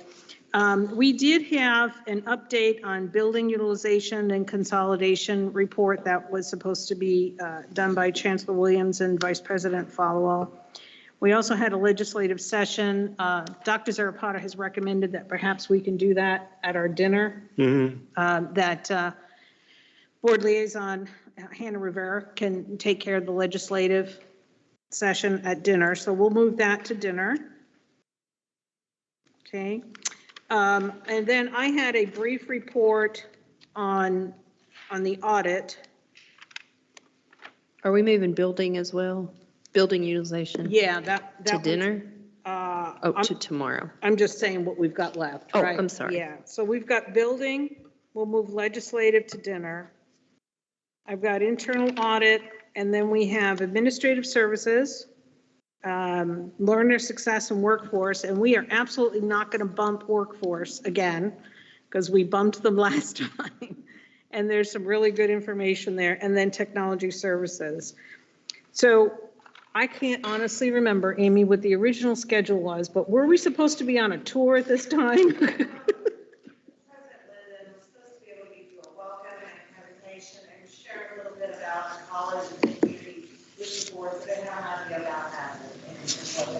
And what time were we hoping we would start that? 4:30. At 4:30, okay. Right now. So we're on time. Chair Damaris, I do want to thank Dr. Linden and her amazing staff. I have this little keepsake that I picked up somewhere along the line in my tire. Oh, no. So I apologize for the interruption, but your staff has been amazing in their support and their help, and I just want to say thank you for that. Yeah, we don't want you to pick those up, though. Yeah. Yeah. I would be happy to ask President Linden to do her presentation, and let's kind of break from a lot, because we've covered some pretty hefty topics. But I would like to not lose sight of building utilization, administrative services, of course, the audit. We will actually have to take action on that tomorrow relative to the audit contract and some of the other areas. So what we will do is I will huddle with Hannah and we'll figure this out. And I know we've spent a lot of time on a couple of very important topics, but they're super important topics. Is that okay with everyone, that we move these updates to tomorrow? We'll figure out how to get them done. We may not cover all of them. All the materials are in your onboard, so we might like pick and choose certain highlights of that. Yes, Hannah. We started at 8 a.m. in the morning instead of 8:30. Everybody okay with that? All right, so we'll start at 8 a.m. We'll likely start with the building utilization. That'll be a first item. We're going to do legislative over dinner. We'll go quickly to the internal audit. It's not a long report, so that should not take long. And then we'll kind of go on down to the rest of these items: administrative services, learner success, and technology services. Chris, I know you've been waiting with bated breath to give us an update on technology. And it is your first formal report to the board, so we will not miss that opportunity as well. Okay, is everyone in agreement with that? And if I could just say for the record, when we do our legislative update at dinner, since it is not open to the public, it is our dinner, do not discuss business. We are just getting an update, an informational item. Thank you. And we have been receiving some updates via email, which have been So super helpful. no questions, right? Right, just listen. Correct. All right, thank you so much. Everyone's been so super patient and wonderful today. We're going to move on to the college presentation. Dr. Jennifer Linden, if you would please present to us.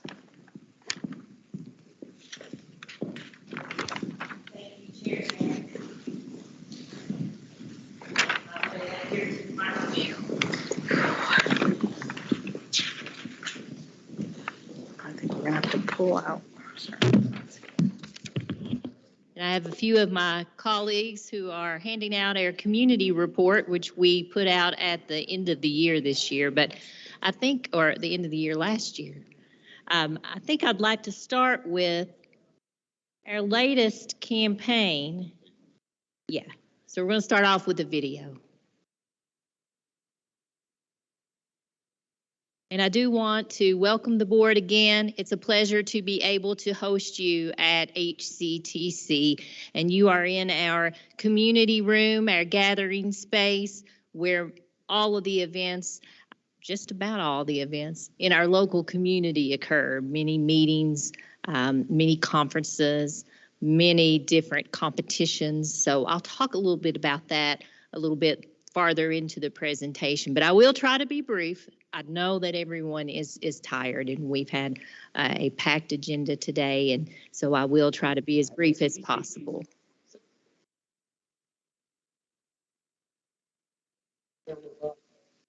I am employed. I am a mother. I am in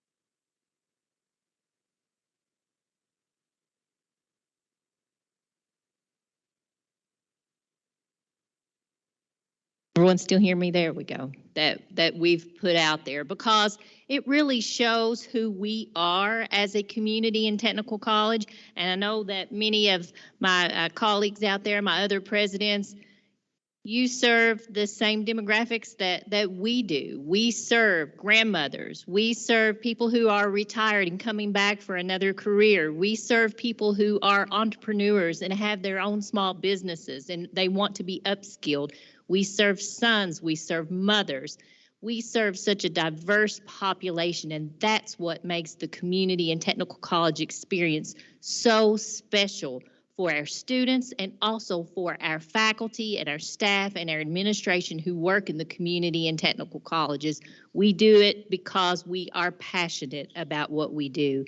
We provide hope to our communities, and that's what I want to talk a little bit more about. You know, we've had a hard couple of years, right, between the pandemic and many other things going on as well, but as a community and technical college system, we are resilient, and we are resilient here in the mountains, and we are coming back from the pandemic, and we're going to be better than ever. I do have my clicker here. So I'm not going to read all of this to you. This is just a few quotes from some of our students, but I am going to read our mission statement, and I know that you guys are seeing our mission statements perhaps this time.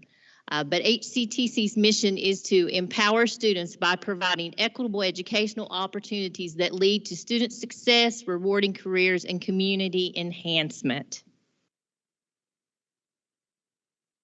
And I did want to talk a little bit about HCTC and our region and some of our specifics to our college. So our students, they're our family members and our friends, as you all just saw. We're a small community college. We're in Southeast Kentucky. That's our numbers from this past fall, 2,874 credential-seeking students. Now, that's not our non-credit and our community side, but that's just our credential-seeking. That's a little down because of the pandemic. We're usually about double that. 70% of all of our credential-seeking students receive federal aid. 30% are 25 and older. And we have 4.7% of our students are non-white, which compares to the U.S. Census makeup for our service region at 4.1%. But we're working really hard to make sure that we include a very diverse experience for our students, and we are working very hard to make sure that we are equitable and that we are inclusive. 38% of our first-time, full-time students are first-generation students, and 19% are not college ready. So that's just some of our stats specific to our college. And I did have our 1920 enrollment put up there because I think that gives a better picture of where we were pre-pandemic with 4,817 credit students served and then 856 non-credit. We are down to about half of that right now, but we are coming back up. A little bit more about the area that we serve 7 counties. We serve 7 of the poorest counties, not only in the state, but in the nation. We have a very rough terrain. You know, we're going to talk a little bit more about utilization and our campuses and the number of campuses that we have and the number of buildings that we have. Well, one reason that we need the number of campuses that we have, and we have 5 campuses over our 7 counties that we serve, is our terrain. And Dr. Adams spoke about it a little bit. It's very, very mountainous terrain. We serve 2,213 miles of mountainous terrain.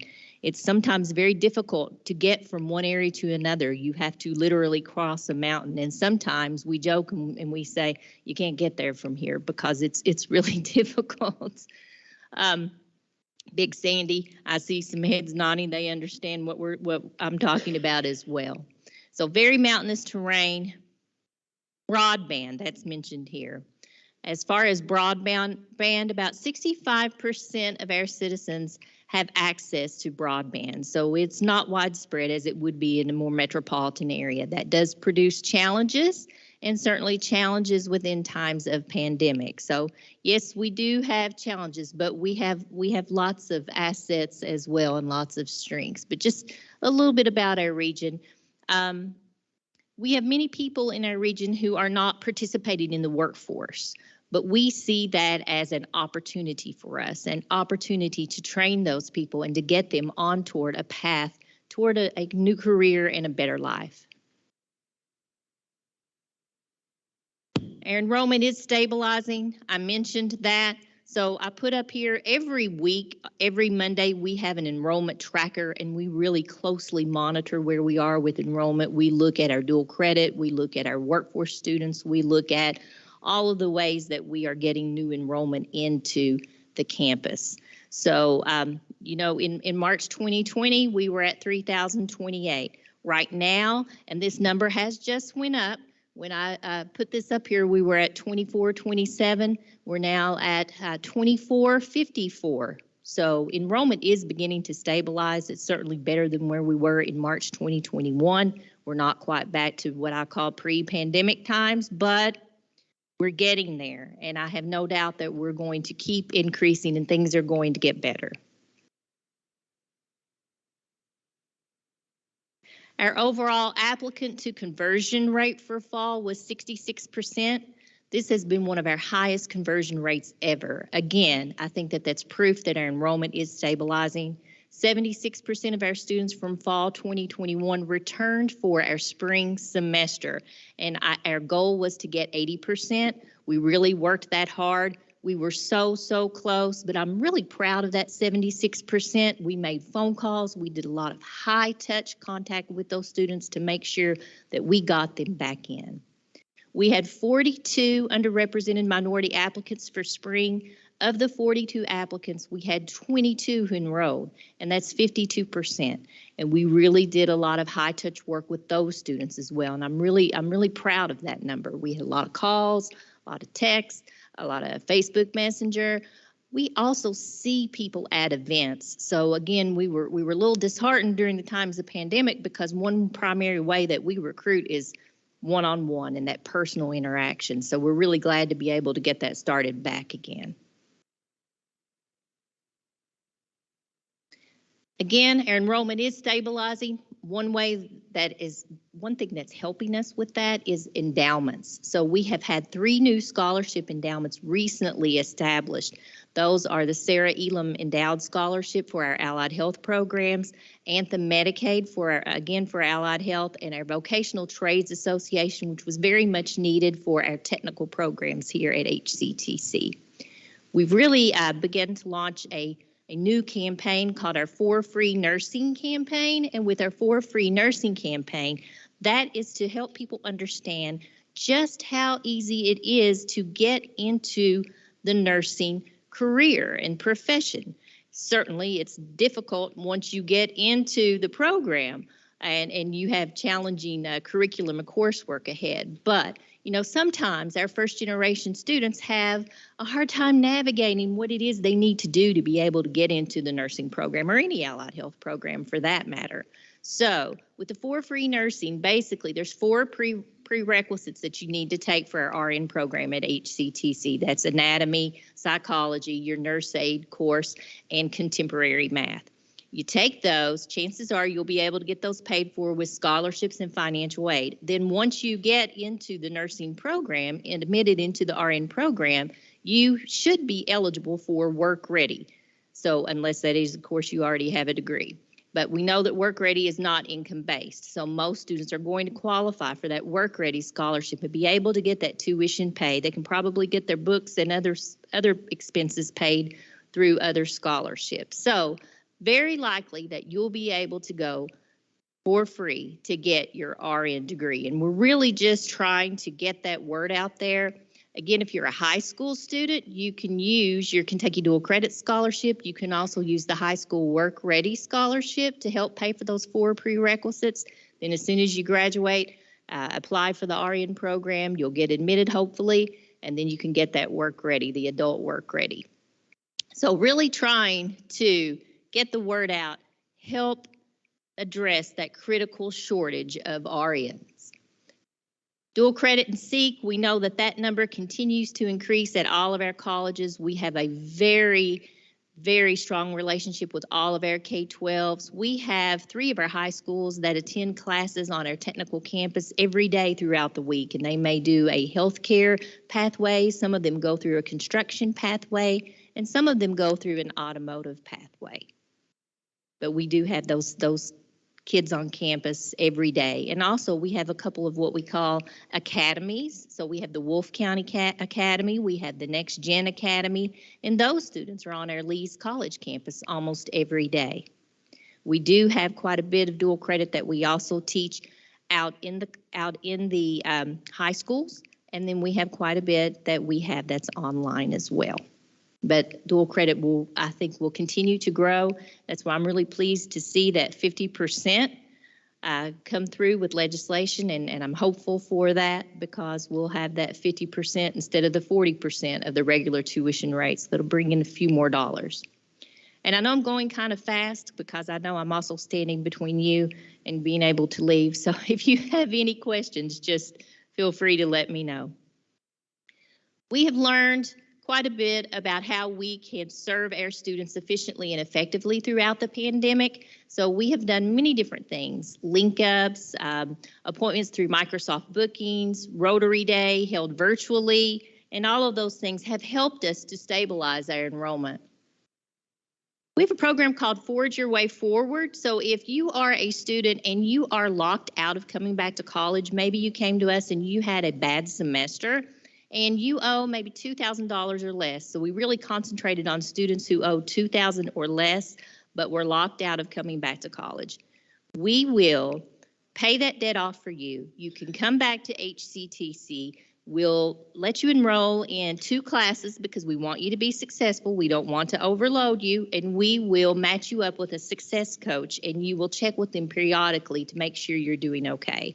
So in the fall, we assisted approximately 50 students, and we spent $35,000. Most of those students are still here. I think all of them are still here, as a matter of fact. So wonderful success story with that, and we are going to keep investing institutional dollars into that Forge Your Way Forward program. It's a way to pay it back and pay it forward. With HCTC Promise, we did this scholarship for first-time full-time students for the fall and for the spring this year.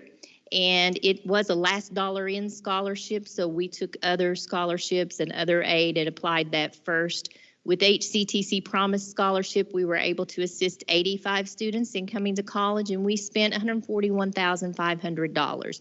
I'm not sure I'm going to be able to continue to keep sustaining that HCTC Promise Scholarship, but it is certainly something that we're continuing to look at. We are working with Appalachian Regional Healthcare, and they are looking at giving us some additional assistance for our healthcare programs, specifically nursing, looking at anywhere between $1,750 and $3,750 per term. The $3,750 would be if they didn't receive any other type of aid. And then when they finish, they would sign a commitment to work for ARH for a certain number of years. So we're working on finalizing all of that, and we'll be rolling that out shortly. And the Work Ready Scholarship, we are excited about the fact that with Senate Bill 94, Dr. Williams, she knows I'm excited about that. It has been extended past 4 semesters. So that's really going to help our part-time students, because we had a number of part-time students who, they were only taking 2 classes a semester. So they quickly ran out of work-ready eligibility. This allows them to be able to continue that part-time status. They can continue working, and they can finish their credential. So all of these things are really helping us stabilize our enrollment. We're also really retention focused, and we really want to make sure our students succeed. We were very lucky to receive a KCTCS entrepreneurial grant, and we established 3 success coaches here at HCTC, and they really help connect our students with both academic and non-academic resources. Then, as that has begun to run out, those dollars have begun to run out, we applied for a James Graham Brown scholarship grant. I'll get that out. So with the James Graham Brown Foundation grant, we're going to be able to continue our success coaches. So we're really excited about that. It's going to be a 3-year grant, $475,000. We'll be able to establish a success zone in our library here at the Hazard campus, and we'll have those success coaches there as well as other personnel. We've even added some peer mentors with our Peer Forward program, and Southeast and Big Sandy are participating in Peer Forward as well. And that's just another resource for students, and they are able to work with peer mentors who are employed through AmeriCorps. And it has just been a wonderful experience working with these student mentors, and I think they're going to do great things for our students. We've also really been focusing on our students' mental health. We have the therapy assistance online and other options for our students. We had a number of students who would get very discouraged because they would end up on standards of academic progress. They weren't meeting those, so they weren't meeting what we call SAP. They'd get a letter or an email that would really scare them. You know, we have a lot of first generation students, first time students. They would get that email, they'd get that letter, and they'd think, oh, I've not met my standards. I'm just going to give up. I can't come back to school.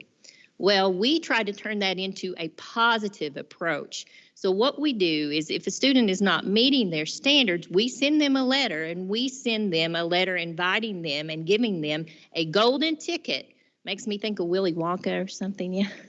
So we're trying to turn it positive. You have a golden ticket. It's your chance to come back to college and make this experience a little bit different. Yeah, you had a bad semester, or yeah, you had a bad semester or two, but come back to us. Here's what you need to do. We're going to take you through this step by step. We're going to connect you with a success coach, and we have 67 students that we sent out an invitation or a golden ticket to last fall, and we had 48 who accepted and were successful. So that's another initiative that we're going to continue as that golden ticket initiative. So it's how do we get students to that end goal? I mentioned that we were very focused on diversity, and we have a number of events that we've been promoting. We have our Crystal Wilkinson event. I see. Okay, wonderful. Yes, Crystal Wilkinson, Kentucky Poet Laureate. She will be here April 7th. So we're really pleased to have Crystal here on campus.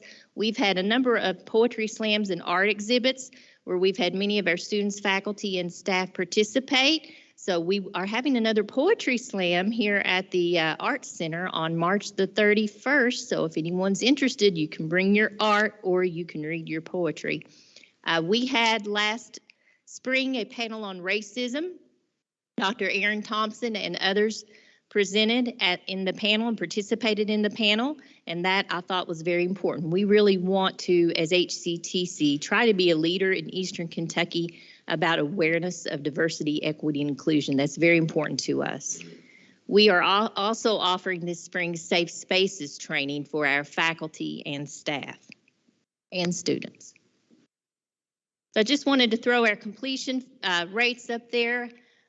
They've kind of varied here and there, but they're on the rise again. So we do an audit. Our registrar's office does an audit, and we look into every possible credential that a student might be able to receive, and we contact those students, and we make sure that they are aware that they are maybe one class away, or maybe they've already received the credential, but they just haven't applied for graduation. So we contact them and make sure that we're maximizing the potential so that we can show the number of completers that we should be getting credit for. That's good for the college, that's good for the student. So we're working our way through enrollment, retention, completion. I'm getting there, guys. I really appreciate your patience.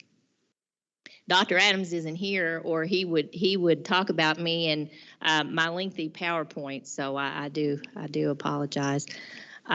We are also working on our facilities, and you've probably heard us talk about the asset preservation dollars and how important those are for our colleges, and that's no different for HCTC. You know, we have a number of aging buildings, aging facilities. The one you're in is one of our newer ones, but if you go to some of our other campuses, those of you who've been to our Lee's College campus, you'll see that some of our buildings need repair. And in all of our buildings, most of them at this point in time need new roofs and new HVAC systems. So we were really pleased with our technical campus, and those buildings were built in the 40s and in the 60s. We've got one that was built in the 90s. But with the technical campus, we received $2.5 million from abandoned mine lands. We received 3.8, and that's a typo up there, $3.8 million from the EDA and $600,000 from the Appalachian Regional Commission to make renovations to not only our industrial ed building, but also our heavy equipment building that's on that campus. That campus has 5 buildings.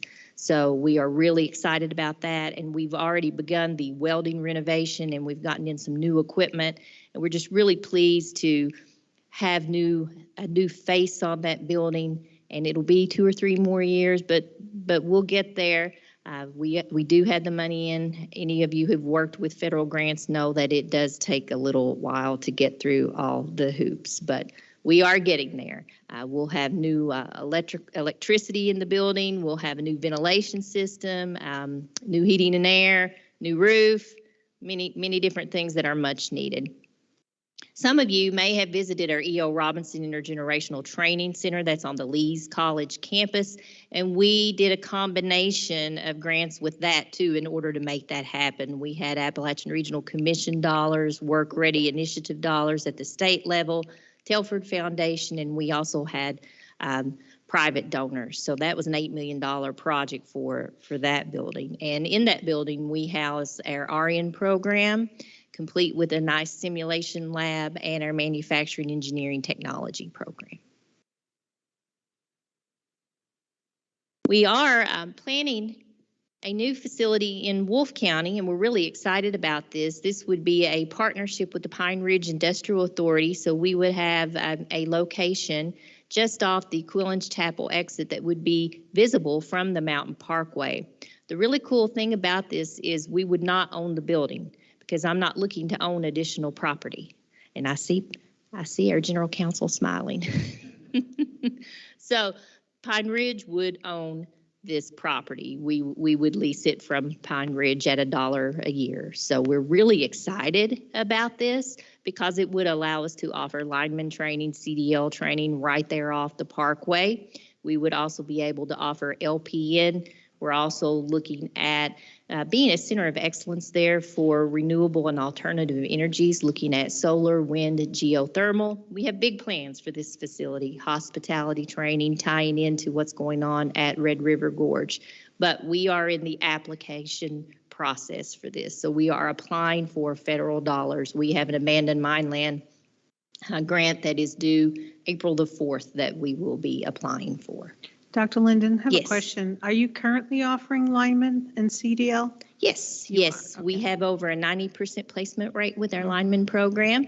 And along with my sister colleges, it's one of the best in the state. So we KCTCS does a wonderful job with its lineman programs. And so you're relocating existing programs to this new facility? Actually, we would still have the lineman program in Perry County, but Wolfe County is about an hour and 15 minutes from So you're Perry. adding it. Yes, Okay. so we would be adding. Okay. And then yes. other programs that you're planning to put here, are they new programs for you or? They're not new, but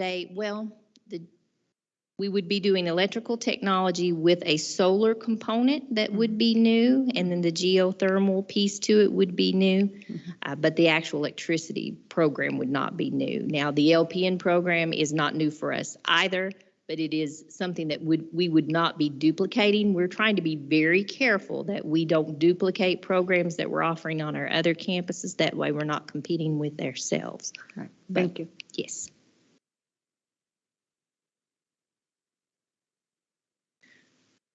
Facilities.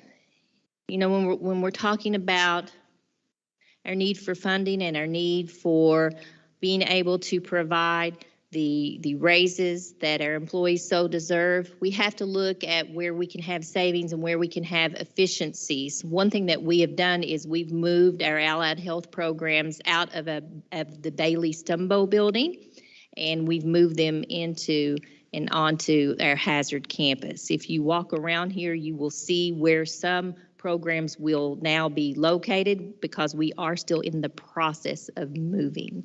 So we are moving from the Bailey Stumbo building. That will save us $145,000 annually because we paid a lease to the University of Kentucky for our use of one floor of that building. So that's one way we're looking at efficiencies. We also closed the Life Skills Center building in Jackson, Kentucky, and we gave that building over to the state, and the state has its regional driver's licensing. That's where they are doing that out of. So the state has assumed the ownership of that building, so that has saved us several, about $100,000 a year. We also have closed, and this is not something that we've all just done right now, like within the last 6 months. No, this has been over the course of my presidency. So over the course of 6 years, every year we're looking at what we can do to be more efficient and to have cost savings, because we're a small institution. We've closed our Knott County Opportunity Center. We do have space that's leased in that center from LKLP. They do have a child care facility there, so they are leasing some space there. But other than that, we're not in that building. And we do lease wherever possible. You know, we've had teleworks in our building in Leslie County. General Dynamics Information Technology was located in this building. LKLP, which is the Community Action Agency, Leslie Knott, Letcher Perry, that's the one I mentioned in Knott County. And TSIC is Troublesome Creek String Instrument Company. And what they do is they build stringed instruments from Appalachian hardwoods. So they make beautiful guitars. Oh my goodness, the most beautiful stringed instruments. But they work with people who are in recovery. That is primarily who they hire as their employees. So it's really unique, and that's in Knott County. But we do lease space wherever possible to maximize our revenue potential in our facilities.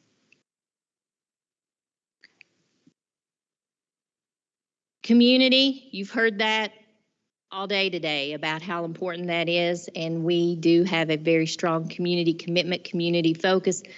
This college did begin similar to a story that you heard from one of the other presidents, because our community folks went down to Frankfort and petitioned and said, we want a community college in our neighborhood in Perry County, and it finally came to be. So very much community invested on all of our campuses.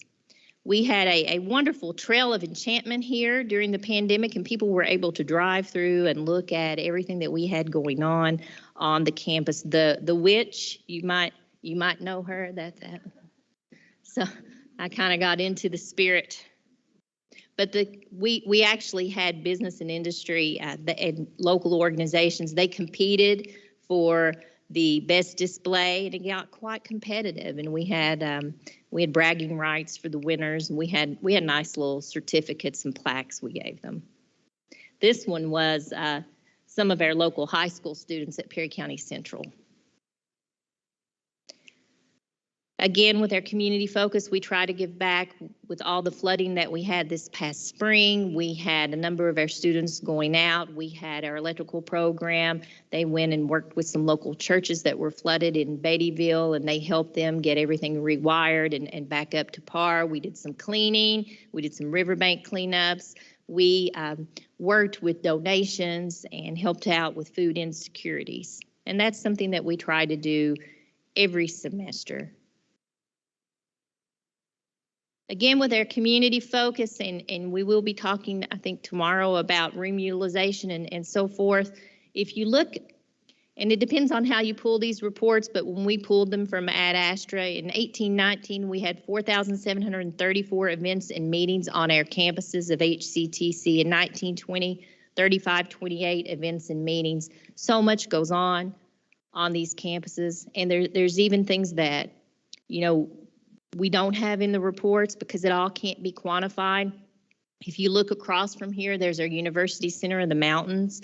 And so we're really working to raise educational attainment rates here in Eastern Kentucky. So not only can you get a certificate of diploma and associate degree here at HCTC, you might be able to be concurrently enrolled with Moorhead or EKU as you begin your pathway onto your four-year degree. And we offer right here on this campus not only bachelor's degrees, but also master's degrees and doctoral level degrees through that UCM model. So if you get a chance, pop over there. It's wonderful. The folks over there are wonderful. We do fund those positions through Hazard, through the college here. but also our partners have advisors that they pay for that work out of the UCM. So it's wonderful. We also have the Challenger Center that you might have noticed across the way, and many of the activities that they get involved in aren't necessarily always tracked through those utilization reports you see. We have about 3,000 students on campus every quarter through the Challenger Center, and we're very pleased to have those students on campus. They come from many different middle schools, high schools, and this way they are introduced into STEM-related activities. And then I mentioned all the places that we have that we lease, and so really we're just giving back to our economy in that way by having people have a place to work. We give back $88.8 million annually to our region, and that was in the last economic impact study that we had completed through MZ. And one of every 16 jobs in our service area is supported by activities of HCTC and our students, and I'm very proud of that fact. We support a total of 1,831 jobs in the region. I'm almost to the end, I promise. What are our challenges? You know, I thought I'm going to come up here and of course I'm going to brag on all the wonderful things our college is doing, but I also didn't want to leave without talking about our challenges a little bit. I mean, our challenges are real. Enrollment is a challenge. We've talked about it in here, and it's going to continue to be a challenge. I'm hopeful. I think we're going to get back up to where we need to be, but it is a challenge. Performance-based funding and funding in general. You know, we're one of the smaller rural colleges that does not benefit from performance-based funding. It's tough on us. It's not that we're performing poorly. It's just that with the model and the metrics, we're not going to be a winner in performance-based funding unless some of those metrics change. And that's the case for many of us here. All the colleges in the East, none of us are winners on the performance-based funding. It's not that there's a winner or a loser, but again, I'm hopeful that some of those metrics will begin to be looked at more and more, and I know that's something we're all working toward. Retirements and succession planning, yes, that's a tough one for us. We have a lady this year who will be retiring from us who's been here 45 years. We have plenty of people who've been here 20, 25 years, 30, 35 years. But when they leave, what do I do about that big gap of knowledge that I now have? And so we are really working toward that succession planning and who can move up in leadership. We do have a challenging economy here. Everyone knows that. In Eastern Kentucky, healthcare is doing pretty well, so is education. Other than that, not so much.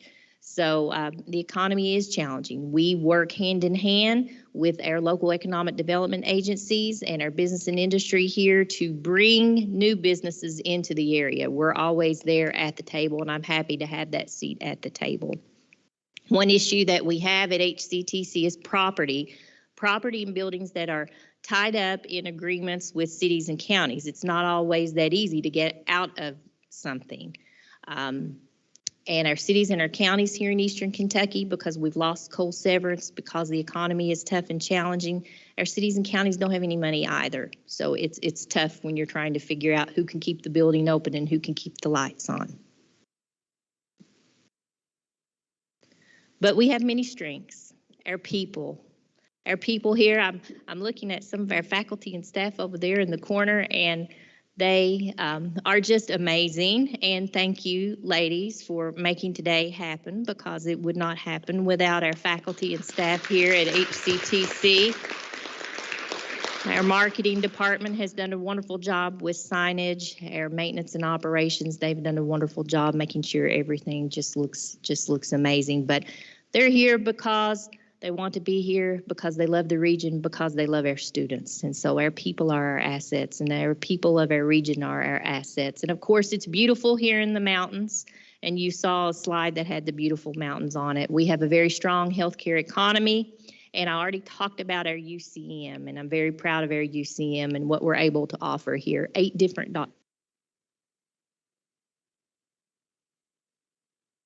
This is the last slide, it really is. So we did a survey after Dr. Sarapata came and did his tour, and we talked about what KCTCS and HCTC should stop, start, and continue. And I really honed in on, for this, what some of the things that we should continue were, and those were working to support our students in all their needs to the best of our abilities. And this is what came from our faculty and their staff. HCTC needs to continue on being a solid leader within the community. HCTC should continue to increase student engagement and work on retention. And KCTCS and HCTC should continue being customer and student focused and friendly. And I thought I'd leave it there. So thank you all very much. Thank you. I hope that gave you a little glimpse of HCTC, and I apologize. I know I went too long. No, that was excellent. Thank you so you. much. So I just want to know, is there actually a walking tour that we're supposed to do, or are we done? You're done. I'd like to call for a motion to adjourn. So moved. Mrs. Stevens and Regent Witten, seconded.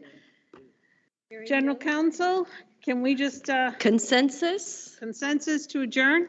All right. Can we leave our stuff here? I believe you can. Is it okay?